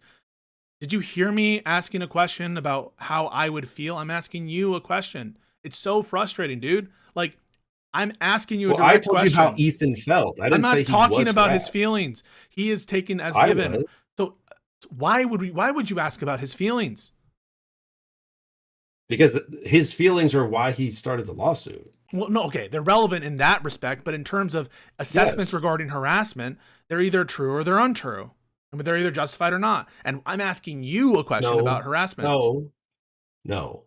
Harassment. I'm not using the legal term harassment right now. I'm using the colloquial term of harassment. To So me, do you this think person that when people felt say people so were, so when people yes, say that could constitute a form of harassment. Yes. So you think could feel harassed by that. I'm not asking whether I would feel harassed by something. You get that? I'm asking your harassment requires you to have felt it. You can't you can't be Really? harassed Without and not feeling harassed? feel it and then go, this is harassment, that's- even though I never felt it. That's I never felt not any negative aspects of it. true. That doesn't make sense That's to me. not true. That doesn't make sense to me. What do you mean it doesn't make sense? No, I'll give you one example. And if I give you that Okay. example, I think you have to give it up, right? So if I okay. If I, with the intent to put someone in fear of imminent sexual touching, I'm not going to say me. If someone, There you go. Yeah, let's depersonalize this. okay, someone's on the street, they see a woman walking down the street, and this person takes their penis out to put that woman in fear of an imminent sexual touching. But that other woman, she doesn't take it that way. She's just a very strange and eccentric woman. Is that person harassing the woman? He tried to make her uncomfortable. That's a really hard question. Yes. I don't know if I would easily. Could you say arrest yes to that person? I don't know. Could you arrest that person for harassment? You could. You're getting into a legal question here. Right? That No. I'm not discussing. Okay. Right So now. in what sense are they not harassing? Or if you, he's not getting arrested. Clear. He's not getting arrested for harassment. That's not what's happening there. Okay, he's getting arrested for attempted sexual assault, or attempted flashing, or indecent exposure. Right? This is not harassment that he's getting arrested for. I understand what you're saying here. You can attempt to harass somebody, but if that person does not respond that way, if he did that and that woman turned around and then started performing sexual acts on his exposed penis, would you say that that woman is harassed, or would you say that maybe she consented to all this now and everything's fine? What would you say in that scenario? The harassment occurs at the time of the conduct. Agreed? I personally, I would not put it that way. I could say that a sexual assault happened. I could say that indecent exposure happened. Harassment, to me, requires the harassed person to feel harassed, or else it is not harassment. That is how I view it. Maybe that's a personal definition and view of it, but that is how I. That doesn't make any sense. Why not? I'm genuine. Pisco, I promise this is a good faith question. I am trying to understand where you're coming from and understand your perspective on this. This is not me trying to win an argument here. I'm genuinely trying to understand your perspective on this. So we measure whether something represents that listen, the harassment is a word. I know, I understand that you want to use a more colloquial definition of it. It is a legal term, but yeah. So if we want to get away from that legal term and say he felt under threat, we can say that. I want to finish this harassment thing. Why do you want to get off of it?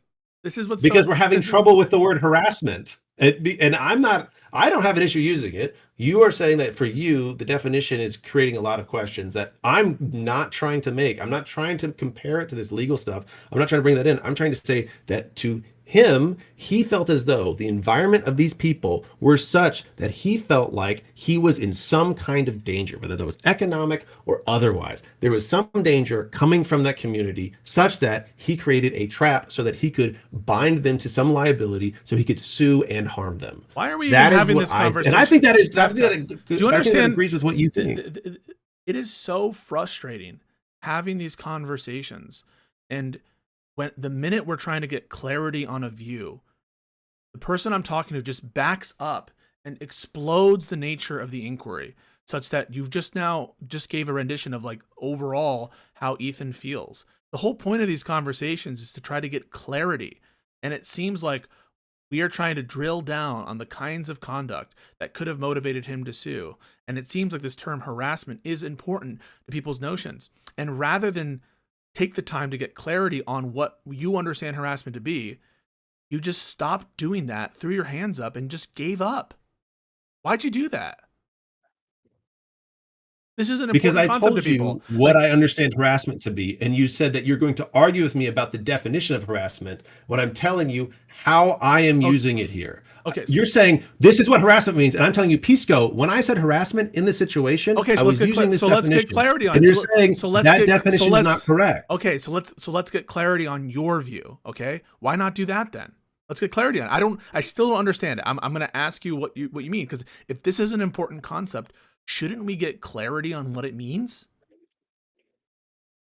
If the definition that you've provided me is one that forget I am about not my definition. willing to Forget use, about it. Okay, Forget about it. Then why can't we just use the one where I just said he felt like he was in danger? That's what I was trying to say by using the term harassment. Okay, is that a bad? Is it's not usable now? Yeah. So because if what you mean by harassment is he felt in danger, and that's all you mean by harassment, it's going to be a huge issue, man. Okay, you don't think he felt like he was in danger? I'm not saying that. You understand what the issue is? If what you say harassment is. Do you think that I was giving away some kind of like subconscious like assessment by using the word harassment? Do you think that that's what just happened? That I had a Freudian slip? I said harassment. No, I'm not. I didn't mean to, bro. Then when I'm just trying to get clarity on the view. People say harassment, and if what you mean by harassment is only, maybe you could say it's not only. I'm just trying to understand this concept because you agree this concept is important, right? Harassment. I think it's important in some conversations. I do not think it is important in this conversation. I don't know how it's important, because all it means it's the in basis, the context of what I said is that it means that he felt like he was in some kind of danger. Do you think that a person that is being harassed feels like they are in some kind of danger? Do you think that's part of harassment? Not necessarily. No. Okay. Then clearly that's my the wrong word. Yeah, that's my understanding. But I just want to get clarity on your view, and I'm asking you, basically, is the concept important to you in how you assess what's going on? Is the concept of harassment important to you for the purpose of analyzing it? No, it is not. Okay, so then you would agree, therefore, that someone being harassed, on your view, that would not be a justification to do the lawsuit we're talking about. Because you're saying it's not important. If it's not important, why should we assess it? Why should I address it? I don't think you should, because it's not the right word to use in this context. No. Instead, the I word just I'm want the going to use is he felt like he was in danger. Okay. So that concept is important, the feeling of being in danger, right? Yes. Okay. That concept's important. When you say danger, you mean physical danger? Possibly. I don't know what messages he's received. No, I would bet I'm asking a lot of money he received death threats. So yes, I would bet he felt some level of physical danger. I'm not asking what he felt. I'm saying the concept that you're deploying, that someone feeling in danger, that danger encompasses what exactly? The danger of physical harm? Physical, monetary, psychological, familial, all of these things. All of this form of danger. Okay, but that can't be a basis for the law.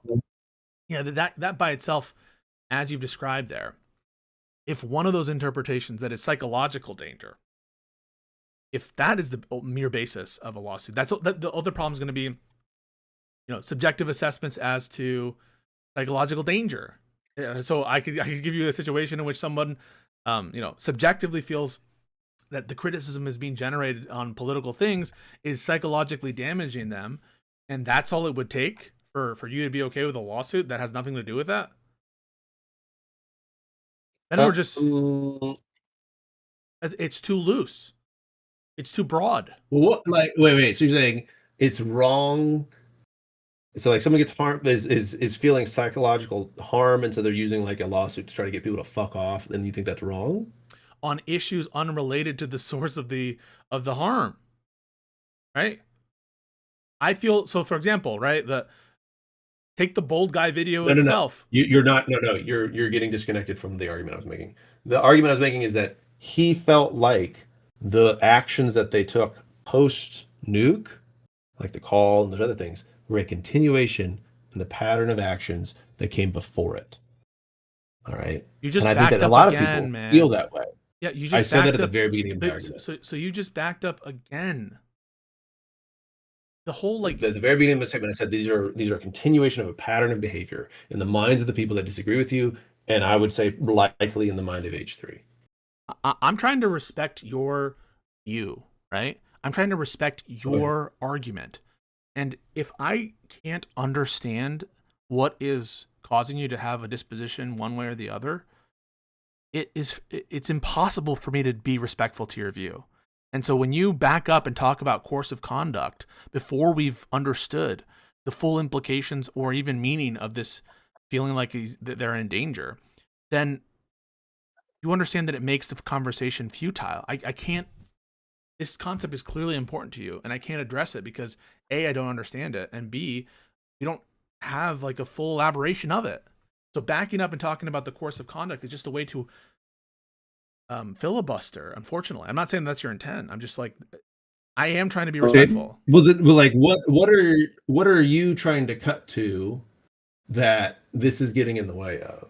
What I'm trying to cut to is that the mere subjective beliefs of a person can, with respect to the danger they're facing on collateral issues, and if that danger includes things like psychological damage, that if that were a proper purpose to bring the lawsuits that are totally unconnected to the source of that harm, then that would justify pretty much anything.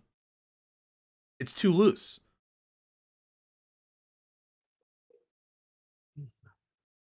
It's just basically your subjective feeling of harm. It's basically rebranding and reconstructing moral faults from other actors. And instead of thinking about the intentions and dispositions of the people who are at fault for those moral wrongs, it's all about the subjective head of the purported victim. And no matter how well-meaning, I'm not saying they're well-meaning, but no matter how well-meaning the critics are, they are going to be subject to certain tactics, even if they're doing nothing that's morally harmful. I'm not saying they're not in the real world, but your standard of subjective beliefs of danger is untenable. There needs to be some way to incorporate the culpable conduct of others separate from the subjective view of the victim. All right.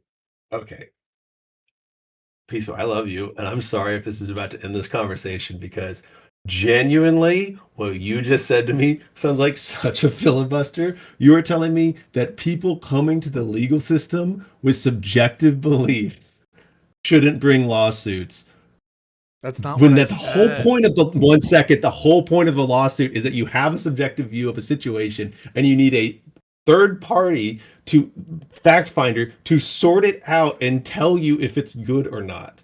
That is you can tell me, well, there's this subjective view that's not related to the lawsuit, and so then that's the problem that they're bringing. Okay, fair enough. No, but like subjective ideas are the basis of lawsuits. No, do you think we're talking about what descriptively is the basis of lawsuits?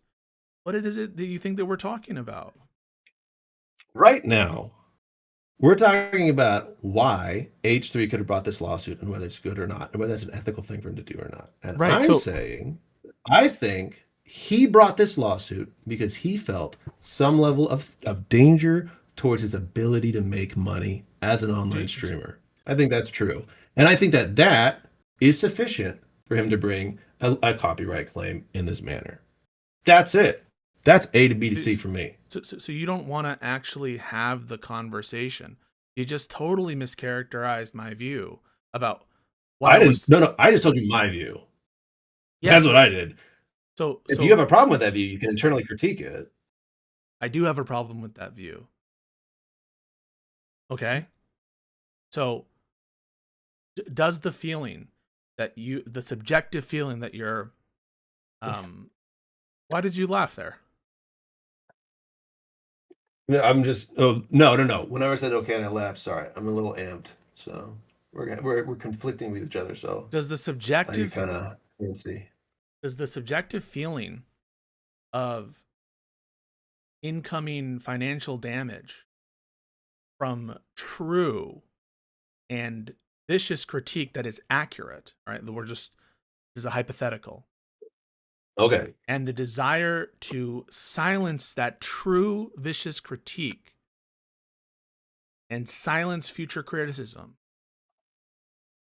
does that justify, on the basis of potential future monetary harm, this lawsuit? Right? So the example I'm giving you, because you said subjective belief as to harm regarding monetary compensation with their streams. Does the pure motive to silence critics that would have an effect on bottom lines, would that justify this copyright lawsuit? No. For just silencing critics, no. But what if what if someone says to you, the reason I'm silencing the critics is because if I don't, they will hurt my business? One second. Because in that scenario, what I would say is those are actors acting within a market, affecting you via tools of the market to harm your performance in the market. And that's might be just me being lawyer brained on antitrust. But if you're acting within a market, you don't get to use a lawsuit to stop them from doing that. I think that for him, the monetary harms were not that these people were out competing him. I don't think that these people were somehow coming up with ways in which to better market to his audience to steal it. I think they were acting in ways that were counter or outside of market purposes. And a lawsuit is the correct avenue to correct those things. That is literally Can we the not basis back of up? copyright law. So if Ethan had said, like, these people are harming me with their criticism and their lies about me, they're like hurting the business, they're telling people that I'm in favor of genocide, they're lying about ELA, but all stuff that's protected. Okay, these people who are lying, these people who are spreading narratives about his political beliefs, these people who are snarking him with respect to criticism. If all of that were true, and Ethan says, this is the reason I'm doing this is specifically to get them to stop the criticism, because it's hurting me psychologically and it's hurting my bottom line. And the way I'm going to do that is punishing individuals who are part of that criticism, part of what's going on.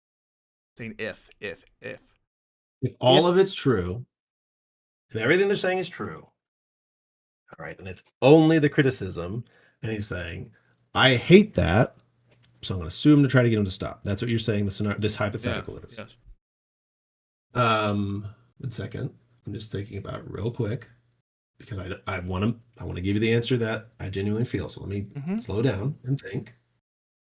I think in that scenario, I think it would be an unethical thing, especially based off of that motive. Okay, it would be him saying, right, like we know the motive there, and we're saying he's trying to silence good faith detractors who are bringing true criticism against him. In my example, it's lies. In my example, some of it's lies. Lies? Yeah, some of it's lies. No, that's fine. No, but it's protected. It's part of the. I don't care. I don't care about whether or not it's protected speech or not. He's not suing them for their speech. That's what the protection did. If it wasn't protected, he'd just sue them for the speech. Right. It's protected, so they're lucky. They don't get sued for that, but then they do some kind of behavior that makes them vulnerable to liability. He can sue them. That's not, but fine. Okay. We're not and asking, guess what? Wait, keep saying it. We're not asking, can he sue? No, I didn't say. I said it was fine. I said it's ethical that he sued. I didn't say can. I said it's good. Yeah, that's ethical. So if those people throughout the entirety of that lawsuit and after that lawsuit will get to keep saying those lies about him. So their ability to use that protected speech hasn't gone away. That would be true of the case in which they were saying true criticism, trying to stifle those. In that hypothetical, how is it? How is he stifling the lies? How is he stifling the lies by this IP lawsuit? You're now asking about the actual case. Sure. Why are you doing wait a that? second. Why You do you keep said, doing this? if people are criticizing him with lies, is it okay to bring a lawsuit against them for IP infringement?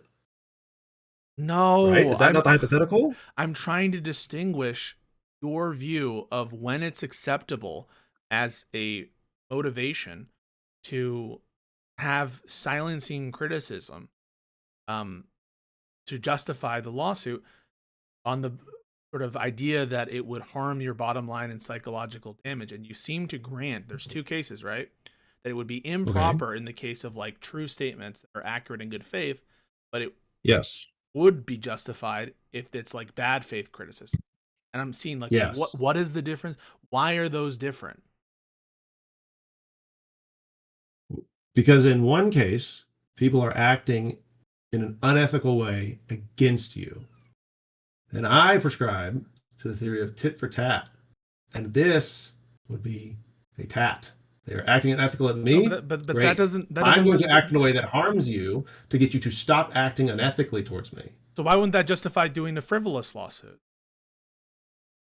Because I think a frivolous lawsuit goes beyond and is now acting in a way that is beyond the bounds of these actors. I'm now involving a greater harm than merely just the right. So the it's not enough. That's what I mean. It's not enough to say that one side is doing a harm to another.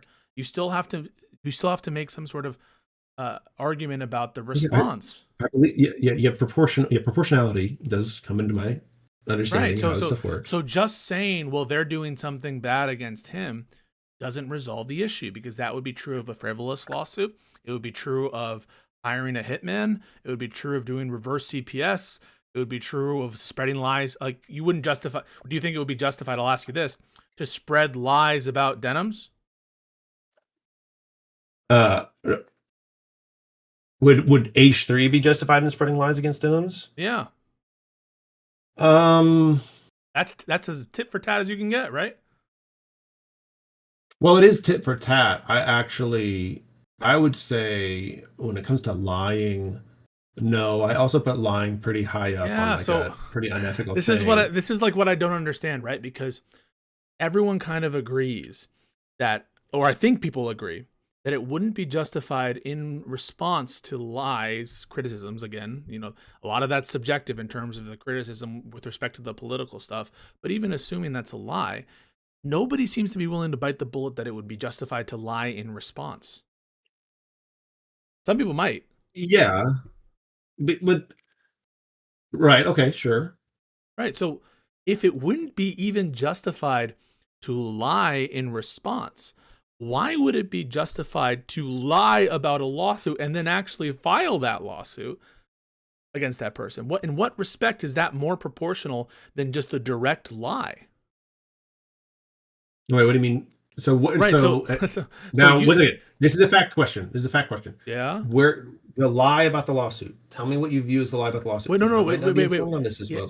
Okay, we will definitely get there. What are you? Is this a hypothetical story? Or are you applying it to the facts? I think he actually lied, but getting into the facts now. The reason why getting into the facts now will confuse the issue is we won't know your test. That's why we're using these hypotheticals, is to not establish some kind of like ad hoc test, but some kind of principled test. You want a principled test, don't you? You want a consistent framework, don't you? For the most part, yes. In what respect don't you want a consistent framework? You might want one that is a framework that is loose enough that allows a case-by-case basis where you're merely balancing but applying a number of factors. Yeah, but applying a consistent set of factors that are apt in the case and that are consistent across like cases, right? You don't want some ad hoc hodgepodge.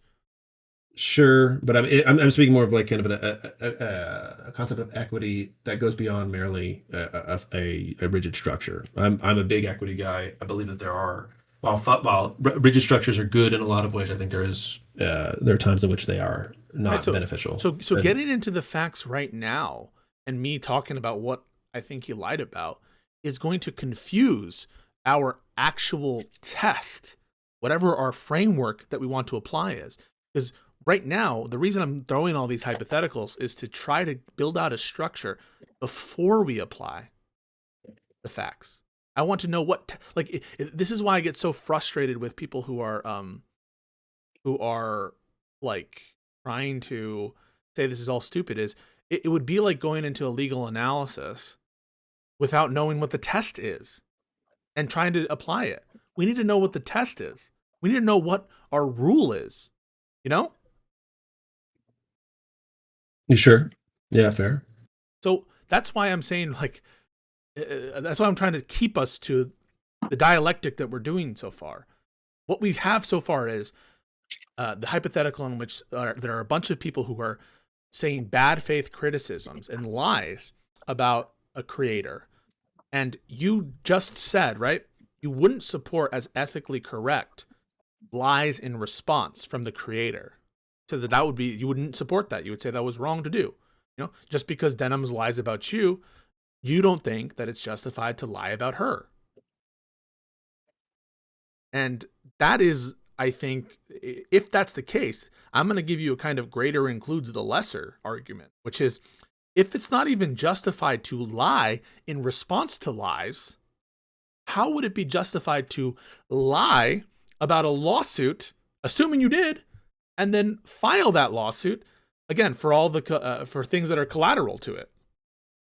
It seems like the greater includes the lesser. One of them is just lie, which you say is unjustified. The other one includes a lie, but then it also includes a lawsuit on a collateral issue for which the person doesn't care about the underlying infringement. It just seems like the greater includes the lesser there.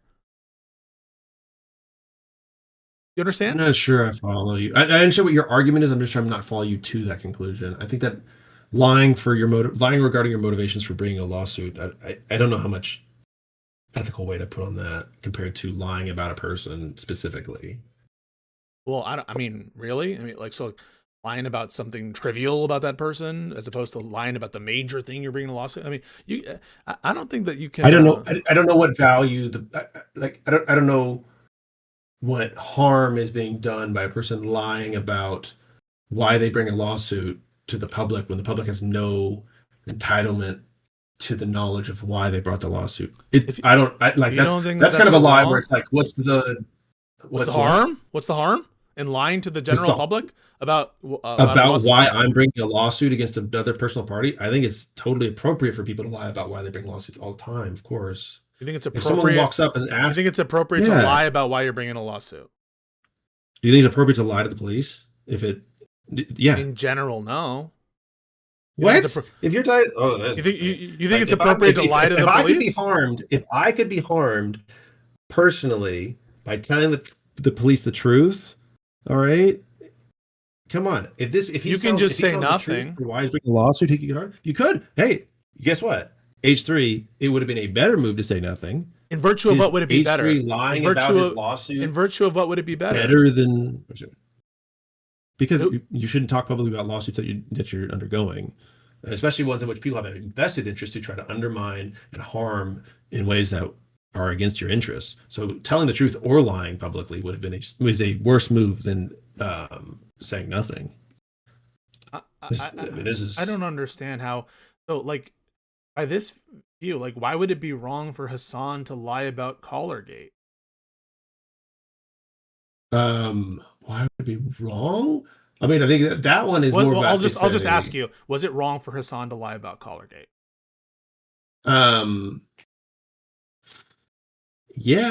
That's pretty clearly wrong for him to do that. Okay, was it wrong for Hassan to lie about how long he was detained by CBP? Yes. Was it wrong for Ethan to lie about, if he did lie about, the motivation of his lawsuit?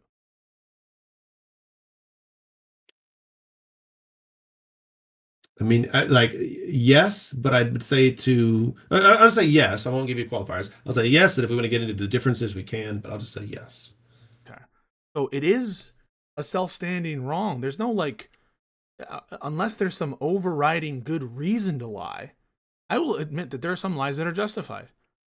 I'm not saying every lie is unjustified, but unless there's a good reason to lie, we're going to say in general lying is wrong, right? Sure. So it's not enough to say, well, you lying about the lawsuit or lying to the police. That doesn't make it, that's not by itself a good enough reason to lie, just because it relates to lawsuits or it's to the police. Right, but in both scenarios, I would sit there and wait to hear the justification before saying whether or not I think Right. it's wrong. So assuming Ethan did lie about his motivations, what would be the justification for it? There's a very large amount of people online that he feels like are endangering his ability to make money, his physical health, his mental health, his family, his reputation. So And that being justifies honest with the lying public, about, and that justifies lying if he yeah, did lie. that could, it very well could. He might have reasons to think that doing so was to his benefit, and it would justify him lying about it. Yeah. If Hassan sued Loanerbox and for copyright infringement and lied about why he was doing it, would you say the same thing? And Hassan thought that Loanerbox was generating like hate brigades at him and generating Before in the realm of speculation about whether it was ethical or not, yes, I would say I'm going to withhold judgment on whether or not it's ethical or not until without pretty concrete proof that there was no justification of him doing that. No, we would say Right? it's wrong. Of course, it's wrong for Hassan to do that. We would say, For him to lie about it? Yeah. I mean, So Loanerbox almost certainly has infringed on Hassan's copyright. Agreed, okay. right? He hasn't, or he has? No, he almost certainly has infringed on Hassan's copyright from a legal perspective. This is just I don't engage a lot with Loanerbox's stuff. I will grant, yes, sure. Yeah, I don't okay. know. He seems like a great person. I just don't engage a lot with his stuff. I like Loanerbox. I like Loanerbox. I like Hutch. I'm a lib, all right? I'm a fucking lib. But apparently I'm the last samurai lib, principal lib somewhere. Anyway, so Loanerbox is almost certainly infringed on Hassan's content. If Hassan sued Loanerbox and then said, I'm doing this to protect and to bring in like the proletariat revolution or something. And so he's clearly lying because any loser knows that a single copyright infringement isn't going to bring about the socialism, right? If he did that, we would all say, what a lie. That's wrong. And we wouldn't have any kind of like credence that, well, because it might benefit him to lie, therefore he should. Right. I think, well, I agree, but I'm agreeing in that fact scenario because you presented a fact scenario in which it's very easy to agree with that. I think that doesn't take away the fact that there could easily be scenarios in which it makes sense for him to lie about it. Yeah, no, so these are the scenarios in which I think it would make sense to lie about his motivation. If lying about his motivation were necessary to keep his children or wife alive or something, or healthy, or not attacked or something. If lying about his motivation were necessary in order to prevent some kind of like horrible public policy or some significantly bad public policy. Sure. If lying were necessary in order to, I don't know, to obtain, I don't even fucking know, to vindicate some larger community interest, such as for the protection of the React community or something. I don't know if lying about that would actually cause the React community to be protected. Maybe I could see some benefit in, okay, if you're going to do this lawsuit anyway, might as well get some benefit out of it. But none of that exists here. Okay. Can I ask you a hypothetical real quick? Yes. Okay. What if Ethan Klein wants to get to the mods of some of these snarker communities or hire people larger than the people he's suing? And the whole point of these lawsuits is to get to discovery and dig through their messages and things like that to try to find connections to these people. And if he comes out and says that, he's worried that some amount of spoliation might happen to where he'll never be able to find that connection. And so that's why he's going to lie about his lawsuit motivations. And that's why he's not going to be honest with us about it. In that hypothetical scenario, would that be you would say that is not an ethical justification?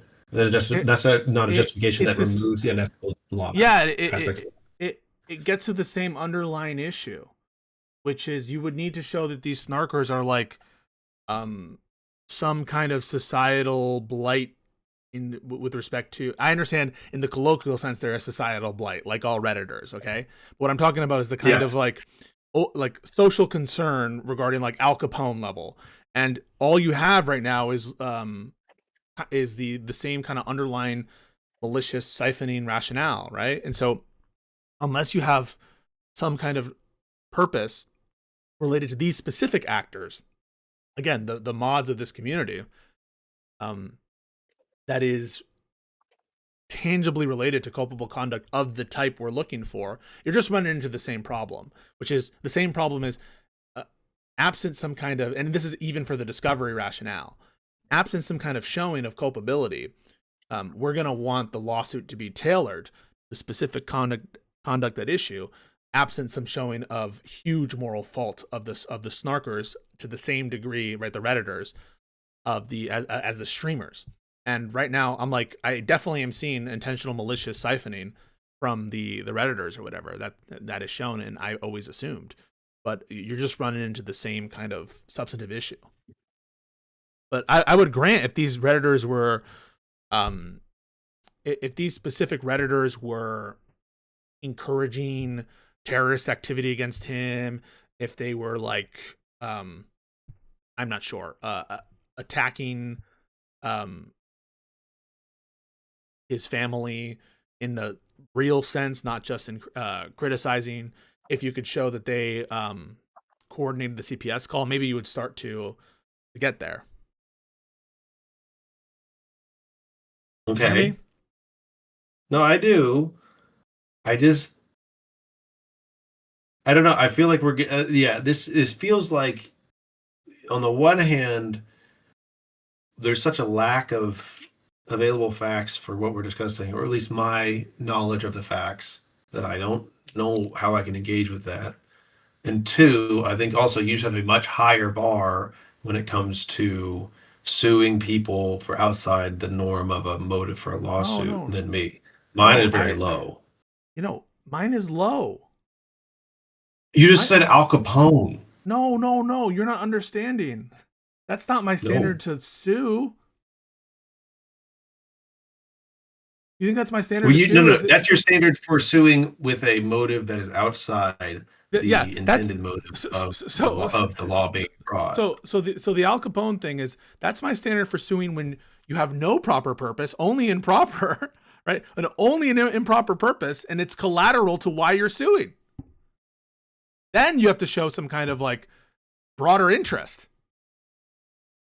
Okay. That's in the case in which there's no proper purpose. It's I do not have a high standard before I'm going to think a lawsuit is justified. It's a quite forgiving standard. So do you think that H3 has no proper purpose in their lawsuit? Yeah, I don't see one that he actually holds to. There's theoretical ones. Okay. So then that is your standard that we are discussing. No. For the H3 lawsuit. No, it gets him into there's two boxes, right? In the box in which I think that there's a proper purpose, and at least some significant proper purpose that's actually motivated an individual, the presence of improper purpose in general isn't going to knock it out, okay? And so absent some showing of broader societal harm, I'm going to assume justified, okay? Okay. That's in the case in which there's at least a significant proper purpose. In the case in which there's no significant proper purpose, in general, I'm going to assume wrong, if unrelated to the issues, right? Collateral issues. I'm going to assume wrong unless you can show some predominating social interest. So, you understand that? So in one case, the default assumption I'm going to say is justified unless you can show some societal harm. And in the case in which there's no significant proper purpose, I'm going to assume wrong unless you can show some, predominating social interest in it. Does that make sense? And that's what I've been. That's why the Hutch conversation went that way, is because I think that the proper purpose is out the window, because everyone assumes he wants the infringement. He doesn't care about it. He doesn't care that his property has been infringed. He doesn't want to further deter infringement in that sense. All he wants to do is target these people because they're these people, and he's lying about his motive. And so the only thing left to talk about relates to whether there's a societal interest or moral culpability for these actors, such that we would, notwithstanding the presence of improper purposes and no proper purpose, consider this to be worth it. You understand? It's about where the presumptions are. If I thought he cared about enforcing his copyright in this instance, I would say I have no problem with the lawsuits. Okay. Because I assess him not to have that purpose, and because I think that he has basically all improper purposes, and because I don't see the case for overriding moral culpability or social interest, I'm defaulting to that. I hope that analysis makes sense to you. It does. Okay. I understand your analysis and how you're doing it. So that means right now, to me, the difference that I'm seeing here is that what I described as there being a pattern of behavior that he views as putting himself in his business and all that stuff in danger, and then continuing after the nuke, including but not limited to the CPS call and the skulls, are all his justification in filing a lawsuit. Whether you agree with me or not, we're not going to test that right now, but I'm saying all of that looks to me like a proper purpose to bring this kind of lawsuit. If all of that assumption, that argument that I made is true, do you still not believe that it reaches a proper purpose? No, I don't think it's a proper. Okay, then one second.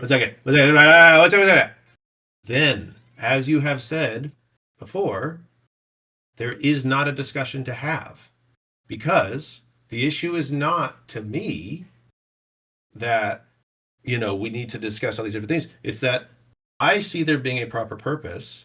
You do not. And so if you don't see there being a proper purpose, you are looking at that second category that he feels there is a threat to his ability to make money. No, but that's and it is because no. Okay. But that's why we went through all this, right? Like that, Yes. a subjective belief of financial threat. Okay. Yes. In the main run, we're not going to say that's a proper purpose for a lawsuit that isn't related to that. So the example I gave was that is the entire point of an IP lawsuit, is to protect your ability to make money. Now, it might be related to this one thing. Related to the infringement, related to your works. Sure. Not related to criticism. And I gave you the example of a person whose only motivation was to silence. I didn't say it was related to criticism. Okay. Hang on a second. So let's just deal with it, right? Ethan wasn't under threat financially from infringement, right? My understanding is, No. well, actually, yes, he was. In what respect? Was it significant? Was it significant? He was not under threat. No, infringement or no He infringement. literally suffered because that isn't what we're talking about. That's true of any. That's true of anybody. No. I'm saying it's beyond a threat. It is no longer a threat.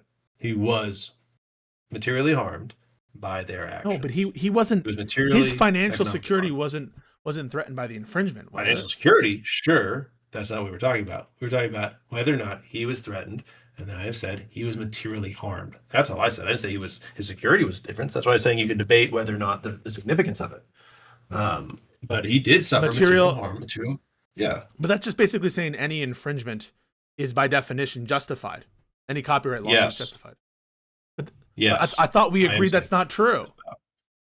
I think that as we said, there are very remote scenarios in which that it could not be true. But as I said at the very beginning of this, 99.9% of times, I would say that it is ethical. I barely register. I want to hear you say it. I want to hear you say it. If Hassan sues Loanerbox for copyright, you're going to say that that's good.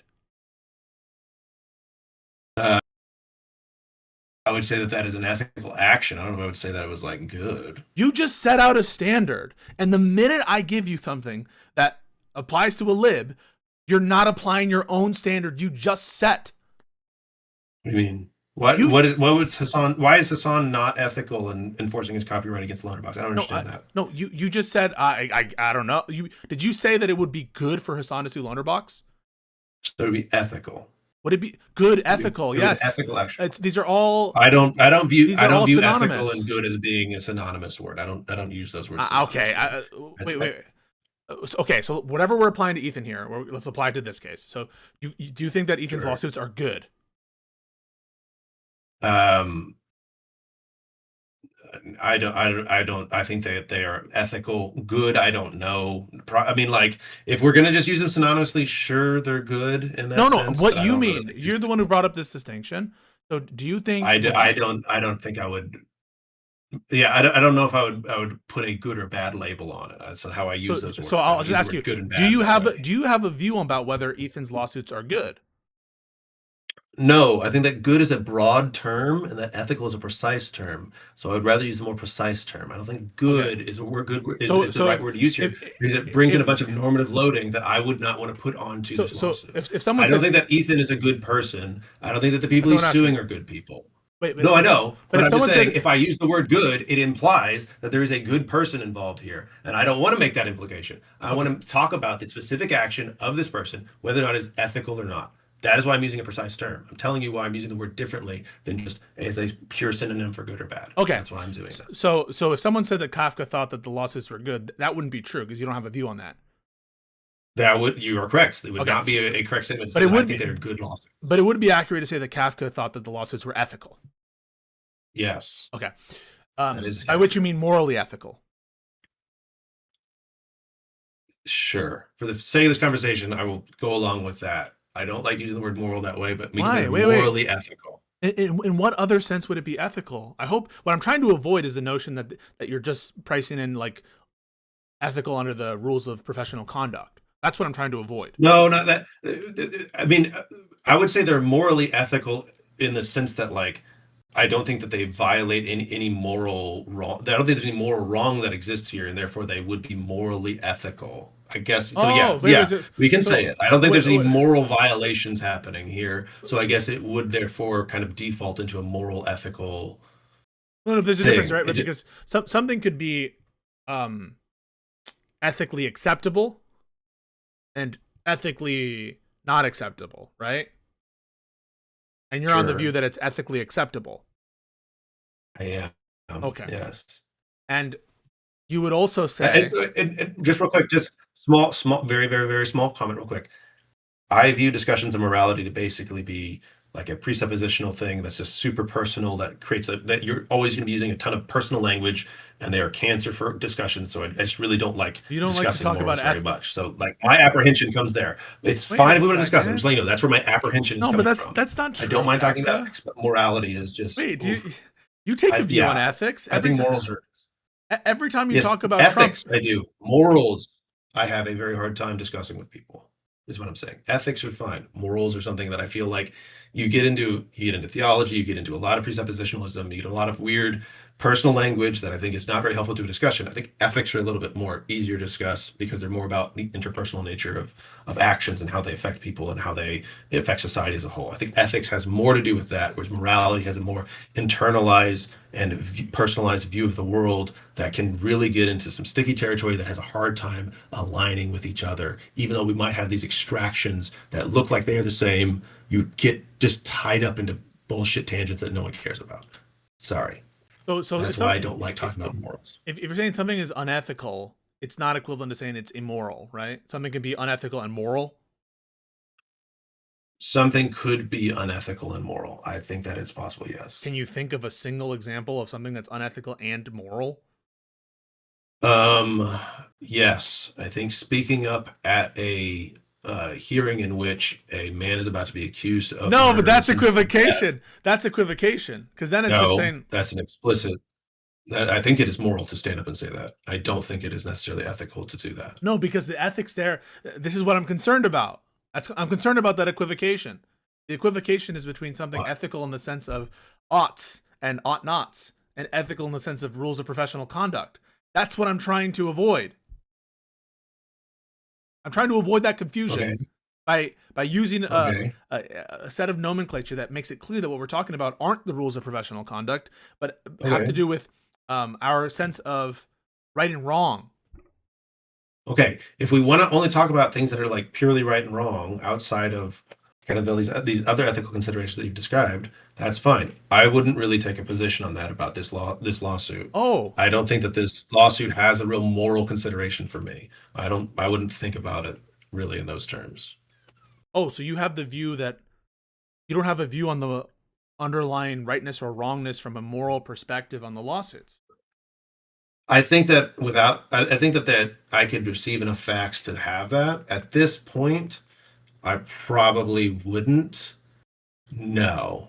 But like at best, I would say that The most I would say is I don't think that H3 is committing a moral wrong by bringing these lawsuits. But also, I believe that there are morally neutral actions. Wait, you can't say that, can you? You said you don't Well, have an opinion on the I believe that morality. morally neutral actions are possible. No, I believe you can be right, wrong, or morally neutral. So you do have a view on the moral action. You think it's morally neutral. Well, that's what I've been saying. I wouldn't create like a moral distinction of like good or bad on it. I would keep it where it's like, yeah, it's just morally neutral. Okay, and it's morally neutral because he has at least some plausible. It's a legally valid claim for which there can be some compensation. Therefore, it's morally neutral. That's all it takes. I think that's the vast majority of it. Yeah, because I think that the moral question for me would be like, are you abusing this system to harm people or for your own benefit that you shouldn't do? I think that's a moral question that I would be answering there. Yeah, I think that is exactly my point. Right, that's why I'm looking at purposes and reasons and intentions. That's what I'm trying to do. But you're saying like, oh, well, it meets this threshold of plausibility with respect to the claim, and some trivial amount, or at least I don't know, some nominal amount of harm done, and therefore it's morally neutral, and nothing I do in terms of purposes and intent gets you over the line the other way. Yeah. Not nothing. There are scenarios in which you could. It's just they're very remote. They're very hard to bring in and show. I like it's. Yeah, so I've just never seen. I don't know if I've ever seen a lawsuit like that. Oh, actually, well, no, I've never seen a non-frivolous lawsuit like that. I personally have not. I'm sure there's some out there for an example, but I just haven't. It's just not something I experienced or am currently experiencing. Damn, man. I mean, is it your experience that this is like a super common thing that we should always be considering it and worried about this as a thing? Because like, I don't know, I haven't. I think because also the other side of it is, yeah, I think people all the time consider the morality of bringing lawsuits. They always do that. If you in every lawsuit that's like major, people talk about like, is this right? Think about the defamation lawsuit with Amber Heard. It was so. Okay. It wasn't just legal; it was ethics. About just desserts, about justice, about who deserves super well. Okay, same thing with Kyle Rittenhouse. It wasn't just a legal answer. That's important for sure, but it's not only about that. It's ethics. People say, that lawsuit, that indictment, is based on like fundamental morality. I mean, like, think also about the Letitia James case and the Comey case. I mean, the grand jury actually did charge Comey with in that first attempt. Now there were other legal issues. And likewise with Letitia James, the sandwich thrower, right? You think the sandwich thrower indictment was correct? I'll give you this example, right? The sandwich thrower threw a sandwich at a cop under then existing, and the current existing assault laws. It doesn't take a lot for you to get to offensive touching against an officer in the exercise of their duties. For me, it's just kind of trivial that throwing a sandwich at an officer when they're doing their duties would constitute assault, okay? And so there's a more than plausible claim to bring against the sandwich thrower. Was that the right decision to bring that indictment? From a moral consideration. From a moral consideration.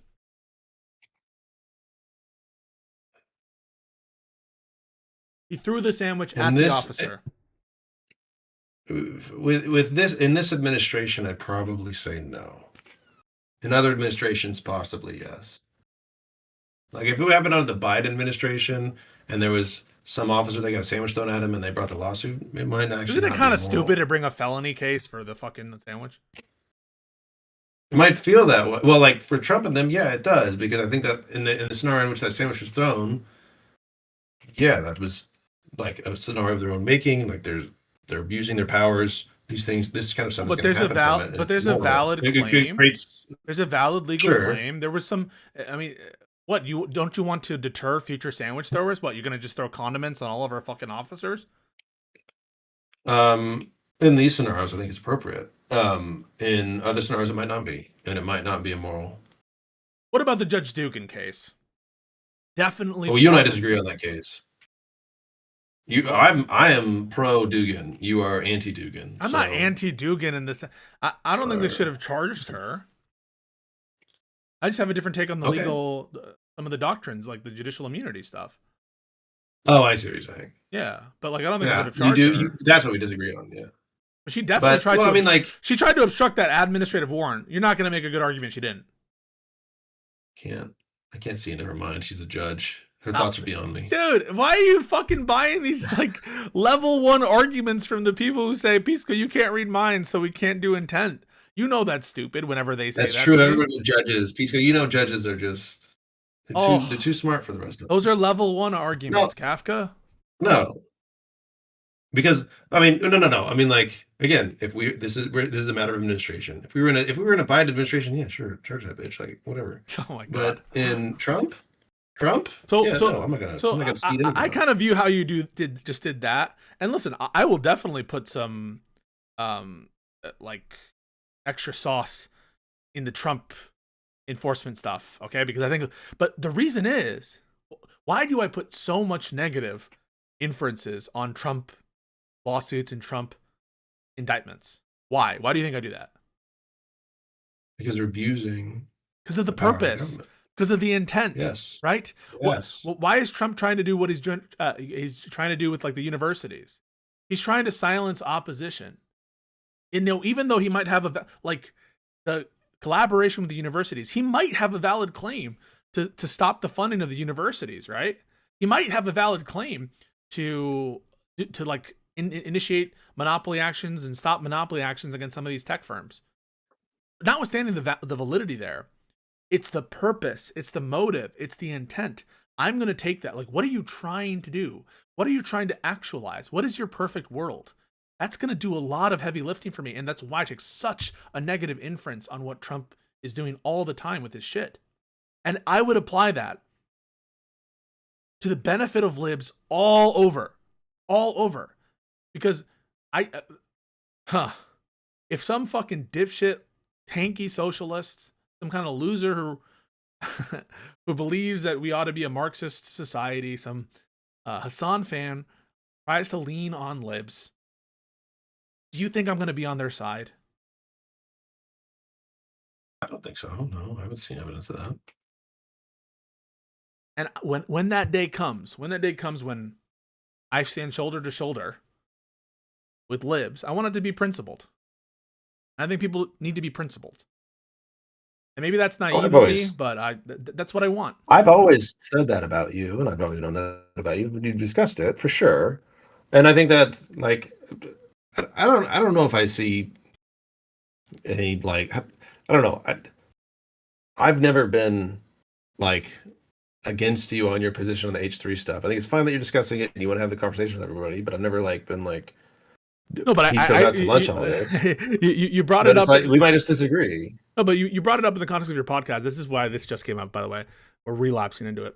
Because I heard what you guys were saying. You're like, I'll never judge, or I'll very seldom judge the ethics of a lawsuit. And I just think that is so wrongheaded. Yeah. I understand the legal part of it is super important. I don't doubt. I love the legal part of it. And that is so juicy and good. And we need to have that 100%. But like, we can never turn off our ethics brain. Ethics always has to be on. Okay. It always has to be on, because the minute we drop it, I think we're hypocrites. We can't do that. We have to always have a framework. I think that's like a fair, like, yeah, that's fair. I understand where you're coming from on that. And like, if we were in Kamala Harris's presidency, you sound like a MAGA. That is a genuine. That is just a genuine mispronunciation. All right. On that part. If we were in the Harris presidency right now, you don't trust yourself I would to probably say start talking to it. I don't, because I genuine. That's why. That's how you know it's a genuine misspeak, and I'm trying to be mean to her, because I like her. But if this was a Harris presidency, I at this point would tell you, Pisco, it's great that you think that way, but we have a system, and we can exist in this system where ethics are kind of the going way of doing things. And while there might be times we need to do this consideration, I'm gonna probably default to just assuming things are ethical, and you can go back and say that's wrong. However, in our current system, you are of course right, and I think that No, it's that's totally something to keep in mind. This is like the Biden rose glasses too. Like, I'm a Biden stan. I fuck with his administration in a major way, but like, I get so much shit for criticizing the pardons. I get so much shit for well, actually, I stand by Merrick Garland, so I get shit for that. But like, I get shit for talking bad about Biden immigration stuff. So like, this isn't just a woe is me, but like, No, I think you need to keep them honest, because like, when they don't, you have someone like Bill Clinton, and Bill Clinton, I don't know like how he did it. He kind of mesmerized a bunch of Democrats into like accepting bad conduct, lying like under oath, shit like that, the whole scandals. And I know a lot of there was a witch hunt, surely, but he definitely did stuff that I think was impeachable. That's Bill Clinton, and yeah, so like, I just don't think that we can ever, because then we're no better in many ways than MAGA. If you just say like, oh, I'm going to assume morality of the government when the Democrats are in office, that's like what the MAGA's people say. Well, no, I would have probably felt that way. I wasn't a lawyer at the time, and I wasn't aware enough then. But like, I would probably say I feel the same way in like under Bush or under, you know, dude, a Republican no, that's not no, Trump. I probably have that what are you feeling. doing? No. That's George W. Bush. Yeah, No. Why? Why do you assume in the George W. Bush era, just like trusted ethics are happening in government, bro? Because you don't believe that? Yeah, no, I do, because again, it's the default belief. With Trump, I do not believe that he's acting ethically. In George Bush one, I would have the default belief of that. Now, why? I can see things that would make me say, because I'm sorry. Again, I'm not super aware of what was going on then. I was kind of a fuckhead during that era, and I wasn't really paying attention to legal shit. So maybe there's a whole lot of things where maybe I should not have that view. But I feel like if there was any Republican president that wasn't Trump, I would probably have a lot more grace, or at least default, like, all right, let's just like go into this assuming it's true. And if it turns out not, where with Trump, I'm saying, no, I'm not giving you the benefit of the doubt. You need to show me that this is an ethical. I think you should always be skeptical of government. I think it's fine to be skeptical of government. That's not really what I'm talking about here. I'm talking about whether I'm going to have to give them the benefit of the doubt of whether or not this is an ethical thing. I think it's generally a good idea to have a benefit of the doubt. This is an ethical thing. You can be suspicious. You can be skeptical. That stuff. I think outside of the Trump administrations, it makes sense. Within the Trump administrations, I don't think it makes sense. I guess if all you're saying is that you, by default, distrust whatever Trump does, I mean, I grant that. But if that's all you're saying. And that's different than other presidents. Okay. Kind of, sure. That's fine. We can put it at that. It's more of like, what are these people doing with the power they have? What's the government doing here? What are they trying to do with it? And do I trust? Yeah, do I trust what they're doing? Yes or no? Don't really trust Trump with it. You know, I agree. Like, I'm not going to see, like, if I'm not believing that things are ethical to the point that I'm not even like that. I'm just gonna like ignore evidence of them being unethical, right? I'm not ignoring things, but I'm just sitting here. I'm not saying that like there's a threshold that needs to be met, and then okay, now I think something is ethical, right? I think it's appropriate to assume, okay, Ethan Klein has brought this lawsuit, and he's got a legal claim, and there's an ethical like it is by default ethical for him to bring it. Why? Now, I don't why see by default? Why not? Why would I not like? Why am I having so much suspicion of a private actor bringing a lawsuit against other private actors who have acted in a way that impose liability upon them for their behavior? Why would I? You're basically asking like, okay, if you have a reason to look into it, and I feel like you started this conversation saying you generally trust me on constitutional issues. You don't think I'm stupid, right? I do not. Don't you think that the fact that I'm talking right now, someone who is I'm liberal, I am a capitalist, always be a capitalist, not going to be a socialist. Fuck socialism, all right? I said it. I don't think there's any kind of ideology. Given that I said it, doesn't the fact that I said it give you some reason to look into it? I mean, it gives me reason to like have this discussion with you. But like, I don't think I could like. I'm walking away from this conversation. I don't know what your opinion is.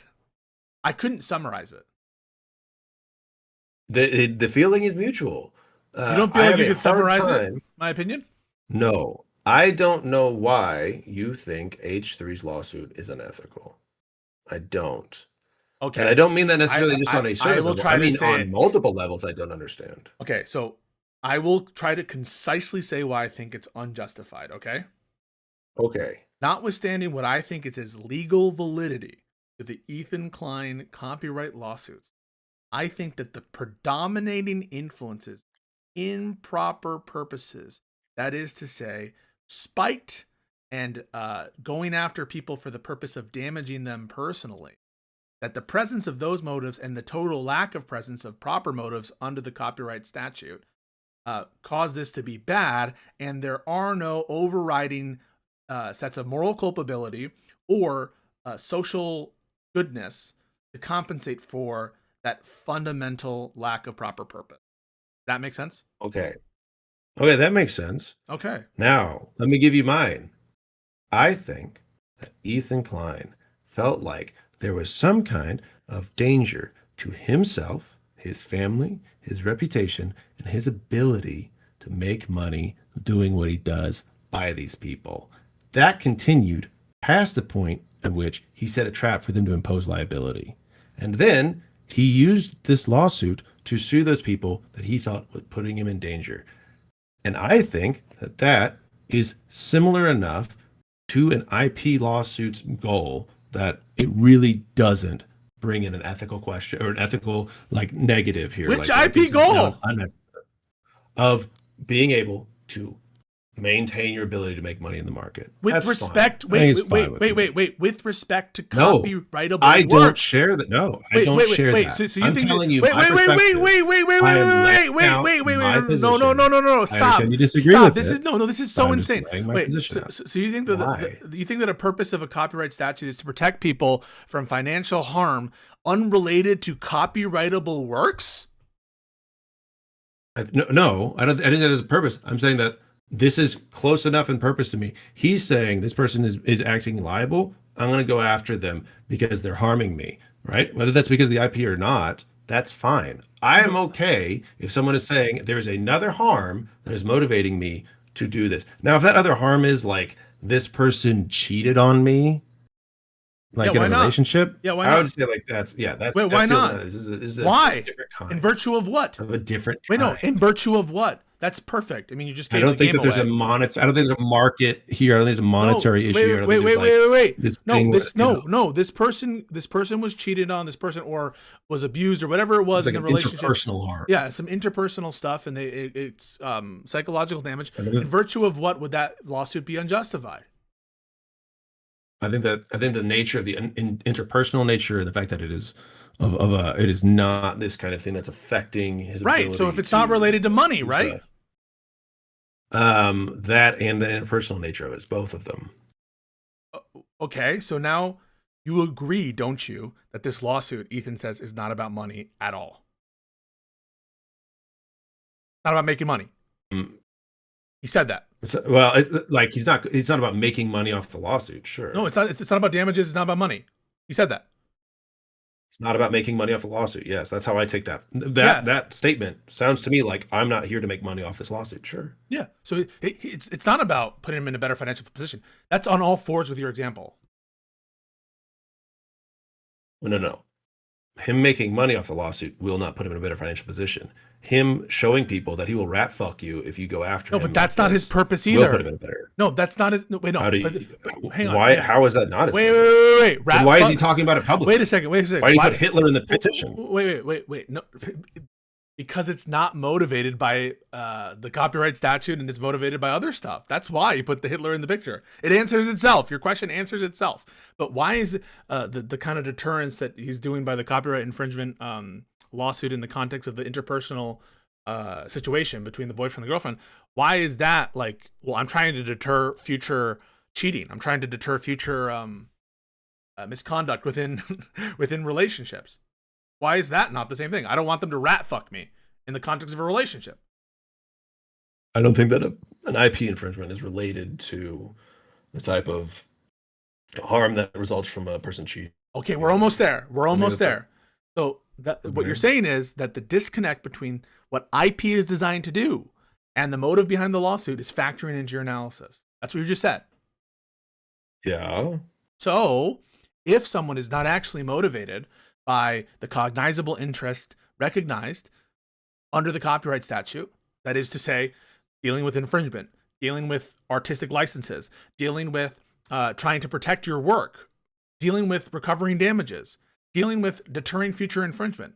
If none of those interests are activated, we would tend to see a problem. Just like in your example, okay? Relationships. This is the copyright statute is not here to vindicate relationship interest. No, it's here to vindicate infringements on a copyright. Right. Right. Yeah, which he's doing, and he's doing it to make sure other people don't fuck with him and his ability to make money. No, just like no, my he's client not. No, to he's sue not. people. Wait, no, he's not. You don't think so? You think he's doing this? You don't think there's any economic harm that's come to him by this community? That's not what I said. No. But that's not what I'm just asking a question.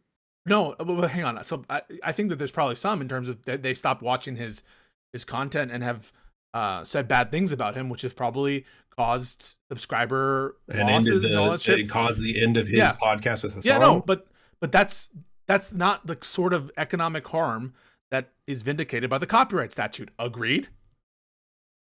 Sure. Right. So it's not. But that doesn't mean that he can't get that value out of it. I'm not asking whether he can get that value out of it. The question is whether, I mean, the example that you used, the relationship, they could get the relationship vindicating value out of that lawsuit. Right. Sorry, right. So it doesn't help. It's not unethical for him to get that out of it. But how's that unethical? No, that's the whole thing we're talking about, right? So we're trying to, that's begging the question, right? The whole question is it ethical? In the context of the relationship copyright infringement, you said it's unethical in virtue of the mismatch between the purpose of the lawsuit in the context of the relationship dispute and the purpose of the IP statute. And that was enough for you to say this is wrong. In this context, the same logic should apply. And so you should compare the rationales. I don't agree. I think why? And yes, I know. That was your logic. I view the harm that is being done to him to be in a kind with IP issues. How? I think there's a market force because there is issues of market actors and non-market actors and how they're acting and what they are doing in a way that harms your ability to act within which a market. market? Wait, That's which how I market? view it. Wait, which market? His market ability actors? to live stream and make money as a streamer. I don't Denims and understand. them are harming his ability to do that with the snark people. They did it one by infringing on his IP, and they did it two by all of the other shit. And that's what he views. And you can't get to them for all that other shit because it's protected in a lot of ways. And he goes, oh, you know what? They're not going to go after you in a non-protected way. And guess what? I'm going to make sure everybody knows that the way I'm doing this is not just because of this. It's because if I could, I would sue them for this other shit. But I can't. So I'm going to use this to, one, go after them with the thing that it says, and for the other stuff. And if everybody else tries this shit, guess what? I'm going to do the same to you. I'm trying to. That seems a totally appropriate. I'm trying to understand the disanalogy here. Okay, I'm trying to understand the disanalogy. Okay, you get me? So you're saying sure. The disanalogy between the relationship case and the case in which we're talking about has to do with, well, there's just no proximity between the relationship and the kinds of things that the copyright statute is meant to protect. And the kinds of things that the copyright statute is meant to protect are like economic relationships in general or something, and markets. Sure. If Ethan stopped live streaming and being a public figure, do you think the snark people would keep going after him in the way they were? I have no idea why you think that that's relevant to anything. Okay. Then you should easily be able to give me a yes or no then. I don't know whether or not they'll. If you don't think it's related, you should be able to easily give me a yes or no because you're obviously not getting baited into anything. I just gave you an answer. The answer is I don't know. You don't know. Okay. I think it's a pretty easy guess to say that if he stopped being a public figure and stopped live streaming and making money the way he is, those people would go the fuck away and stop bothering him. Wait, no, but stop acting. All you have to do is change the hypothetical of the relationship problem to have some sort of causal nexus to the copyright issue, and then I'm going to be able to make. Do the you think hypothetical. that a person I suing will be someone able to for leaving them? Yes. Wait, no. Hang on. I will be able to make a hypothetical that construct it in such a way as the relationship issues are bound up in the copyright. Yes. Do you doubt my ability to do that? I think you could, but it would be so remote as to not be relevant. I don't understand how. You're saying the thing that's relevant, right? I'm saying I'll create a hypothetical in which we'll do it, and you're like, well, who cares if you do it? It'll because I just won't agree anyway. But then why give me the rationale? Because I'm talking about a situation of real life facts in which I can say this is a pretty easy conclusion to make, and you're saying, well, I can come up with a hypothetical that's. Yeah, you're sure, fighting, because I think the hypo's not relevant. Just like you wouldn't answer you were like, oh, I don't know how your question is relevant, so I'm going to say I don't know, despite the answer being very clearly no. I mean, so basically, very clearly they would fuck off. So have you ever had those like Jack Bauer situations, moral issues, and like you're like, would you think it's good to torture this person to save the world? And you're saying like, well, I won't answer that because it's so unrealistic. Are you one of those people who like doesn't answer hypotheticals that aren't realistic? I'm a person that can say I won't answer I didn't say I wouldn't answer your hypothetical. I said it was irrelevant. If you want to spin the hypothetical out, I can give you yes or no to it. I'm telling you whether or not I think it weighs on this conversation or not. Because it is relevant, right? Because if you say that yes, you would be against this lawsuit. I'm not a Sith, Pisco. I don't deal in absolutes. If you said that this lawsuit in which the issues of the relationship are bound up in the issues of copyright or the stream or whatever, in the same way that the issues of harassment are bound up in the stream, if you say that notwithstanding the fact that they are bound up, that nonetheless you would be against that lawsuit, then it's clear the bounding up isn't what's causing you to have the difference of opinion. Because if you maintain those, because if you keep them the same, if you keep them the same thing, it doesn't change anything. So there's something else going on. That's the value of the hypothetical. If the person, well, here I can short circuit it, and let me see if this helps. If the person who is suing under an IP statute because of a cheating situation would then no longer sue them after that point, if that person could, like, I don't know, went back in time and didn't cheat on them, then I guess so. But what we're talking about is like the ending of the behavior of those people. You can't. The problem is that the cheating thing happened in the past. Well, no, hang on. Well, I'll give and it's not like that is going to stop. That doesn't. The harm doesn't end there, right? No. I'll give you the hypothetical. All right. So this person. I guess it could be a person that's ongoingly cheating, and you want to stop cheating. So that's because you could do. Yes, that. But I have another one too. If you don't want to buy that one, but no. But let's use that one. Well, that's fine. We can talk about that one. Yeah, that's fine. They would stop being unfaithful after the lawsuit. Okay. So if that person would just justified, right? So wait. So justified? Can you answer first?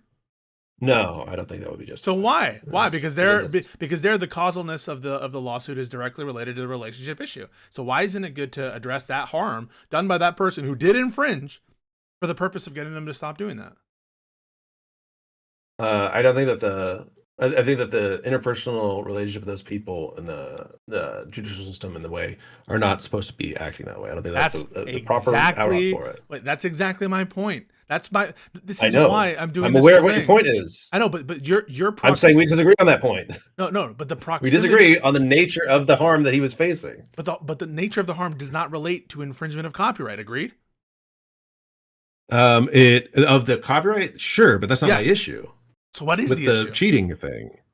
No. I think that the judicial system was constructed in such a way to use it so that you can use the IP thing to go after people for the things that they're doing over in this other way regarding his actions in the market and stuff like that. Same. Wait. Same thing for the relationship example. She infringed. No. I don't think that there's any part of what part of our judicial system is about helping people enforce interpersonal relationship issues regarding all of family law, and divorce law, and if you are if you are married, Pisco, if you are married, you cannot sue your wife over issues in your relationship. That is basic shit. If someone's ongoingly cheating on you, that's not the court's problem. Wait.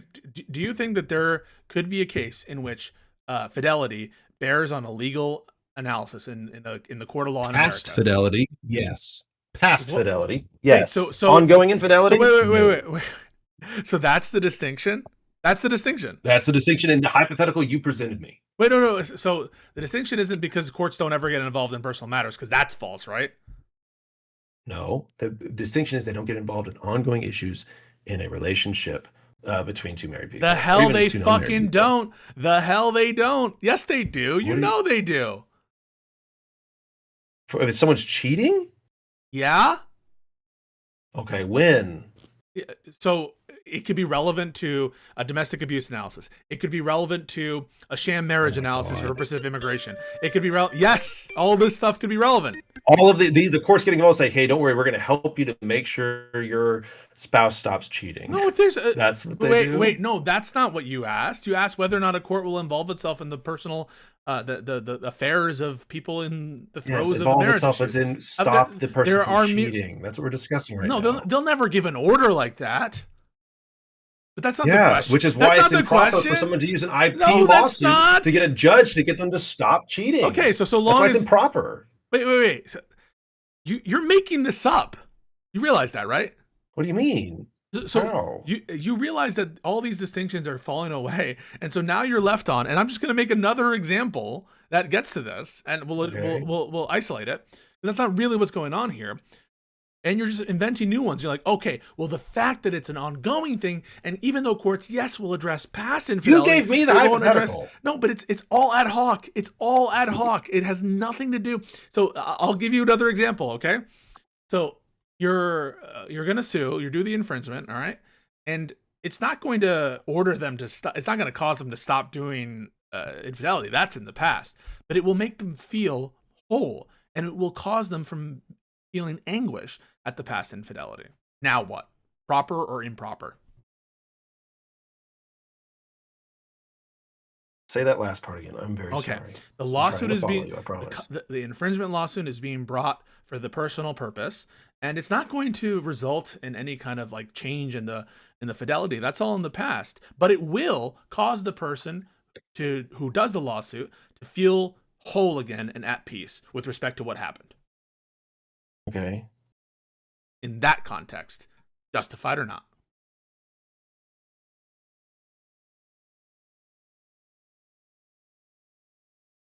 I don't think that is a justified situation. No, I don't. But that's a situation in which the copyright, the resolution of the suit is intricately linked with the harm. So causally it's related to the harm, and so resolution of the case is related to the harm, and you also have the court not wading into current status of domestic relations. So I've isolated the things. Okay, so you're saying like they had a past harm because of the interpersonal thing. Yes, it's an ongoing IP thing going on. No, right now. it's psychological harm. Sorry. Okay, there's ongoing psychological harm, but I don't see it. I don't see how it's justified. No, I've just isolated everything you've said, right? So this is a case in which it is bound up in how, like, the determination of a lawsuit will resolve the harm. Will definitely resolve the harm, and it does. Okay. Your intuition is telling you, no, I wouldn't like this. I'm sorry. I'm very tired. I'm genuinely trying to engage with this. I think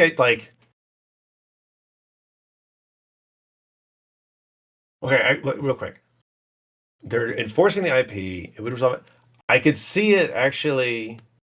I could see it being ethical. And they don't care about they don't care about saying yes, correct. The IP, the money, that really doesn't matter at all. Doesn't matter at all. We're just saying. Just want to make sure. Sorry. Yep. Because if that were the case, I would be like, oh, okay, who cares, right? If they cared about it, you and I would agree, right? They care about the thing, right? Yeah. We're saying like we're not right because the IP itself is not even a factor in the psychological harm, correct? Right? Because then obviously it is. Right. Obviously, it is not. Oh, then it is obviously justified. Right. Yeah. Agreed. Yes. Right. Yeah. Okay. Yeah. Sorry. I'm just making sure I'm tying it in right. Unless there's some crazy circumstance, which you would like if. Yeah. Right. Sure. Okay. I think in that scenario, I'm still coming down. I think I'm still saying that it's not. But this is tenuous, man. No, I agree with you. No, I agree. We're getting, but this is what I mean when I say we're getting. But there's an easy answer. No. There's an easy answer that explains everything, right? The easy answer that explains the determinations as to where I agree with your intuition on this one. I agree with your intuition on the last example as well. What explains everything is we feel it's wrong to have no care about not like where there's some improper purpose, but like where there is like just seriously like no care about any cognizable interest that is motivating the copyright statute from an ethical perspective. That explains everything. Because once we have that, then like obviously that's trivially like not justified. And it predicts the problem is, Kafka, it predicts your disposition on this case. And I don't think you want to I don't think it does. Because again, I think that the motivations that I gave you are not so unrelated to the IP that I think that it's an unjustified. You already case. That's granted all I'm saying. Wait, no, but you already granted they are. In virtue of it being How are they so unrelated? Yes. So in virtue of it being causally related to the disposition of the lawsuit doesn't make it bound up in the IP issues. We just proved that with the last hypothetical. And so all the snark stuff isn't related to underlying infringement. It's other stuff, right? It's harassment with the CPS skull, it's harassment with the skulls, it's the kind of snark communities. It's not bound up in the infringement issues, and having the causality turn on the disposition of the suit doesn't make it bound up because we proved that with the last hypothetical. No, I said I think no, because I'm saying I think these things are of a kind that they are. This is like a categorical thing. I think that there's a category where IP issues exist such that they're related to the things that I've been talking about. Harassment? Is IP related to harassment? No, a fear of financial harm by these people's actions. All right, which I haven't said this whole time, but by the way, a lot of it is them watching his shit, going over his shit, potentially violating his IP throughout this whole thing. So Kafka, like, you know what I'm going to do? I haven't brought it up, but like that has been happening this whole time, right? Kafka, I'm just going to make another hypothetical in which the financial harm is present and will be ameliorated, but it's just a different financial harm. Okay. You're doing the copyright infringement because you want to prevent this person from coming out and alleging that you were unfaithful, okay? Because you know that'll harm your business. Go. Was I unfaithful? Yes, you were.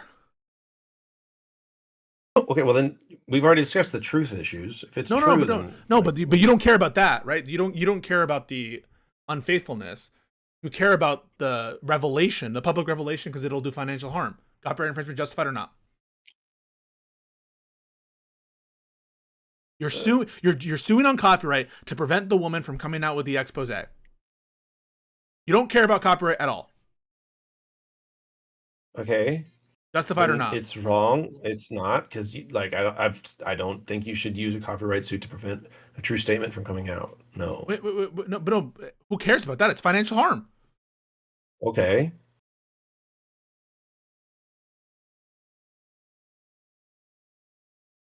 Yeah. I'm just gonna. I don't know why I'm gonna change it to be a lie. I'm giving you a holistic issue because you don't want these things that are happening, and you were saying, well, here's one piece, and if I take it and turn it into one piece, then it's wrong. And I'm saying, well, there's a collection of things over here that come together. It's not what you're saying. From the gestalt of reasoning of why he's suing these people. It makes a lot of sense. Because it's not what you're saying. Because when you bring up another consideration, which is, well, it's financial harm, and I'm like, well, no, that's not it, because here's an example where your answer is no. When you're like, oh, well, it'll resolve the issue if the copyright thing, happens and the harassment will stop. I give you another example. No, well, it's family issues. So we can just keep adjusting it. And the latest thing you said doesn't help you either. Why not? I'm telling you, there's all of these things that add up to these things that, to me, make it similar enough to the last thing you said, we're trying to resolve an IP. The last thing you said is, okay, new rule. Anything related to a true statement doesn't follow under this. That's not new. No, okay. That's not new. Okay. We said that at the beginning of this. No, it's new to this framework. But okay, let's just adjust it, all right? We're going to adjust it. You're suing for copyright to prevent your wife from lying about an extramarital affair. Go. I'm trying to prevent her from lying? Yes. And doing it? Okay. I have probably, I'm probably going to find that lawsuit ethical over the other one that you mentioned. Well, not over. No, sorry. It's not relative. I'm not asking the relative question. I'm saying it's relative. I don't care about that. Yeah, I'm only I'd probably say that's one thing. I'd probably say that's ethical to bring that.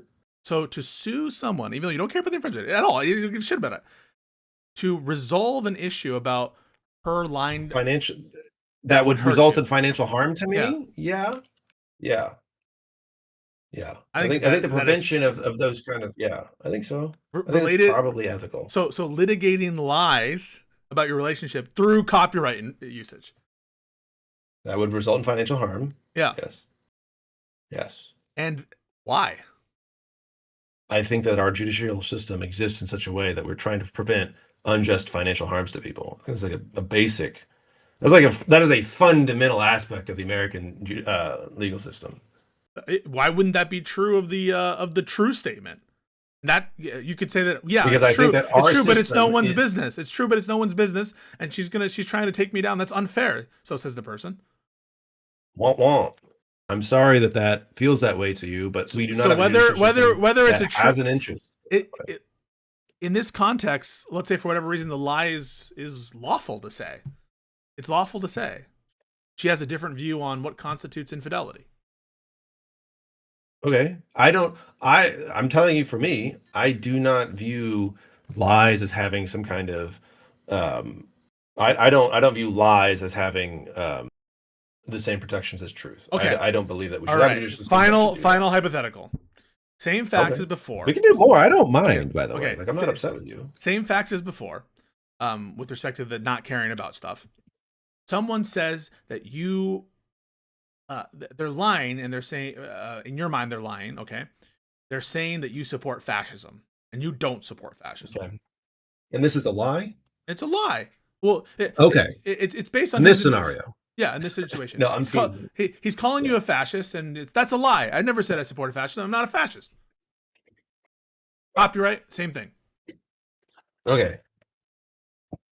And I'm suing him. And it's just one second, I'm sorry. And there's no financial interest here. There is. If people believe you're a fascist, I'm assuming you get less support. Well, then I'll make a ton of money because I get to go work for TPUSA, right? So no. But no, yes. If there's a financial issue there, then yeah, like I would find that lawsuit to be ethical in my mind. Even okay. So like I if we're gonna extract it out this far, I could see, yes, I would probably say that is. Let's go one level deeper. It's kind of an interpretive question. So they say you support genocide because you support Israel, therefore you support genocide, and that's doing real tangible harm to your business. All these allegations. Now they don't say any untrue statements, but their interpretation is a little whack. So like I make some public statements. Maybe I say like, what's happening in Gaza is horrible. 30,000 people have died, and they're like, he's saying the wrong numbers. No, but you support Israel. You support Israel's war. Okay, that's fine. Okay, so we go further. Israel has a right to defend itself. Hamas, God, what a bunch of bad guys. And they're like, that means he supports genocide. All right? And that's going to harm me financially. Right? Yeah, it's their interpretation. And then they infringe on my IP. Yep. According to their interpretation. Okay. And they infringe on my IP. Now, and I'm very sorry that I have to ask this question. I promise it's not a weasel. I just want us to make sure we're understanding the full extent of the hypothetical. Okay? That is not the extent of everything. I am doing some kind of please retract the statement, reaching out beforehand before I do the IP infringement lawsuit or anything like that. Am I doing any of that, or am I not doing that? I just want to know. Let's start with not doing that.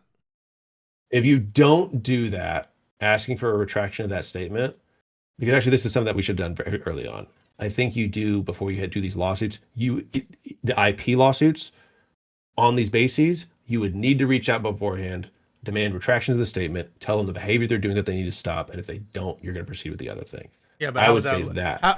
How would that look? Apologize for CPS or apologize for what you said about me, and I won't bring a lawsuit, because that's just telling us what we know, and our intuitions are that's wrong. That's wrong. If you want to sue him for copyright, sue him for copyright. Don't sue him for this other stuff. That doesn't relate.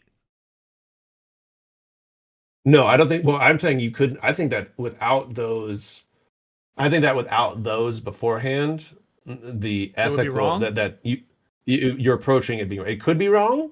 I think it's possible it could still be right. I'm saying like I would be less sure of it being ethical. But I'm asking. You can say you don't know. So this is a situation, right? It's the ambiguous kind of statements. You support Israel, you support their occupation of Gaza, but you condemn the genocide, right, or something, or you want to see. And then if I say, and then they're like, "Well, that's still genocide. You could be against it, but you're still support genocide, and it's hurting you financially." Right. and you're asking them to I stop. say, And it's kind of a you need ridiculous to- interpretation almost. I'm not saying that it is. I'm just saying in the context you feel it's a ridiculous interpretation, and it's hurting you Sure. financially. In that context, And do I you say, know that it's justified or not? in that context, I would say it's. I would still say, yeah. I would say it's justified. I think it's a subjective aspect of that. Is that yes, it would be justified in that sense. It would have to be To actually. resolve the issue about whether you support genocide through a copyright infringement law. I think that in that scenario, the issue is whenever I'm thinking about the justification of it, it actually has to come from the perspective of the person bringing the lawsuit. And I would say that person is justified because he thinks that those people are lying about his position of being a genocide, pro-genocide. I would say if he does not take any measures to try to ameliorate it outside of the court, I would have a harder time saying that it's an ethical situation. I think in that case, then it is an abuse of the system, and that he should not have done that as an ethical. If he made no attempts to resolve it outside of the legal system. I'm changing it a little bit. Hassan Piker sues Loanerbox and says, I was going to say, Hassan's a I'm personal changing- friend of mine. Can we not use him? No, we're He's using like him. so close We're to me. using it. Hassan Piker sues Loanerbox for copyright infringement. He doesn't care about it. And the rationale is because Loanerbox is accusing him of being a tanky fuck, and he doesn't consider himself a tanky fuck, and it's hurting his bottom line. Go. Justified or not? You just said, by the way, it was justified for the genocide ambiguous ones. So just keep in mind, go. What was it? Loanerbox is the IP infringement of Loanerbox. He's called him the tanky loser fuck. Hassan's being harmed by it monetarily, and he doesn't think that he is a tanky loser fuck. Yep. Yeah, I'd probably maintain that. I'd probably say that's still a justified thing for him to do. Justified lawsuit for Hassan to sue Loanerbox, not because of any copyright thing, but merely because Loanerbox called him a tanky fuck. You would say that's good or that's ethical. That's good or ethical. Again, with the no, man, no, we would say that's bullshit. We would all say that that's bullshit. We would say that's fucking.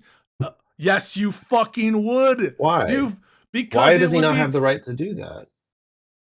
We're not asking whether he has the. No, we're not asking about. Why is it unethical for him to do that? I don't understand. Where he's not. You do understand. You do understand. I'm not sure I do, because I think to me it's a thing where when a person feels it's like if I'm looking from the outside in and someone's like acting in self-defense, right? And let's say someone's coming at him with a knife and then the guy shoots him and kills him. I was like, Jesus, you're gonna take it out your own knife and fought him? And it's he thought he was gonna die. And so he threw it again, he shot him in the head. Everyone would rally around Loanerbox. They would say, this guy's trying to resolve about and you know what? What else we would say? He is a tanky fuck. That's what the other thing we would say. And we'd say, you shouldn't if you don't want to say you're a tanky fuck, maybe you shouldn't say all these statements. That's what we would say, right? And this shouldn't be resolved in this infringement suit that you don't care about. You let everyone look at your shit, and you don't give a fuck about copyright. You're only doing this to fuck with Loanerbox because he called you a tanky fuck. Well, I think for me, what I could say is like, let's say the lawsuit played out, and then like they like go to summary judgment. And the judge is like, "You're obviously a tanky fuck. Get the fuck out of here." Then I'd be like, or it was like a motion to dismiss. Then I'd probably be like, "Oh man, this probably feels a little unethical." You have to assume a valid case. But like, you have to assume a valid case. No, I think no. Well, a valid case is different than a winning case. No, a winning case. At the point of initiating a law, we're talking about Kafka. This is so no. Come on, I'm not going to let this happen. This entire time we're assuming a strong case, dude. Don't try to do this now. Okay, this is different then. I'm assuming a person's state of mind at the point at which they initiate a lawsuit, and whether or not it's ethical for them to bring that lawsuit. That's what I've been talking about this entire time. No, but what that person is considering whatever the hypothetical. Wait. Whatever the hypothetical is, this entire time we've been assuming a strong case. I believe this person has a prima facie case that can. No, a strong case, a winning case. I don't know. I don't know if I've been assuming that this whole time. I've been assuming a case. What do you think we're doing? Probably survive a 12v6. This is so. Do you really think we haven't been assuming the strength of a legal argument this entire time? We've been assuming that. I don't know why that's material. I don't know how that is. As long as the case can survive. I mean, like even survive. Like, a non-frivolous case can lose at 12b6. But like, let's assume they survive 12b6. Why does it being a successful case after that matter for the state of mind of the person filing the lawsuit. I'm just keeping it strong to keep it consistent with the Ethan example because they're strong cases. Oh, okay. Sorry. I mean, so fair don't try enough to in change that. I'm Don't sorry. try to change that. No, that's fair. But I'm just saying, like, I guess that's fair. But what I'm saying is whether it's strong or weak, that would not change my perspective here, is what I'm saying. Yeah. So you would be in support of the Hassan lawsuit. Support. I don't know about that. I said I would say that it's not an ethical. Wait, you don't support things that are ethical? Not always. Just because something is ethical doesn't make it an ought. No, in the moral sense. No, just because something is moral does not make it an ought. Sometimes doing nothing is better than doing something. Wait, and sometimes there's better reasons to do something that's moral. There can be things that are more moral to do than another. What is moral something? action. What is something like ethical that is? What does it mean other than something we ought do? What ought be done? Sure, but you can have multiple oughts, and one ought can overcome another ought. Oh, no, but if some course of conduct. Hang on a second, I gotta put on different headphones. You're killing me, dude. You're killing me. Can I actually grab some water real quick? Is it okay? I'm just gonna run off and grab something. Be right back. Leave? Where is he? No, I'm here. No, I was gonna say, can I go grab some water real quick? Yeah. Okay. We're so close, and yet so far. We're never gonna get. I'm gonna go insane. I know I'm like Doctor Strange. I can see all the different possibilities. And if this were reversed, it would be entirely different positions. I know this. I just can't prove it. I need to be able to like create an AI so powerful that it can perfectly replicate everyone's state of minds and then get that scientifically validated. Until I do that, I can't prove it.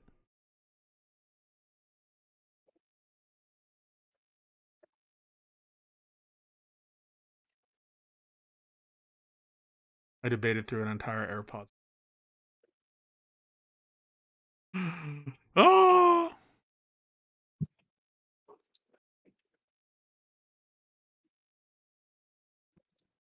Okay, I got some water. That's way better. Okay. Where we're at is we're questioning the fundamental notions of good and bad, ethical, oughts, and whatever. The easy stuff. Are you saying that you stop short of saying it was good for Ethan to file his lawsuits? Do you support Ethan's lawsuits? Good question. I think I would say I do not support them in this, but caveat, that's more of a kind of apathetic thing in the sense that like I don't care about them, so I don't support them. I think in the sense of like, yeah, I don't care about them enough to support them. Should he have brought them? Do you have a view on that? Should he? Or yeah. Is that what you said? I'm sorry, you cut out there. Yeah. Should he have brought them? Yeah. So Ethan comes to you as a friend and he asks, "Should I bring these lawsuits?" Your answer is?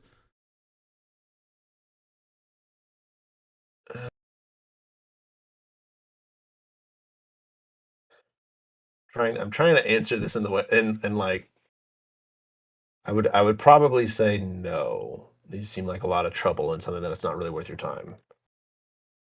So he should not bring them. But that's like more of like as a personal, like he's my friend coming to me, talking to me about it. And I'm like, this seems like a lot of work and maybe not really worth your time. But maybe they are. I don't, know what his goals and motivations necessarily are here. So it could be. But I feel like this all seems like a lot of work and a lot of effort and time that I would not have done. So the summary is you think that you don't support his lawsuits. You think he should not have brought them. But you don't say that they're wrong to bring. No, but that's mostly because like my reasoning for not supporting is because I'm apathetic, and the reason for this should not is more of a just like I think that this is going to be emotional. I think from a personal level, like he will be the one to suffer from the lawsuits, Okay, but and that was amount of that, gain he will get. but Is that not, is your position, right? So I did accurately say you don't support him due to apathy. You don't think he should. I think you've reduced them to I think that is an accurate reduction of my position. Okay, and then the third one is you don't say that they're morally wrong to bring yet, correct? I don't believe. Yeah, so far I haven't seen a reason to call them morally wrong. But you don't have a reason to say they're morally right to bring either. You're morally neutral on them. Yes, I do not have a. Yeah, I don't know if I would say they're morally right now. Okay. To be clear, as facts come out, I could change these positions. All right. It could be vindicated. Maybe this will be better. Does Casey Tron deserve to get the lawsuit? Does she deserve it? Does she deserve to be sued? Did she? Did she? When did she deserve to be sued? This is. I think we're approaching an area of like a fact thing that I just don't have I don't have the facts to state that. Do you know whether she deserve to be sued? I don't know if she does or doesn't. I don't know of any of them. Maybe just from some of the stuff I saw about Denims, maybe Denims did deserve it. In virtue of what? I feel like the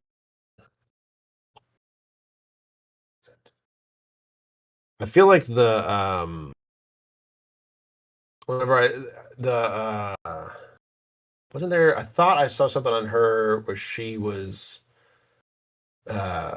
before the lawsuit, she was making a bunch of public statements against Ethan Klein and things like that. And I thought she was already doing a bunch of this like IP infringement stuff before the nuke even happened. Just it wouldn't have been strong enough to bring a case on its own. But I could be wrong about that. I thought that I'd seen some people discussing it. I saw some stuff, but that was back when at the beginning of the case. So those things like most of the things that I saw as far as like evidence or facts of things was before the case. Recently, I have not seen anything really new with it. I saw like a page of one deposition, I think, or something like that. And other than that, I haven't seen much else. You don't have a strong view on the morals of it. You're not in support of them. You don't think he should have brought them. So what are we talking about then, I guess?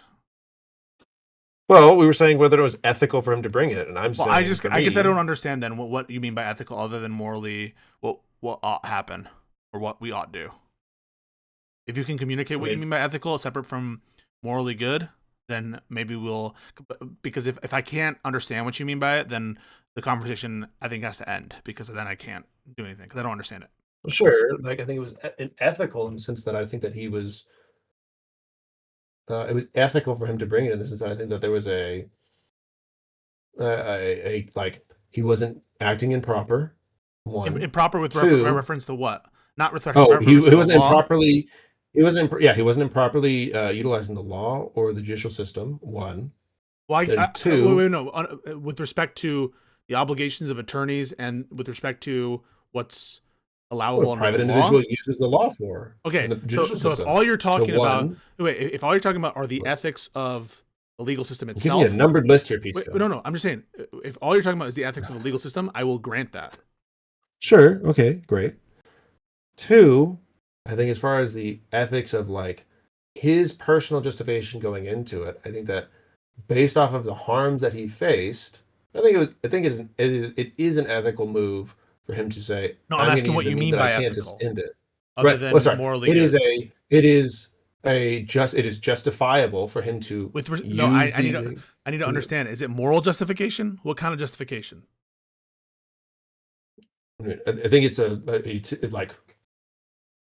I guess almost a utilitarian one. I understand moral. This is the correct method. This is the correct with respect to what? So, like I don't know. Like let me give you some options. Right? He's failing. He's failing to do an immoral act. Essentially. Okay, that is moral justification. Wait, that is moral justification. I don't know. Like I guess, but the thing is like I don't know if I can put a like.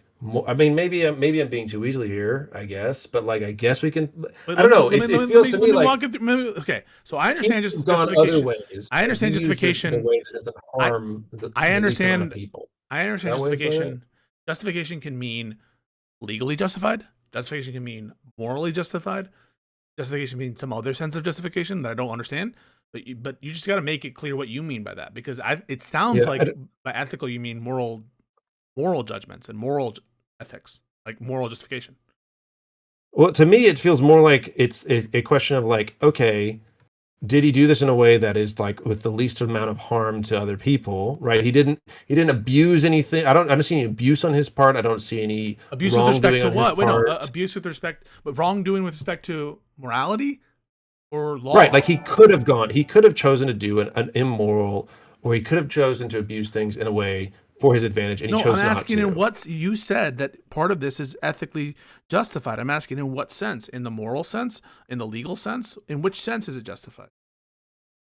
Well, one in the legal sense, We and then agree with beyond that, we agree with that. So let's just. But and then yes, so then in the beyond that, as far as like the moral stuff, I think there's if I like saw enough facts, I could maybe make a moral distinction here. No, I'm asking what but you it doesn't- mean when you say and I'm that telling you this. it's ethical in some sense. What does that Right. mean? And I gave you the legal sense, and then I said, otherwise, I will need more facts to give that to you. So to right be clear, now, I've you seen just nothing mean that it's has made legal. it immoral. All right. So when you say it's ethically If you- justified, well, because you're asking me to make a much stronger statement than I made before, and I'm saying right now I can say it is not negatively, it's not immoral. I can say it is no, neutrally. you say you don't moral, have a view which on is it. fine. You don't have a view. You're not saying that. I need more facts on it. Yes. So you're agnostic as to whether or not it's immoral. Yes. You don't have a view there. No, and the no, only sense in I'm- which right now. Yeah. No, I'm fine with saying something is not immoral. I'm fine with saying right now, I don't think it is immoral. Right now, I've not seen anything make me think it's immoral.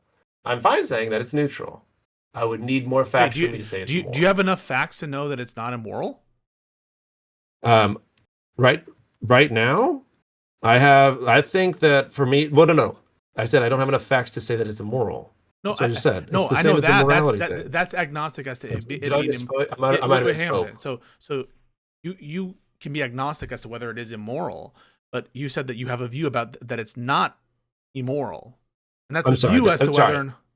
Go for it. Yeah, you're right. I'm sorry. That was a mistake. I meant to say it in the reciprocal way as the morality thing, where it's like I have not seen anything to make it immoral, right? So that's why I'm not saying it's immoral. Okay, That's but why have I'm you seen saying anything it's to make it neutral. moral? Does that make sense? So you don't have a view about whether it's moral or immoral, or are you saying it's neutral? You have a view that it's neutral. I think right now I am at the neutral. That's what I've been saying. But do you have enough That's facts? right. That's what I meant to say. But you don't with have it. enough facts to know that it's neutral, right? No.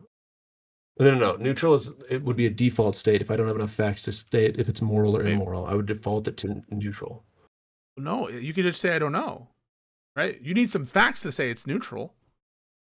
No, I don't think you would. I would say I would say that if there's for me a to shoot, say wait, makes hang on a it second. moral statement. If there's a shooting between two people and one of them is dead and lying on the ground, those are the only facts you know. Are you going to say that's neutral? I would probably say that my current assessment of it is that it's a no, neutral. you wouldn't. Why wouldn't I? You wouldn't say you have the belief that it's neutral. You would say I'm agnostic. I could say that I have a pre. I could say like I could give you a guess. I could say that like I need to see what the right justification response is. I don't know, right? No, the right response is like let's stop and figure out what happened. Right. So you don't have a position. I don't know why. Yet. I don't know why I need to make a snap decision about morality before I have all the facts. Right. No. Right. So you wouldn't say it's morally neutral based if you don't have enough facts. You would need some facts to say it's morally neutral. I don't know for me, the way that I assess these things, that's not how I would say this right now. I'm just going to keep this a morally neutral thing.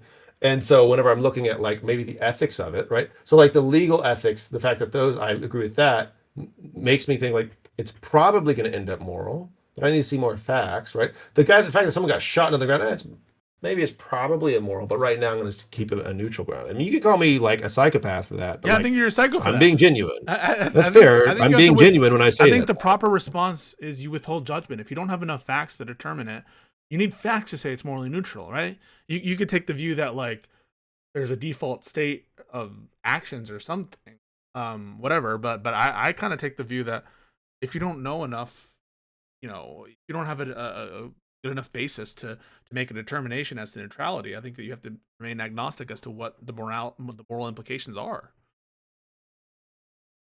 Well, but I don't know how I'm making some kind of strong statement about the moral implications of something by saying something's morally neutral. I'm not saying it's a strong implication. I'm saying that itself requires a determination. Well, but my determination is that I don't have enough facts to make a moral statement of whether it's moral Yeah, or right, immoral. so So I'm going to leave it as a neutral thing, and I'm going to continue to get more facts so I can build out whether or not I determine it isn't neutral. It might end up actually being neutral all the way down. That's possible.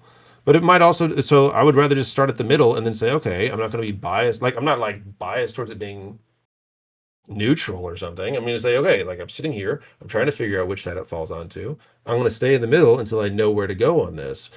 Me being entirely agnostic, I guess I could just say I have no clue what it is and then just build my way towards one of those three. But like at the end of the day, like if I get all of the facts of a situation, I'm gonna be at like one of those three. I would presume. Someone I don't know how someone being who's morally like neutral. fundamentally ignorant about something, like they just show up to a scene of some stuff that happened.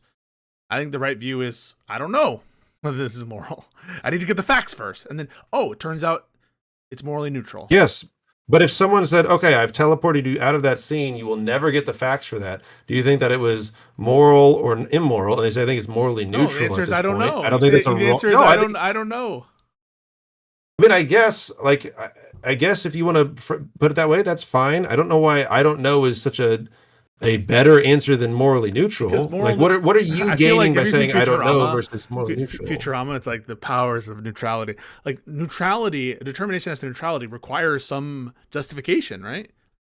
To say something is neutral, you have to know it's not. Right. Me saying that I have not seen anything to make it immoral or immoral. To say something is neutral, you need to know it's not good, and you need to know it's not bad, right? Right. So you can't make a determination as to neutrality if you're unable to make a determination as to whether it's good or bad, because you need to know both of those. Right, but if neither of those exist, what would you call? If you got all the facts and there was nothing good or bad, if you got all the facts and you got nothing good and nothing bad, what would you call that? It depends. If there's an action for which there is not enough to make a determination as to goodness or badness, then I would be agnostic. But if you can say, okay, that I know that's not good, but I also know it's not bad, you would need to be able to make both. Yeah, but if you're saying that you'd be agnostic on something, how is that different from saying something's morally neutral? Because agnostic is not taking a view. Neutral is a view. It's saying it's neither good nor bad. Okay, I mean, maybe we're just using these words differently here. I mean, I don't know. It sounds to me like when I'm saying something's morally neutral, it's saying it's neither good nor bad, and like right now, based off of the facts that I've received, it's neither good nor bad that he's brought this lawsuit. But to know it's neither good nor bad, you need to know it's not good, and you need to know it's not bad, right? Yes, but I'm only speaking to you with the facts that I currently possess. Yeah, and the facts you and currently I'm making possess, an assessment based off of the facts I currently possess. It is morally neutral. So you have facts that lead you to believe it's not good? I don't have any facts to believe that it's not good, nor do I have any facts to believe that it is like a moral good. Okay, if you don't have enough facts to believe it's not good, then you don't have enough facts to believe it's neutral. Why not? Because in order for something to be neutral, it needs to be both not bad and not good. Oh, no, I think that something can be neither and then just be morally neutral. That's what I just said. Therefore, it doesn't. But in order for something to be morally neutral, it needs to be neither good nor bad. Yes, but it can be neither good nor bad by absence of having anything good or bad about it. Right. You need to know both. Okay. Right now, I have an absence of it being good or bad. I don't have the facts showing me that this is a good how do you know it's... Wait, hang on. You don't have the facts to establish it's not good, right? Yes. Okay, so if you don't have the facts to establish it's not good, how can you determine that it's neutral? Because I don't have any facts that determine that it's good. So therefore, I default to neutral. You need to be able to make a determination as to not goodness, don't you? Yes. And what I'm saying is, if I needed to reach a threshold of 100 not goodness for it to be immoral, I am currently not at that threshold. And I'm the same for the threshold of something being good. And if I have met neither threshold, then it is neutral to me. All right, 1 second. I gotta blow my nose. No, you're fine.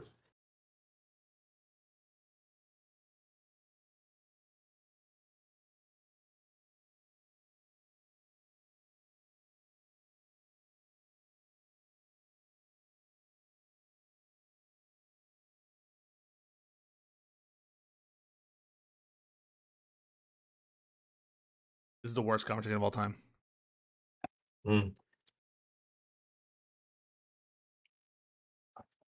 Do you think that there are morally neutral actions that you determine to be morally neutral, even though you can't determine whether they're not good, and you can't determine whether they're not bad?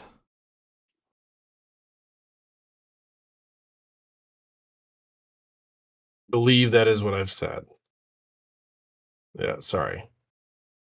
I'm trying to make sure I'm being precise here. That if I don't have the facts to make a determination one way or the other, then I default to neutral. Don't you need to have a justification for not good and justification for not bad? No, I don't need a justification for not good or not bad. I need a justification for good or a justification for bad. How do I prove something is neutral? What do you mean proving something is neutral? Yeah, how do I prove I something see is neutral? Okay, if I was going to prove something was neutral, I would say there is nothing here that would allow me to call this moral, or then there is also nothing here that allows me to call this immoral. I do not possess that, so I cannot therefore call it one of those two things. So therefore, I'm going to default to neutral. So if you don't have enough information to determine whether something is good, and if you have not enough information to determine something is bad, it's therefore neutral? Yes, that is what I would say. That's what I would call it in terms of morality. I don't agree, but that's fair. This is why I don't like talking about morality, because we get into very weird personal language. Am I crazy, guys? Guys, tell me if I'm crazy. Maybe I'm crazy. It feels like in order for you to establish something as neutral, you need to deny both its goodness and its badness.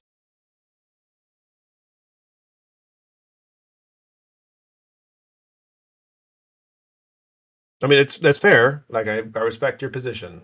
I don't think that you are wrong. Someone says Hypno says everything is neutral unless you know additional facts. Drinking a soda is neutral. Drinking your own soda you bought is moral. Stealing someone else's soda is not moral. Pretty easy. In order to know drinking soda is neutral, don't you first need to know it's not good and it's not bad? How else would you determine its neutrality?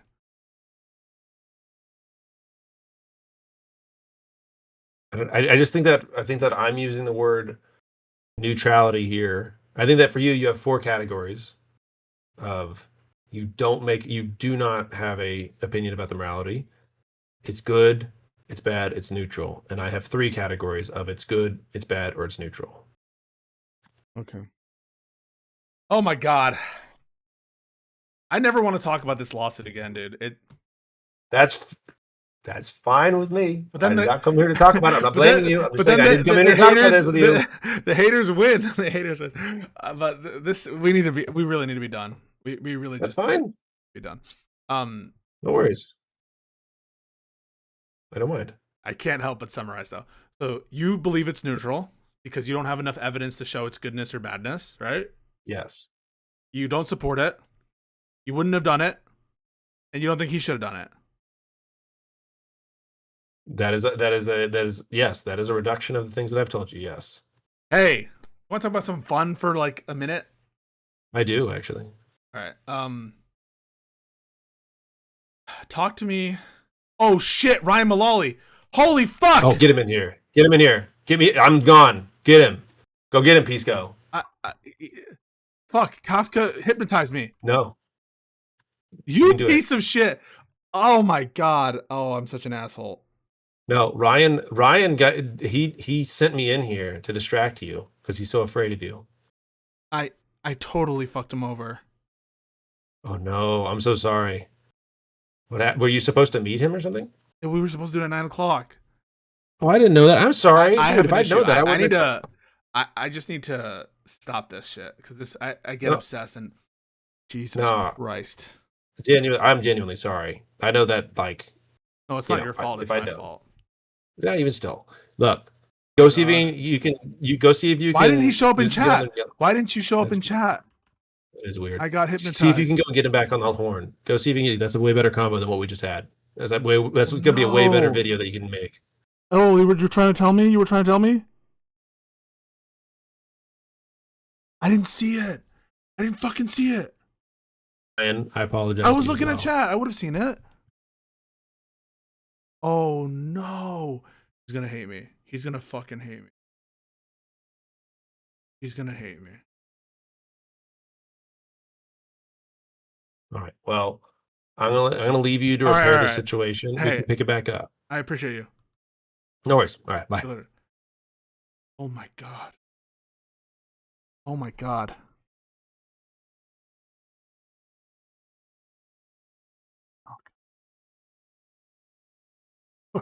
I can't believe I did that. He should have showed up in chat. Wait, no. Is he live? There's no way he's gonna hate me. Is he gonna pick up? Up.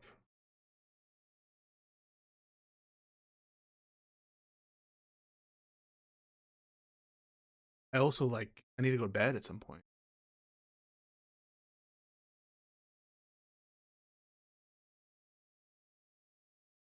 Okay, this is my wake up moment. We need to be done with this. He didn't answer. He didn't answer.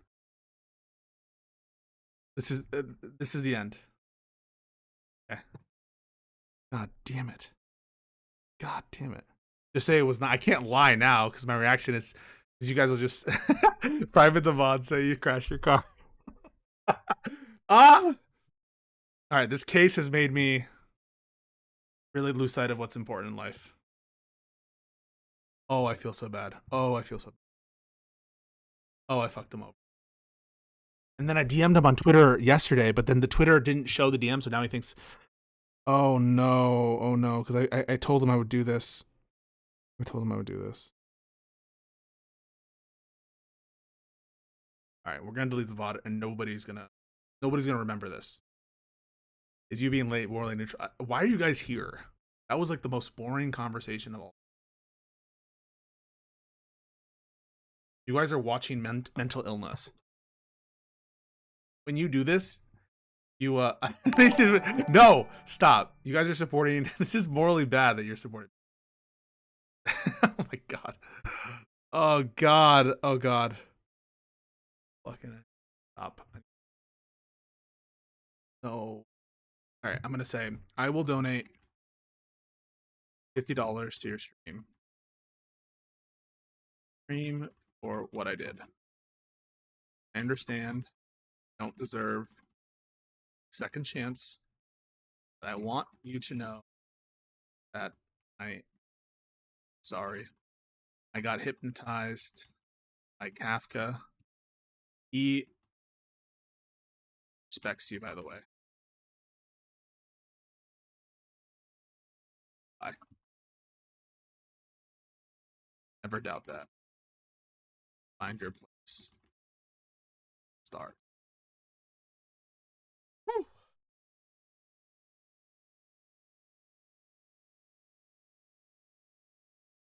Oh god.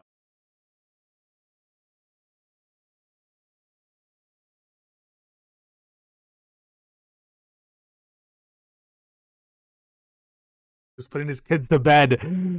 Oh god, what am I doing? All right, let's drag in Pink. Pink, what am I doing? What's going on? Why did I do this? Oh fuck. Why'd I do this? Hang on, let me switch. Okay, hang on. I switched away from the stream. Can I hear you? Yeah. What? Okay. Wait, speak, Pisco? Yeah. Why'd I do this? Okay. First, I wanted to ask, are you autistic? I don't think so. Very autistic. I don't you sure about that? Yeah. Okay. Well, can I self-diagnose if I am? Well, I've been.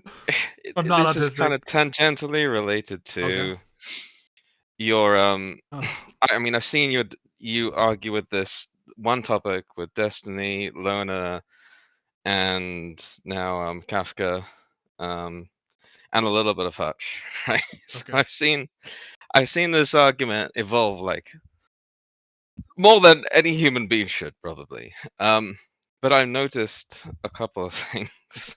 Are you a doctor or something? No, not at all. I'm just because I remember in your conversation with Alona, you were Thank you like, for the memberships. Go ahead, sorry. you tried to you said like I like to be very careful with my words. I don't want to be misunderstood. Oh boy. Oh boy. Things like that. Just tell it to me And straight. Just give it to me. this is something that certainly I've struggled with being autistic. And and lots of autistic people, I think it's a very familiar experience. So like you get misunderstood, and then you kind of overcorrect. Okay. Mhm. And you're like, okay, let me lay this out from every single You're right. Ethan is basic right. element of logic from He's the right. ground up. Okay, and then any normal human being on the other side is like, what the fuck are you doing? You Yeah. absolute lunatic. Yeah. Right. Okay. And I mean the obsession around a particular topic, that sort of thing. Yeah. It all ties in. How bad is it, Doc? How So bad? How much time do I have left? I don't know. It How much might be time? something to be aware of. I'm like, it was both very understandable and also deeply frustrating to listen to these conversations because I get what you're trying to say and I get where you're coming from. Yeah. I think the thing that probably frustrates many listeners and your opponents Mhm. is okay. From my perspective, I think you probably don't do enough to acknowledge where they're starting from. Okay. If that makes sense. How do I do So, that better?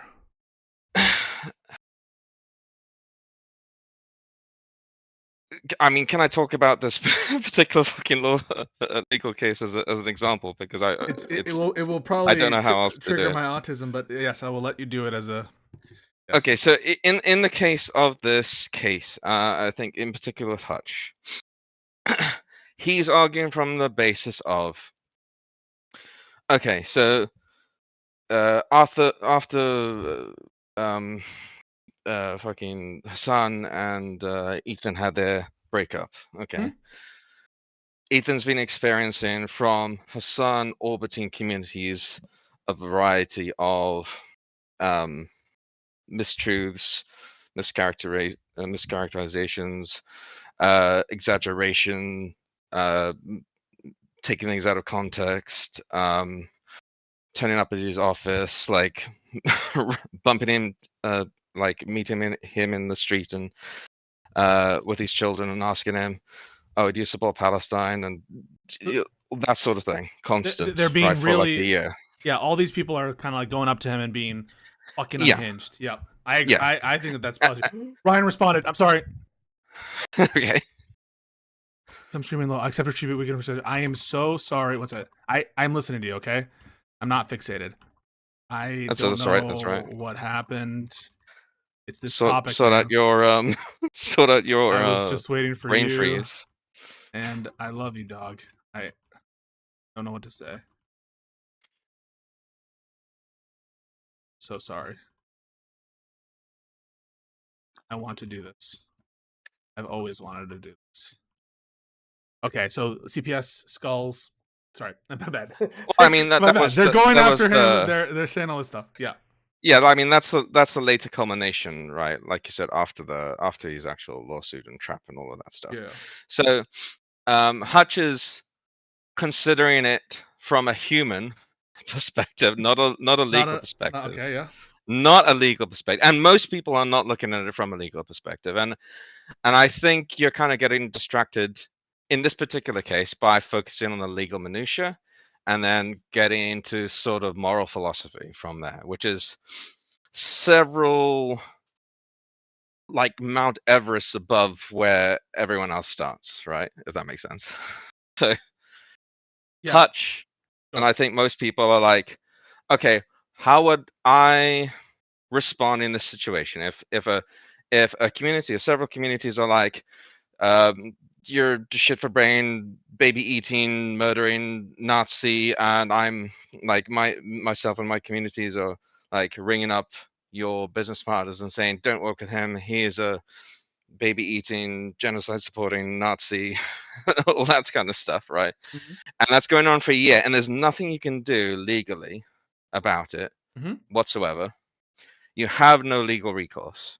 What do I do in that situation? And then Ethan happens upon this trap. Some people fall into it. He springs the trap, right?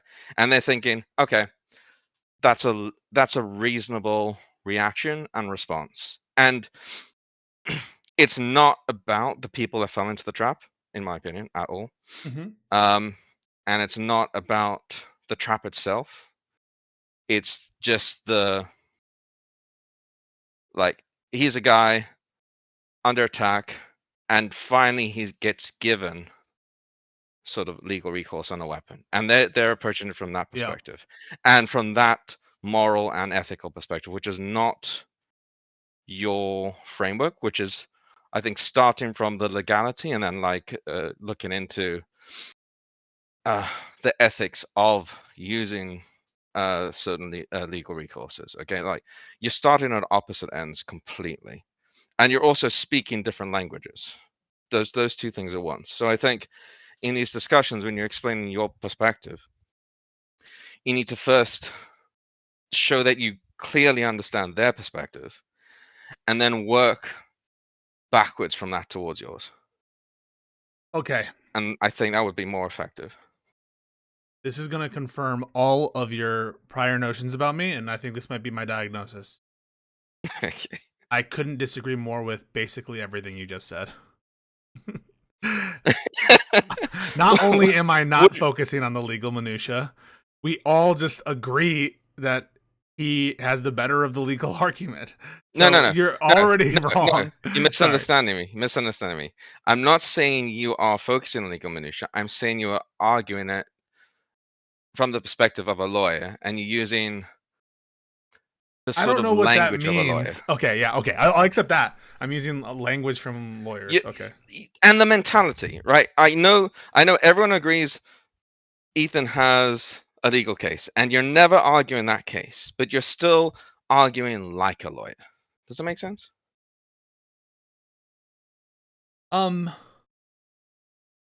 It makes sense that that's your conclusion. And that's fine, because you are a lawyer. Yeah, can you explain to me how I'm arguing like one? It's I probably will agree with you, but can you just explain it? It's the level and depth to which you go to as a starting point. I would say you're like, and I think in the legal context that's fine. And like I think in your conversation with Kafka, was it? I think there was mostly okay. I think there was a few times when you're kind of talking past each other and you weren't really hearing what he was saying, and he wasn't really hearing what you were saying. And it took a while to sort of bring those two things together, and that was frustrating as a listener. But I think in general you were more compatible in your it's not about vocabulary. It's not about big words. It's about asking questions. It's like you're looking at atoms, and most people are talking about molecules. Yeah. Or no, not even molecules. Most people are talking about rocks. Okay. And you're talking about the physical composition of the rocks. Okay, yeah. That's the difference, and it's fine to get down to that level, but you're starting at that level, and they're starting way up there. Don't you think? I guess I'll ask this way: if we're not meant to comment on the ethics of the thing or the law of the thing, what in heaven's name are we supposed to be talking about? I think you absolutely can comment on it, but you need to, and this is also like an emotional thing, because everything Ethan's doing is emotional and personal, okay? And like anyone saying it, I mean, I disagree with Kafka on that Ethan's doing this monetarily. I don't think there's any monetary motivation, at least not direct, maybe tangential, like in terms of reputational harm. But I think the primary motivation is, yeah, but like what should we be talking about other than whether it's ethical, whether the situation is good, whether it's legal? Like, yeah, I get it. He's angry because people are being fucked up. You absolutely can. Yeah, no, I'm But asking what else. I think to get to that point of the conversation, like with your conversation with Hutch, I think there needs to be a clear acknowledgement of where Hutch is coming from. It's like, okay, this is your point. I understand your point. I'm going to repeat your full point to you, and you get to the point where he agrees that's his point, and that should be like step one. And then you go to, okay, this is why I don't think it's ethical, which you take a while to get to. I've noticed, like that seems to be like the last thing you try and construct an edifice to get your opponent to where you are, rather than Yeah, stating where maybe. you are to begin with. Let me bring you into my confidence. All right. That's how it feels like. I'm gonna bring you into my confidence. You're now in my inner circle. Okay. Okay. All right. Okay. Bring you into my confidence. So here is my plan going. My plan, to the extent that I have a plan going into these conversations. My plan, first of all, is to get ourselves to agree that we want to have a conversation at all. That's why when people say, sure, well, he wants to talk about this or that, that's what I'm trying to do in the beginning of the conversation, for which I was fucking excoriated. To be like, we care about this, right? Was to just get us to agree that we want to have the conversation. Once we agree that we want to have the conversation, when you say build an edifice, what I think is like, I'm trying to build a standard, a neutral standard that we can apply to the facts. And so that's why I'm trying to build it out by saying things like, well, do we agree that in general we ought to look at the morality of bringing a lawsuit? Okay. Do we agree in general like lying is wrong? Okay. Do we agree that lying about motivations for lawsuits are wrong? So all of those are to get to like base principles that we can apply to the facts at issue here. And the reason I start this way is when all you do is start talking about the facts at issue, it feels like we're just taking turns talking to each other. Where it's like, you can understand how he feels this way. I'm like, yeah, I can understand how he feels this way. Just like I can understand why, a tiger wants to eat a gazelle. I can understand any manner of different motivations of sentient creatures to the extent that I can. I guess I can't understand like a spider's brain. There'll be a limitation here somewhere. But I am trying to create an edifice in that I am trying to create a rule by which we judge things in a neutral sense. And the way I do that is by building principles and testing limits with hypotheticals. Sure, I understand. I do understand the motivations and reason behind your methodology. Oh, I cannot speak. It's 4 o'clock where I am. 4 a.m. I've been waiting a while to have this conversation, and I've been very stubborn I'm about sorry. it. No, It was all right. I just don't think it's very effective on an emotional level with an opponent. I think you're putting too many steps to get to your point, to the point where people get lost and or bored and or frustrated.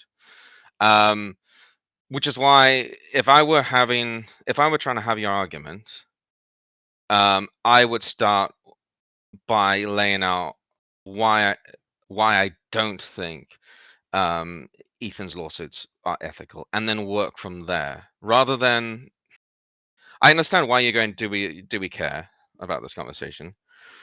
But I think we can just because assume I want some that having a buy-in from the other conversation with side. you, that I think we can just assume that. I think that's fair to assume. This is what I want is buy-in. That is to say, I don't just want them to run an internal critique on me. Yeah. I want some agreement so that we can move collectively to have a mutual understanding and mutual agreement. But if I just wanted someone to run an internal critique on me, I would just go to open Discord and get them to ask me questions, which I do a lot of the times. But in the context of Hutch, I don't want him to just run an internal critique on me. I want us to agree. I want us to see where we disagree. And that's why I do it the way I do there. Because I can it's fair let to you say run one right now if you wanted it and we can talk about it. But I understand you're talking about like meta of it. I mean, do you think it's fair to say that you want Hutch to agree with your perspective on this lawsuit? Of course. I think that's the problem.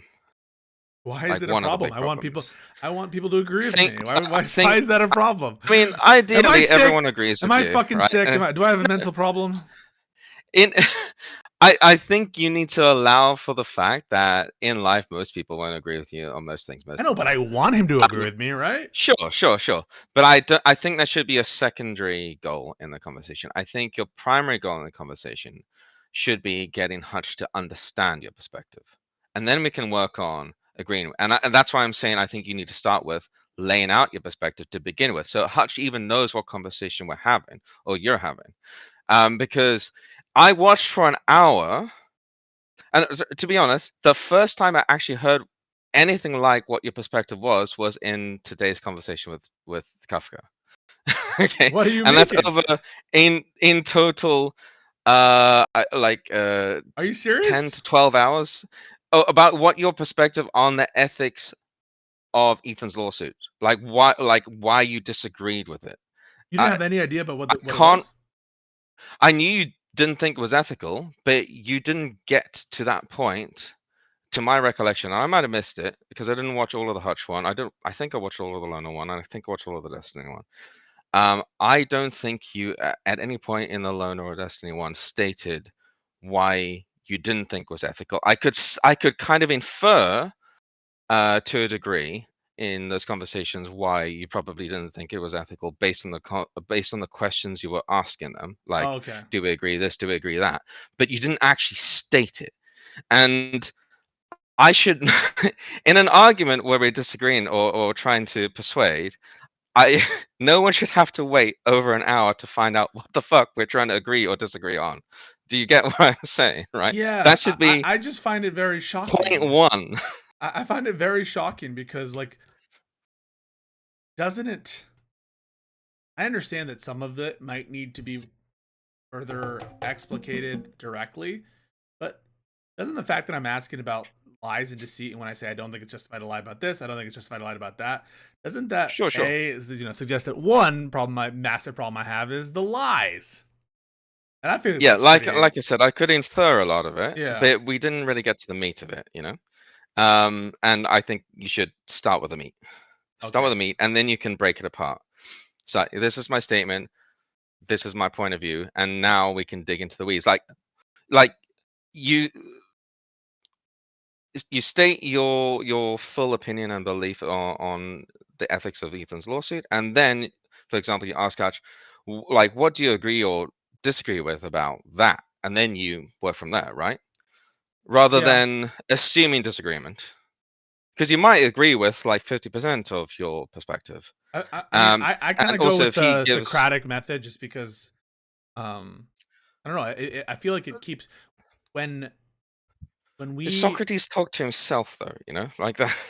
I just I don't mean I just mean this. Okay, maybe in this way it is more lawyerly like because lawyers employ it a lot, but Yeah. I do think that oftentimes when we get too general at the beginning, with juggling 1,000 different things, people get lost. And how I try to construct the conversation is to start at some level of generality of like shared agreement about why things matter, and then get narrow and get isolated. Yeah.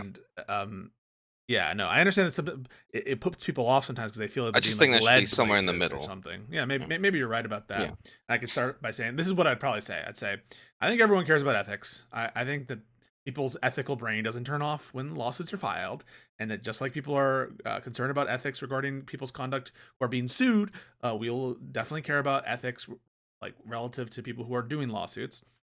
In general, in the Ethan case, I think the lawsuits are legally strong. I've always maintained that. I think that the lies that Ethan has told are not justified in and of themselves. I think that they're not justified because, in general, lies are wrong unless there's a good reason to lie. There was not a good reason to lie about the what's going on with Casey Tron's apology and it being sincere. There's not a good reason to lie with respect to the motivations behind the lawsuits, which are clearly lies. And then the lawsuit itself being filed is also wrong because it lacks a proper purpose. And it has only improper purposes, and then there's not an overriding social or a reason to override the lack of proper purpose or moral culpability of the individual actors being sued. How'd I do?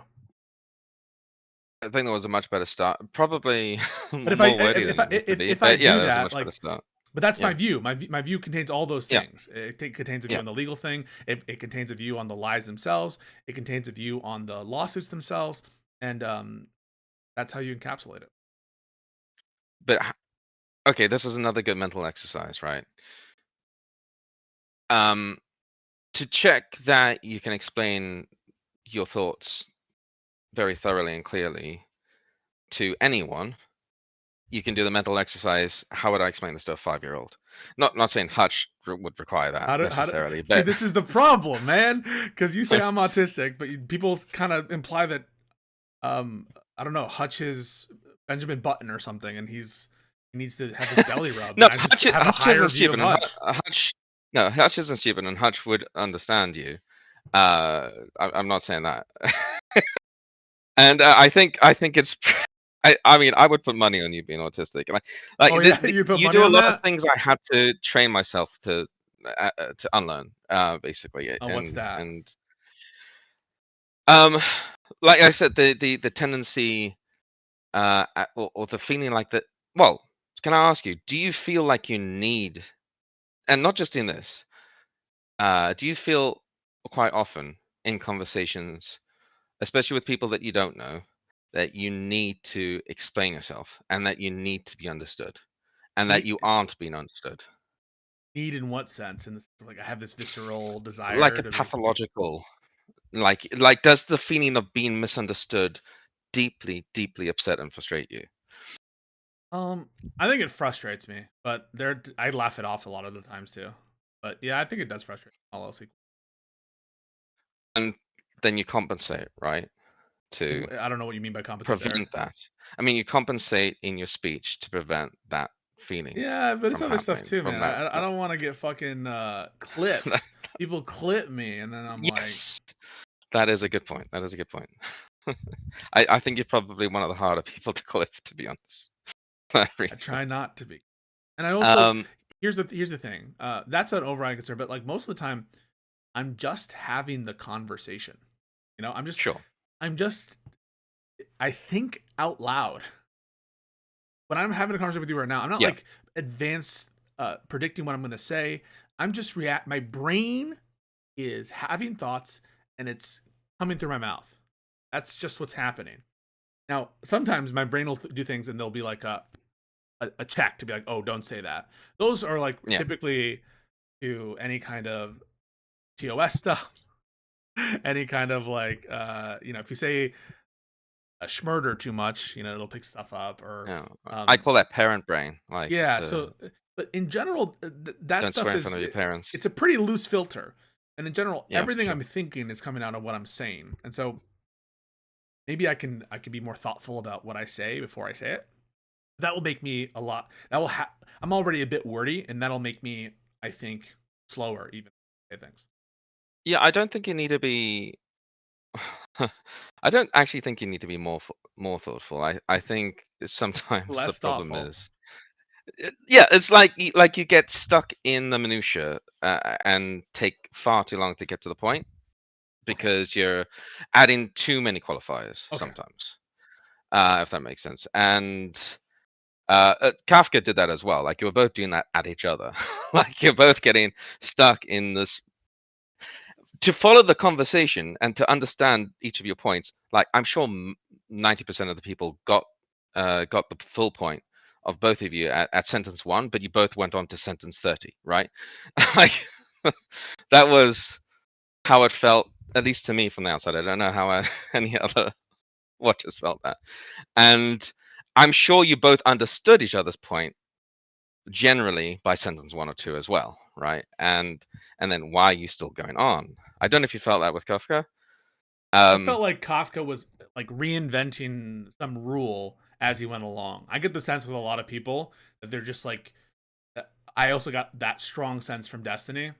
It's so obvious that they're creating some bullshit pretext. I'm sorry. I mean, Kafka, I'm not trying to be rude, but I do get that sense. I'm not saying I don't get that sense. They're just like creating something on the fly to justify the particular thing you just said, but you're not like, it's not an integrated rule that fits with all your different opinions, all the different things that we know about you, you know? I did get that sense with the neutrality section of the Yeah, like discourse. also on like the standard for communities, where everybody knows this is not the standard for communities. Everyone, it's so preposterous that we could all be like sitting around being like, yeah, if you like, increase the risk because failure to moderate, we're gonna ascribe culpability to the underlying intentional acts. Like that shit is so cooked, and it's just being deployed here as an ad hoc justification. Not that there isn't a self-standing obligation with respect to, moderation and not being like totally reckless with your risk. But just that the notion of that standard, I get the sense very often that I'm talking to people, I'm like, you just made that up, and this is not an integrated perspective you apply to every like issue the same. I try to give people the benefit of the doubt. So in my interpretation of both of those was not necessarily that they made it up, but they have a partially formed idea, and you're pulling out more than they're ready for in that moment, if that makes sense. So they're having to form it on the fly, and it's very hard in an argument, especially when you're feeling like I have to win, which most people feel like most of the time in arguments, which I think is something people should shed. You get the feeling and the need like you have to keep going, or you can't hang on, let me think about it. It's harder to do that and say that.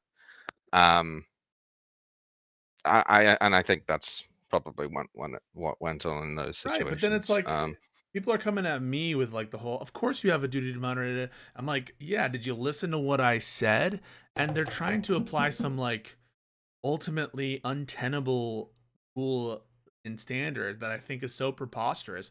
And it doesn't take a lot for me to just like do a little example to poke at it, and it just all comes crumbling down. And so yeah, maybe it's tough to deal with in the moment, but then don't come into a conversation with some half-baked standard that is not applicable. Or when they come at me, here's another thing, right? Which is one of the sorry, I'm autistic. They come at me, they're like, dude, you don't know any of the facts. You don't know that Denham's didn't specifically encourage her community to do CPS. And I'm like, no, because I haven't seen that shit. And then they produce some bullshit that isn't that, and they try to reconstruct a way that they can justify their initial claim because their ego doesn't let them back down. That just and there was no more delicious moment than the celebration part of it, where it's like, you just made a claim of celebrate. It kind of feels like they think I forgot the claim, and they say it, and they like, you all just read those chats, right? That's not celebration. Can we agree on that? And then there's never an acknowledgement. There's never like if I get proven wrong on something in the moment, I understand that many people think I'm hard-headed and stubborn. I am, but if I were to do that, like produce a bunch of like messages that aren't celebration, I would be like, yeah, you were right. I did have one bone to pick with you on that Denims thing in the Destiny chat. Yeah. Do you acknowledge that there's a difference between condemn and not condone? Dem and not condone. Difference in what? In meaning of those concepts? Yes, because it felt like you were treating those both as similes, which they are very much. I think that condemn has a harsher connotation, but I don't view the concepts as different. I understand. So one is active and one is passive, right? So if I don't condemn something, I'm like, oh, sorry. If I condemn something, I'm like, that is disgusting. You're terrible. You're the worst thing in the world for doing it, right? That's condemnation. If I'm not condoning it, I'm just like, well, I don't support that action. Those are fundamentally vastly different things. Like one the absence of support and one is condemnation. Yeah. So And I think you didn't really appreciate that difference. In the context of, see, people accuse me of being literalist, and I'm not a literalist. I'm not encouraging hyperliteralism, but yeah, people in America, I don't know about Britain, who hear the following words, I don't condone this, I never have, like that, people understand that to be expressing moral disapproval at an action. Agreed? Now, I understand that literally saying I do not condone this action means I don't approve, and I don't approve doesn't mean disapprove. That's what I understand, like the literalist interpretation would demand. I Sure. am not a hyperliteralist, and so when someone says I don't condone that, I never condoned it, what people understand from that is expressing moral disapproval at an action. If someone says I don't condone sexting, right? So I kind of disagree. So Oh, really? I think so I think people can see it that way, and I also think it can be meant that way. But I think in many situations it is a weasel word, a weaselly way of saying or given the appearance of condemnation without condemning. It's something politicians would do a lot, and it's very, very deliberate. Like you would very deliberately choose that word as opposed to condemnation. It's so I think it depends. I'm not saying you're wrong, but they are used differently. When you say I don't and condone CPS deliberately calls, differently. so what do you think is the best interpretation of what you meant there? I don't condone CPS calls. I never have. My interpretation of her saying that, it was just saying she didn't support people calling CPS. Yeah, but in virtue of what? In virtue of her belief of what? But that is a different. That is a different. Why? That's, Why do you think she's? Why would she say? Why would she say I don't condone it? Because she doesn't support it. Right. She doesn't support I'm not it. saying she's lying. Right. But that is why wouldn't she support it? Because she thinks it's morally wrong. That's what people. That's what everyone but listening that's to different, that gets. right? No, I understand that. No, but so you're accusing me of being autistic. I'm not disagreeing with that. You're accusing me of being autistic. I'm autistic. I'm autistic. Okay, but the vast majority of people. So I'm not disagreeing with that. The people to who be hear clear, that. I'm not disagreeing with that. But that is pretty unambiguous. Different. It's unambiguous. It's unambiguous that she doesn't support it. Yes, but that is also unambiguously different from her condemning it, which is a more active way of not supporting it. In denotative terms, by which we mean the literal, the notion of not approving is literally different than disapproving. We agree on that, right? Yes. Okay, but that's not what was communicated, because we don't live in hyperliteral. I guess worlds. It depends how literate and literal you think Denims is as a person, which I guess I don't know. Any person in response to that kind of situation, I say, I don't condone murder. I or something like this. I don't condone political violence. Normal people hear that as a condemnation of political violence. No. Well, maybe I'm not normal. No? If for example, a MAGA Republican said, I don't condemn political violence, I don't condone political violence, I would take that very differently from the same politician saying political violence is abhorrent or doing any other active condemnations. And a MAGA Republican would do it deliberately to not, get the wrong impression to their base, which they're trying to support, while also being. Oh, she did also say this. She said she respects Ethan as a father, that he doesn't show his kids around, and that CPS should be saved for actual cases of abuse. Yeah. So based on the entire statement, it's clear she's condemning it. She's expressing moral disapproval that the CPS call happened. Yes or no? This is why I do this, because you're being weaselly right now. Of course she is. No, I think she was being a little bit weaselly. No way. Okay, based on the whole statement? No, not based on the whole statement. I think she genuinely. Okay, this is another thing. I respect Ethan as a father. I people, like that he does. People can mean multiple things at the same time. That it's not everything has to be an either or. It can be a nor or an or. Rob, nor. You know? No, can you just stick to it? See, like, okay, here it's just very simple. I think she does mean what she said, but I think she also deliberately chose words that weren't as strong as they could have been. Is that fair? You don't have any proof of that. No, sure. I'm just telling you. I'm just telling you what it felt like when I heard the statement, and that's what it feels like. And that's not because it's her. That's what I would feel like. I mean, unless we're No, like, no. If it's what I would feel like if it's Destiny pretty much said, anyone. It depends on the. hang on a second. So college will be on. if Sure, Piers sure. Morgan says, hang on, Destiny, I saw what you said. So you support this violence, do you? And he's like, no, stop. I don't condone political violence. Would you say that's a condemnation? No, I wouldn't. Oh No. my god. Will you acknowledge that most people listening to it will understand that to be responsive in a condemnation? I don't know. You'll have to poll the chat. I mean, like I said, I'm autistic. You're giving I'm me autistic. Okay, yeah. All right. So I see things in a very. I do think my default is literal, right? And then I have to work my way out from there. So I accept I might not be in the norm with this. I do accept that. That's fair. You might be right. All right, chat. I'm not doing the official but poll. that's how it feels to me. All right, this is the unofficial poll. All right. One of you think that the full statement shows that it was a condemnation. In other words, expressing disapproval. Two is she was being cagey and just saying it that she didn't approve of it. What do you think is the better read of that statement? I don't condone it. I never condone it. I think Ethan's a good father, etc., etc.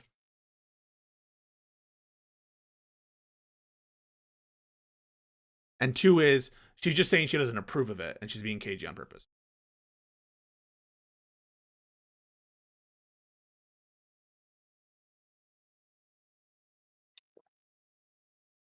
I bet this is 100% political lines.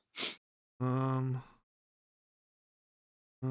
have ones, some ones. I saw a few twos.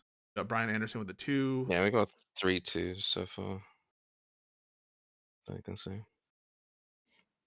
Yeah, ones have it definitely in this chat. I just think that like, if this were just think of it like a politician, right? They're like, sure. Hey, Joe Biden, why are you supporting, I don't know, some horrible sex offender or something? I don't condone sex offense. I never condone it. I respect these women. I've always respected women. I don't condone it. People would see that as a condemnation. Now, is it literally the same thing as saying I disapprove? What language do you think most politicians would use in that kind of situation? Would they say I don't condone, or do you think they would more actively condemn? Because I feel like most politicians would probably more actively condemn. I'm not or like most people used to public speaking in public life, I feel like they would make more effort if it's something that obviously, bad or evil or whatever. Got it. Okay, my pathology. Back to that. Okay. You were saying. So you got off track. Where was I? Yeah. Yeah. I just think you could have a more productive discussion with people like Hutch if you started with the your thesis and then worked backwards from that. I'll give that started with your thesis, confirmed his thesis, and then you work your way to the middle, right? You work your way to a place of agreement, and maybe he comes all the way to you, maybe he doesn't, and it should be fine either way. You should be able to disagree but understand it why. That would be the most likely ideal outcome, because you're probably not going to convince Hutch to fully agree with you on this one. But yeah, I don't think that. I think that would feel more satisfying as well. I think people have seen how I've been treated, accused of being like a tanky and all this shit, and no, that's all bullshit. Yeah, and that's very frustrating. And yeah, like, I can. Yeah, my sense is that there's a social penalty being paid by libs stand on business. It's the same one that I paid for saying that stop the global entry thing was wrong and information. And it really does seem like team sports, and I think that explains 95%. Yeah, I mean that's 95% of everything. Like team sports. Even though there's like, literally no evidence. Of politics is team sports. And also they were like saying I'm grifting to snarkers to try to defend snarkers, and what the fuck? Like, what do I care about those people? Okay, I'll give you my perspective. Yeah. Okay. I think you are well-meaning. I think you are liberal. I think you do mean what you say, 100%. I believe in your intentions of having these discussions. I think you're probably spending too much time on a discussion that really isn't Yeah, I gotta move on. that useful. It's fucking up my at other the end of the day. engagements with Ryan Mullally and other people. So, But I don't think it's fair to say I you started are something a different today. tanky I or started anything something else like different. that. It was a mistake. No, but that No, I saw you did that a is the smear. The smear legal is summary that stuff. I'm a tanky. I'm trying to appeal to snarkers and shit. Dude, Yeah. what the fuck? So I did have a question. Yeah. So assuming are we in agreement with how Ethan perceives the situation? Like, are we in agreement that Ethan perceives Hassan and Denims and that snarker orbit are doing a lot of shit, and he can't do it? He has no legal recourse, and like all this Yeah, crazy I shit's think happening. that's We agree with exactly. that. I think that's Okay. exactly why he set the trap. It explains everything, right? So my narrative explains literally everything. No, but my question. Oh yeah. I agree with your take that it's not about copyright, 100%. My question is, what would you do in that situation yourself? Not set a copyright trap. Try to. Okay, not what not what you wouldn't do. What would you do? Like, and it's been everything's the same. It's been going on for a I don't year. know. Like, look It's at me all right now, right? So assuming it's bullshit.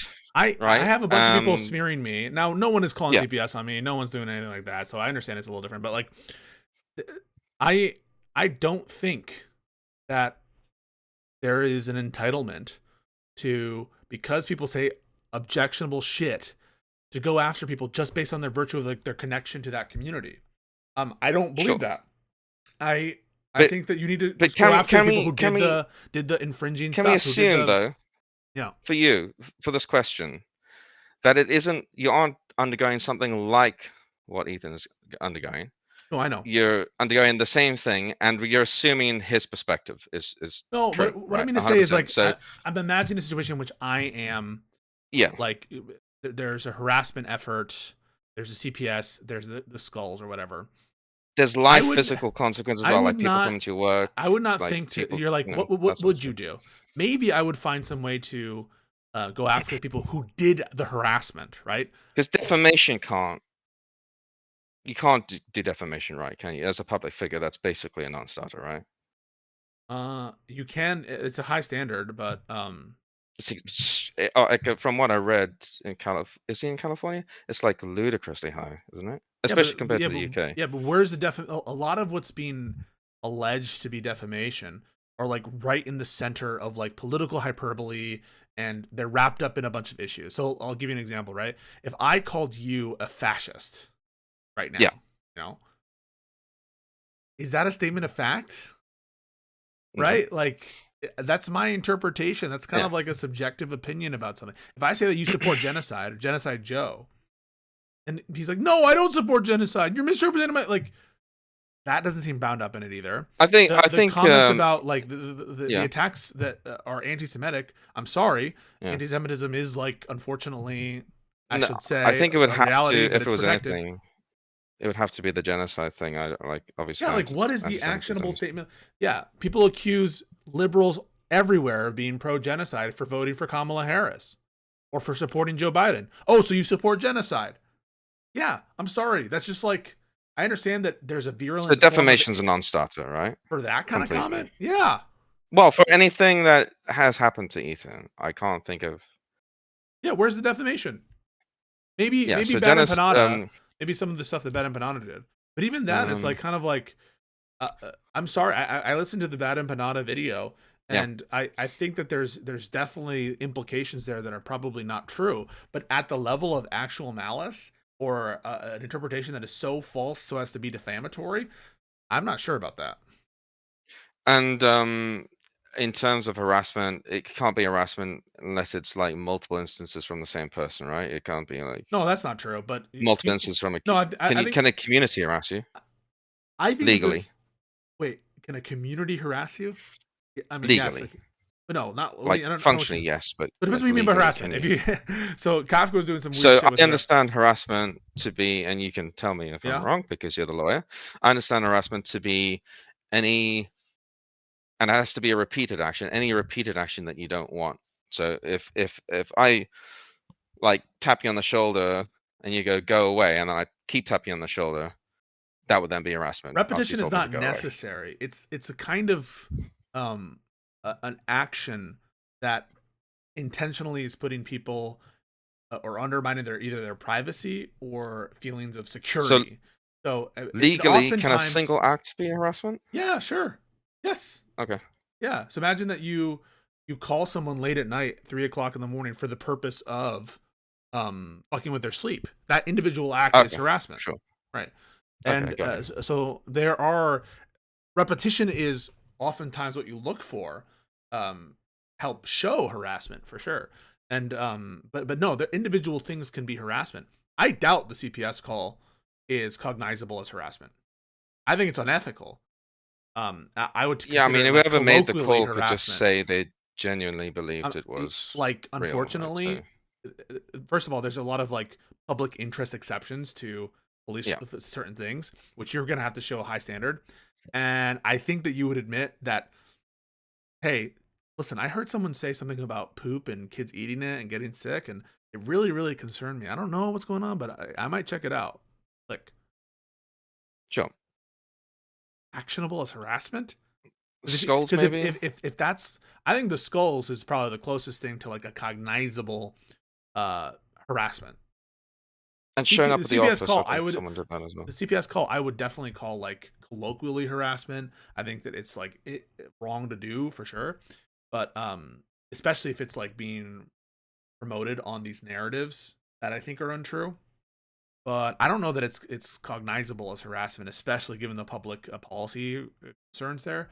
The skulls, I think that that's going to be more clear cut.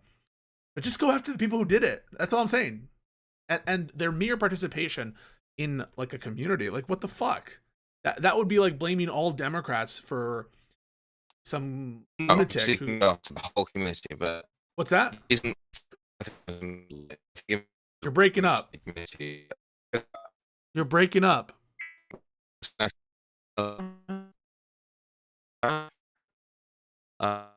you guys hearing him? He's breaking up.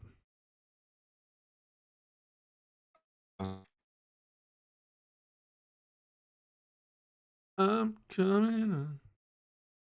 I want the world to.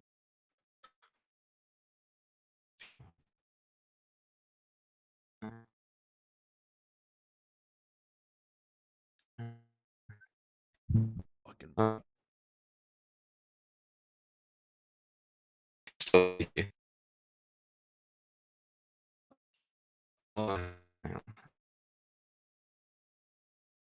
That better? Your shit's fucked.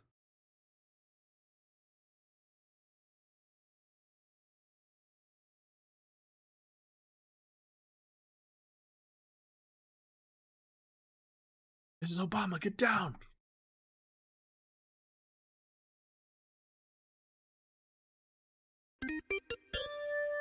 I know, but I'm getting like this.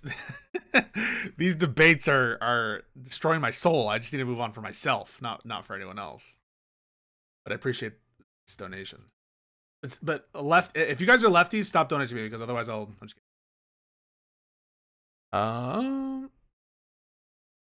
I'm coming up. If you were in hell and had to argue topic for attorney, would you pick the Ethan lawsuit or the American moral proposition or the Hassan detainment?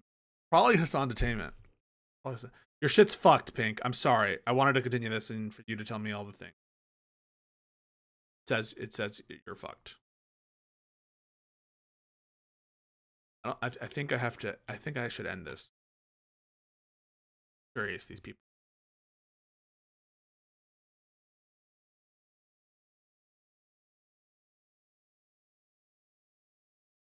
Yo, what up?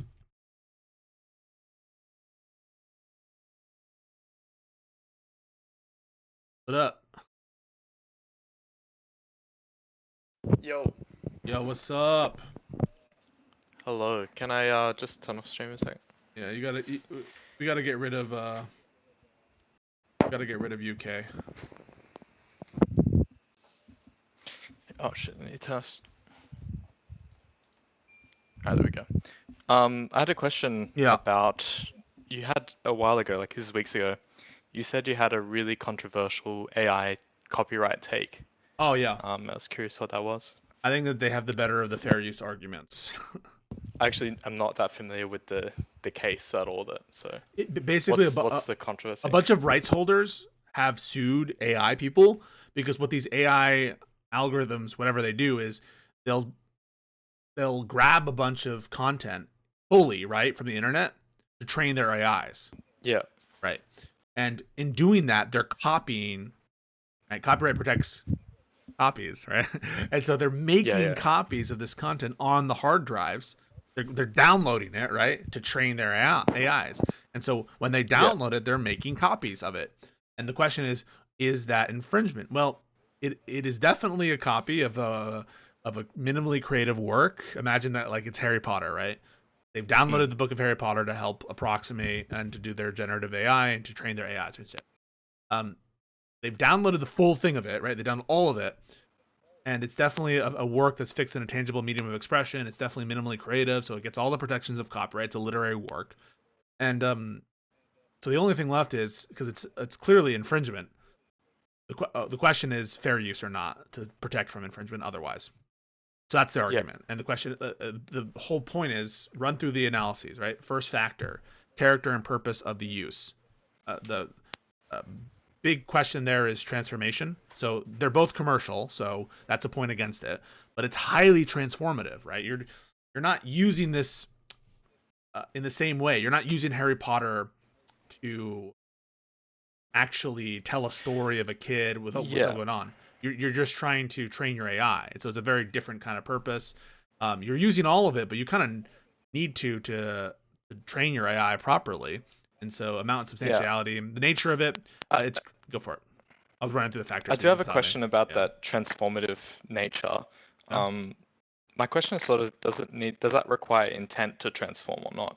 Like say I left the Harry Potter book in a puddle and it just got, absolutely thrashed and destroyed. Like it's not recognizable as Harry Potter anymore. And then I went and sold that as another product. But I had no intention of, leaving that out. Leaving this Harry Potter book to get, destroyed in a puddle. Are you trolling me? No, I'm not trolling. I'm seriously Okay. asking. So you bought a Harry Potter book, right? Yeah. You haven't made a copy of it, so there's no copyright issue.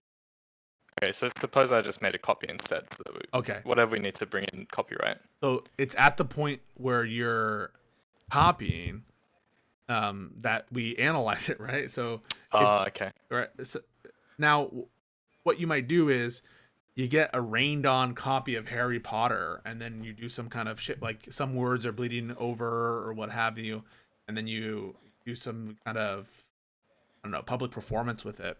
Yeah, that's probably but think about it, like transformation doesn't deal with like physical transformation, and it's not to your the fundamental thing you're asking is, does intent matter? And the answer is no. It's an objective inquiry. Okay.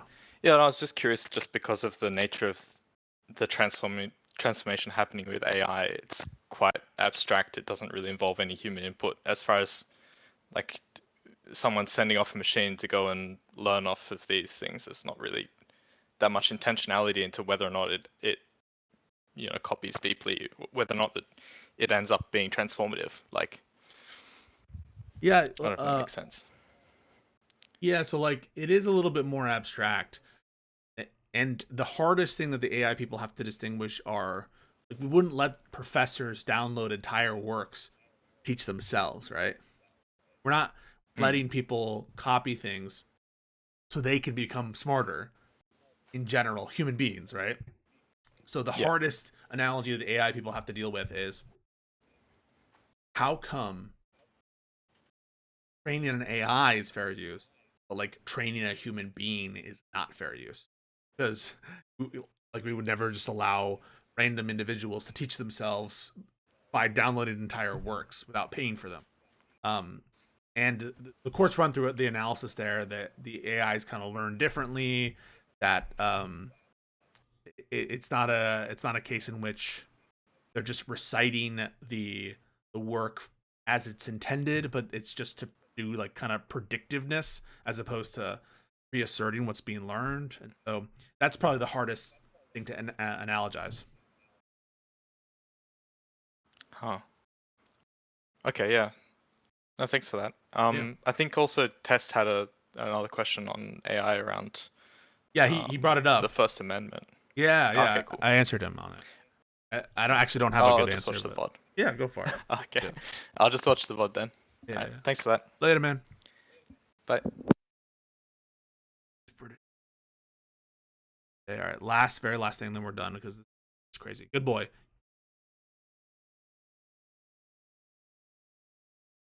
Hit me with your best shot. Hey, how's it going, brother? It's going well, bro. How are you? Good. Just want to break you from your trance. Apparently, you've been hypnotized. Yeah, I have been. Yeah. Sorry about that. Well, happy holidays. You as well. Merry Christmas. Yes, sir. Jesus is king. So you know what I'm here for. To talk about my shit, my thing, my reforms. Oh, I haven't gone over them though. It's okay. Yeah. So I think I just want to make clear a little bit that maybe some of the ways that I've talked about these things may have given you the wrong impression about like where I'm coming from on these reforms. I don't want you to think that I'm like I can't speak partisan. Like I have to speak a little bit vague about a lot of this stuff, but it does come from a more of a progressive attitude. So Okay. just to make that clear, some of it is like a democratic, not democratic, but democracy pilled sort of push. So like I've talked about the expansion of the House, but I wanted to give you like an option today just to see if you are interested in talking about it. Yeah. Like which reform you might be more interested in talking about, because I haven't talked about the executive reform. But if you're more interested in the unified Supreme Court idea or the trifactional Senate, I could go with either one of those. I'm most interested in the executive because I've heard inklings of the Senate idea that you have. I've heard inklings of the court idea. I haven't heard so much about the executive, and it's the branch I'm most concerned about. And so that's what I'm very interested in hearing. And we should like set a time to talk about it and give me time to read it. Sure. Yeah, my difficulty is I live in a radically different time zone than you. So How radical are we talking? I'm like the other side of the planet, radical. Are you in New Zealand? Are you in Japan? Southeast Asia. Speak somewhere. a language. So, Or you're with our good friend Legal Mindset. I don't know where he is. So Oh no, you don't have to tell me. I'm not too. You're good. You're good. Yeah. Don't worry. Yeah, I'm not too ingratiated in the streamer world, so Yeah, don't. Only have time to listen to a couple of you guys, but I can give you the broad strokes and leave you. I know you got to go to bed, so I don't want to keep you up. So the general idea for the executive reform, and this kind of borrows from some stuff that they argued about in the constitutional conventions. And I've been kind of flip flopping a little bit, but have you heard that in the original constitutional conventions they argued that, well, like one guy I think was arguing that they should have pardons be approved by the Senate. Yeah. Have you heard about that? I didn't know that specific thing occurred, but I would certainly see that as a vast improvement. Yeah, probably. And that could undercut a lot of the reforms that, not a lot of them, but the executive reforms that I'm about to propose. But the first and I think most obvious one would be that presidents can't pardon themselves, and that they should be subject to, being answerable to the judiciary. They at most can get like a presumptive immunity something like that, something along those lines. I would sooner get rid of all immunity, but I agree that's an improvement. I don't think that Yeah, you should and I don't agree they currently can pardon themselves, but making it explicit would also be an improvement. right. And to keep with my radical reforms, I would institute 2 permanent councils in the executive. One of which would be titled the Prerogative Council. It's 9 members. They're all elected or appointed in some manner consistent with like the way that the president is elected. And then the other one would consist of military officers that are, it's like ex officio. They're, they become part of the council as soon as they take on the role of, say, senior legal uniformed officer or chief, the chief officer of, say, the Navy or something like that. Now, the first council, the Prerogative Council, they're a veto council. The only thing they can do is just review materials that go around in the executive branch, and they can veto specific actions by the president. Veto actions And by the they're an president? yeah, very specific actions, like, say, for example, the use of the military to do civil law enforcement, right? So they review, is this is an acceptable case of like using the military in this circumstance? No, then you can't do it, right? Or say impounding funds, for example. Well, the way that this reform would work, it's like, it's not saying that the president doesn't have the power to do these things. It's just like a quicker response when he does do these things, if that makes sense. So someone to second guess the president. Are they elected? Yeah. The Prerogative Council is elected, and then the Command Council is just ex officio those military members. Yeah, but if it's And ex officio, then who promotes them? President, I'm presuming. that's right. Yes. So, and the reason, so that council, their main power is just to veto the veto council in cases of, like, say they make a decision that the president can't do something militarily, like strike some hostile or some nation abroad or whatever. They will say, no, no, no, we support the president in this case, and by Bezos. yeah, so it's basically sort of like a backup for the president, based off of his picks, to say we support the president in this case, based off of our military decisiveness or whatever. And that's just like, to give the president a backstop. And there are other things that it can do, but yeah. I'm interested to see the full version of it. My initial reaction, I'll give it to you, is Mhm. I like the reforms to. Well, it's not exactly how I would put the pardon reform and the immunity reform. I would phrase it a little differently. But Yeah. they're both huge improvements to the current situation. The councils, I'm less sure about. I'm almost like, fuck, this is like more checks than the British Prime Minister gets. And so I'm not sure how I feel about that. I think, yeah, I think I'll need to see it. Yeah. I mean, it's centered around like quick action. So like that the president, because the way that it was designed for the unitary executive was for him to sort of be able to act quickly and be held accountable for a lot of things. And they were concerned that executive councils would sort of take responsibility away from the president, and he would be able to like hide behind them and stuff like that. And the way that it works in my model is just sort of like, it acts as like a break. It's like, if the actions are egregious enough based off of their long running assessments, then they can step in and be like, no. But they're oddly numbered so that the vice president actually can step in and act as like a tie maker, instead of like how he does on the Senate. So where he's a a time maker in tiebreaker. the Senate and in the different councils. Right. He's a time maker in the councils, yeah. Or in one council, yeah. All right, send it my way. But yeah, that's the idea. And let's Yep. schedule a time to talk about it, all right? Yep. Have a good night. All right, man. Have a good one. Ooh, motherfucker. You got me monologuing. You got me to forget about everything.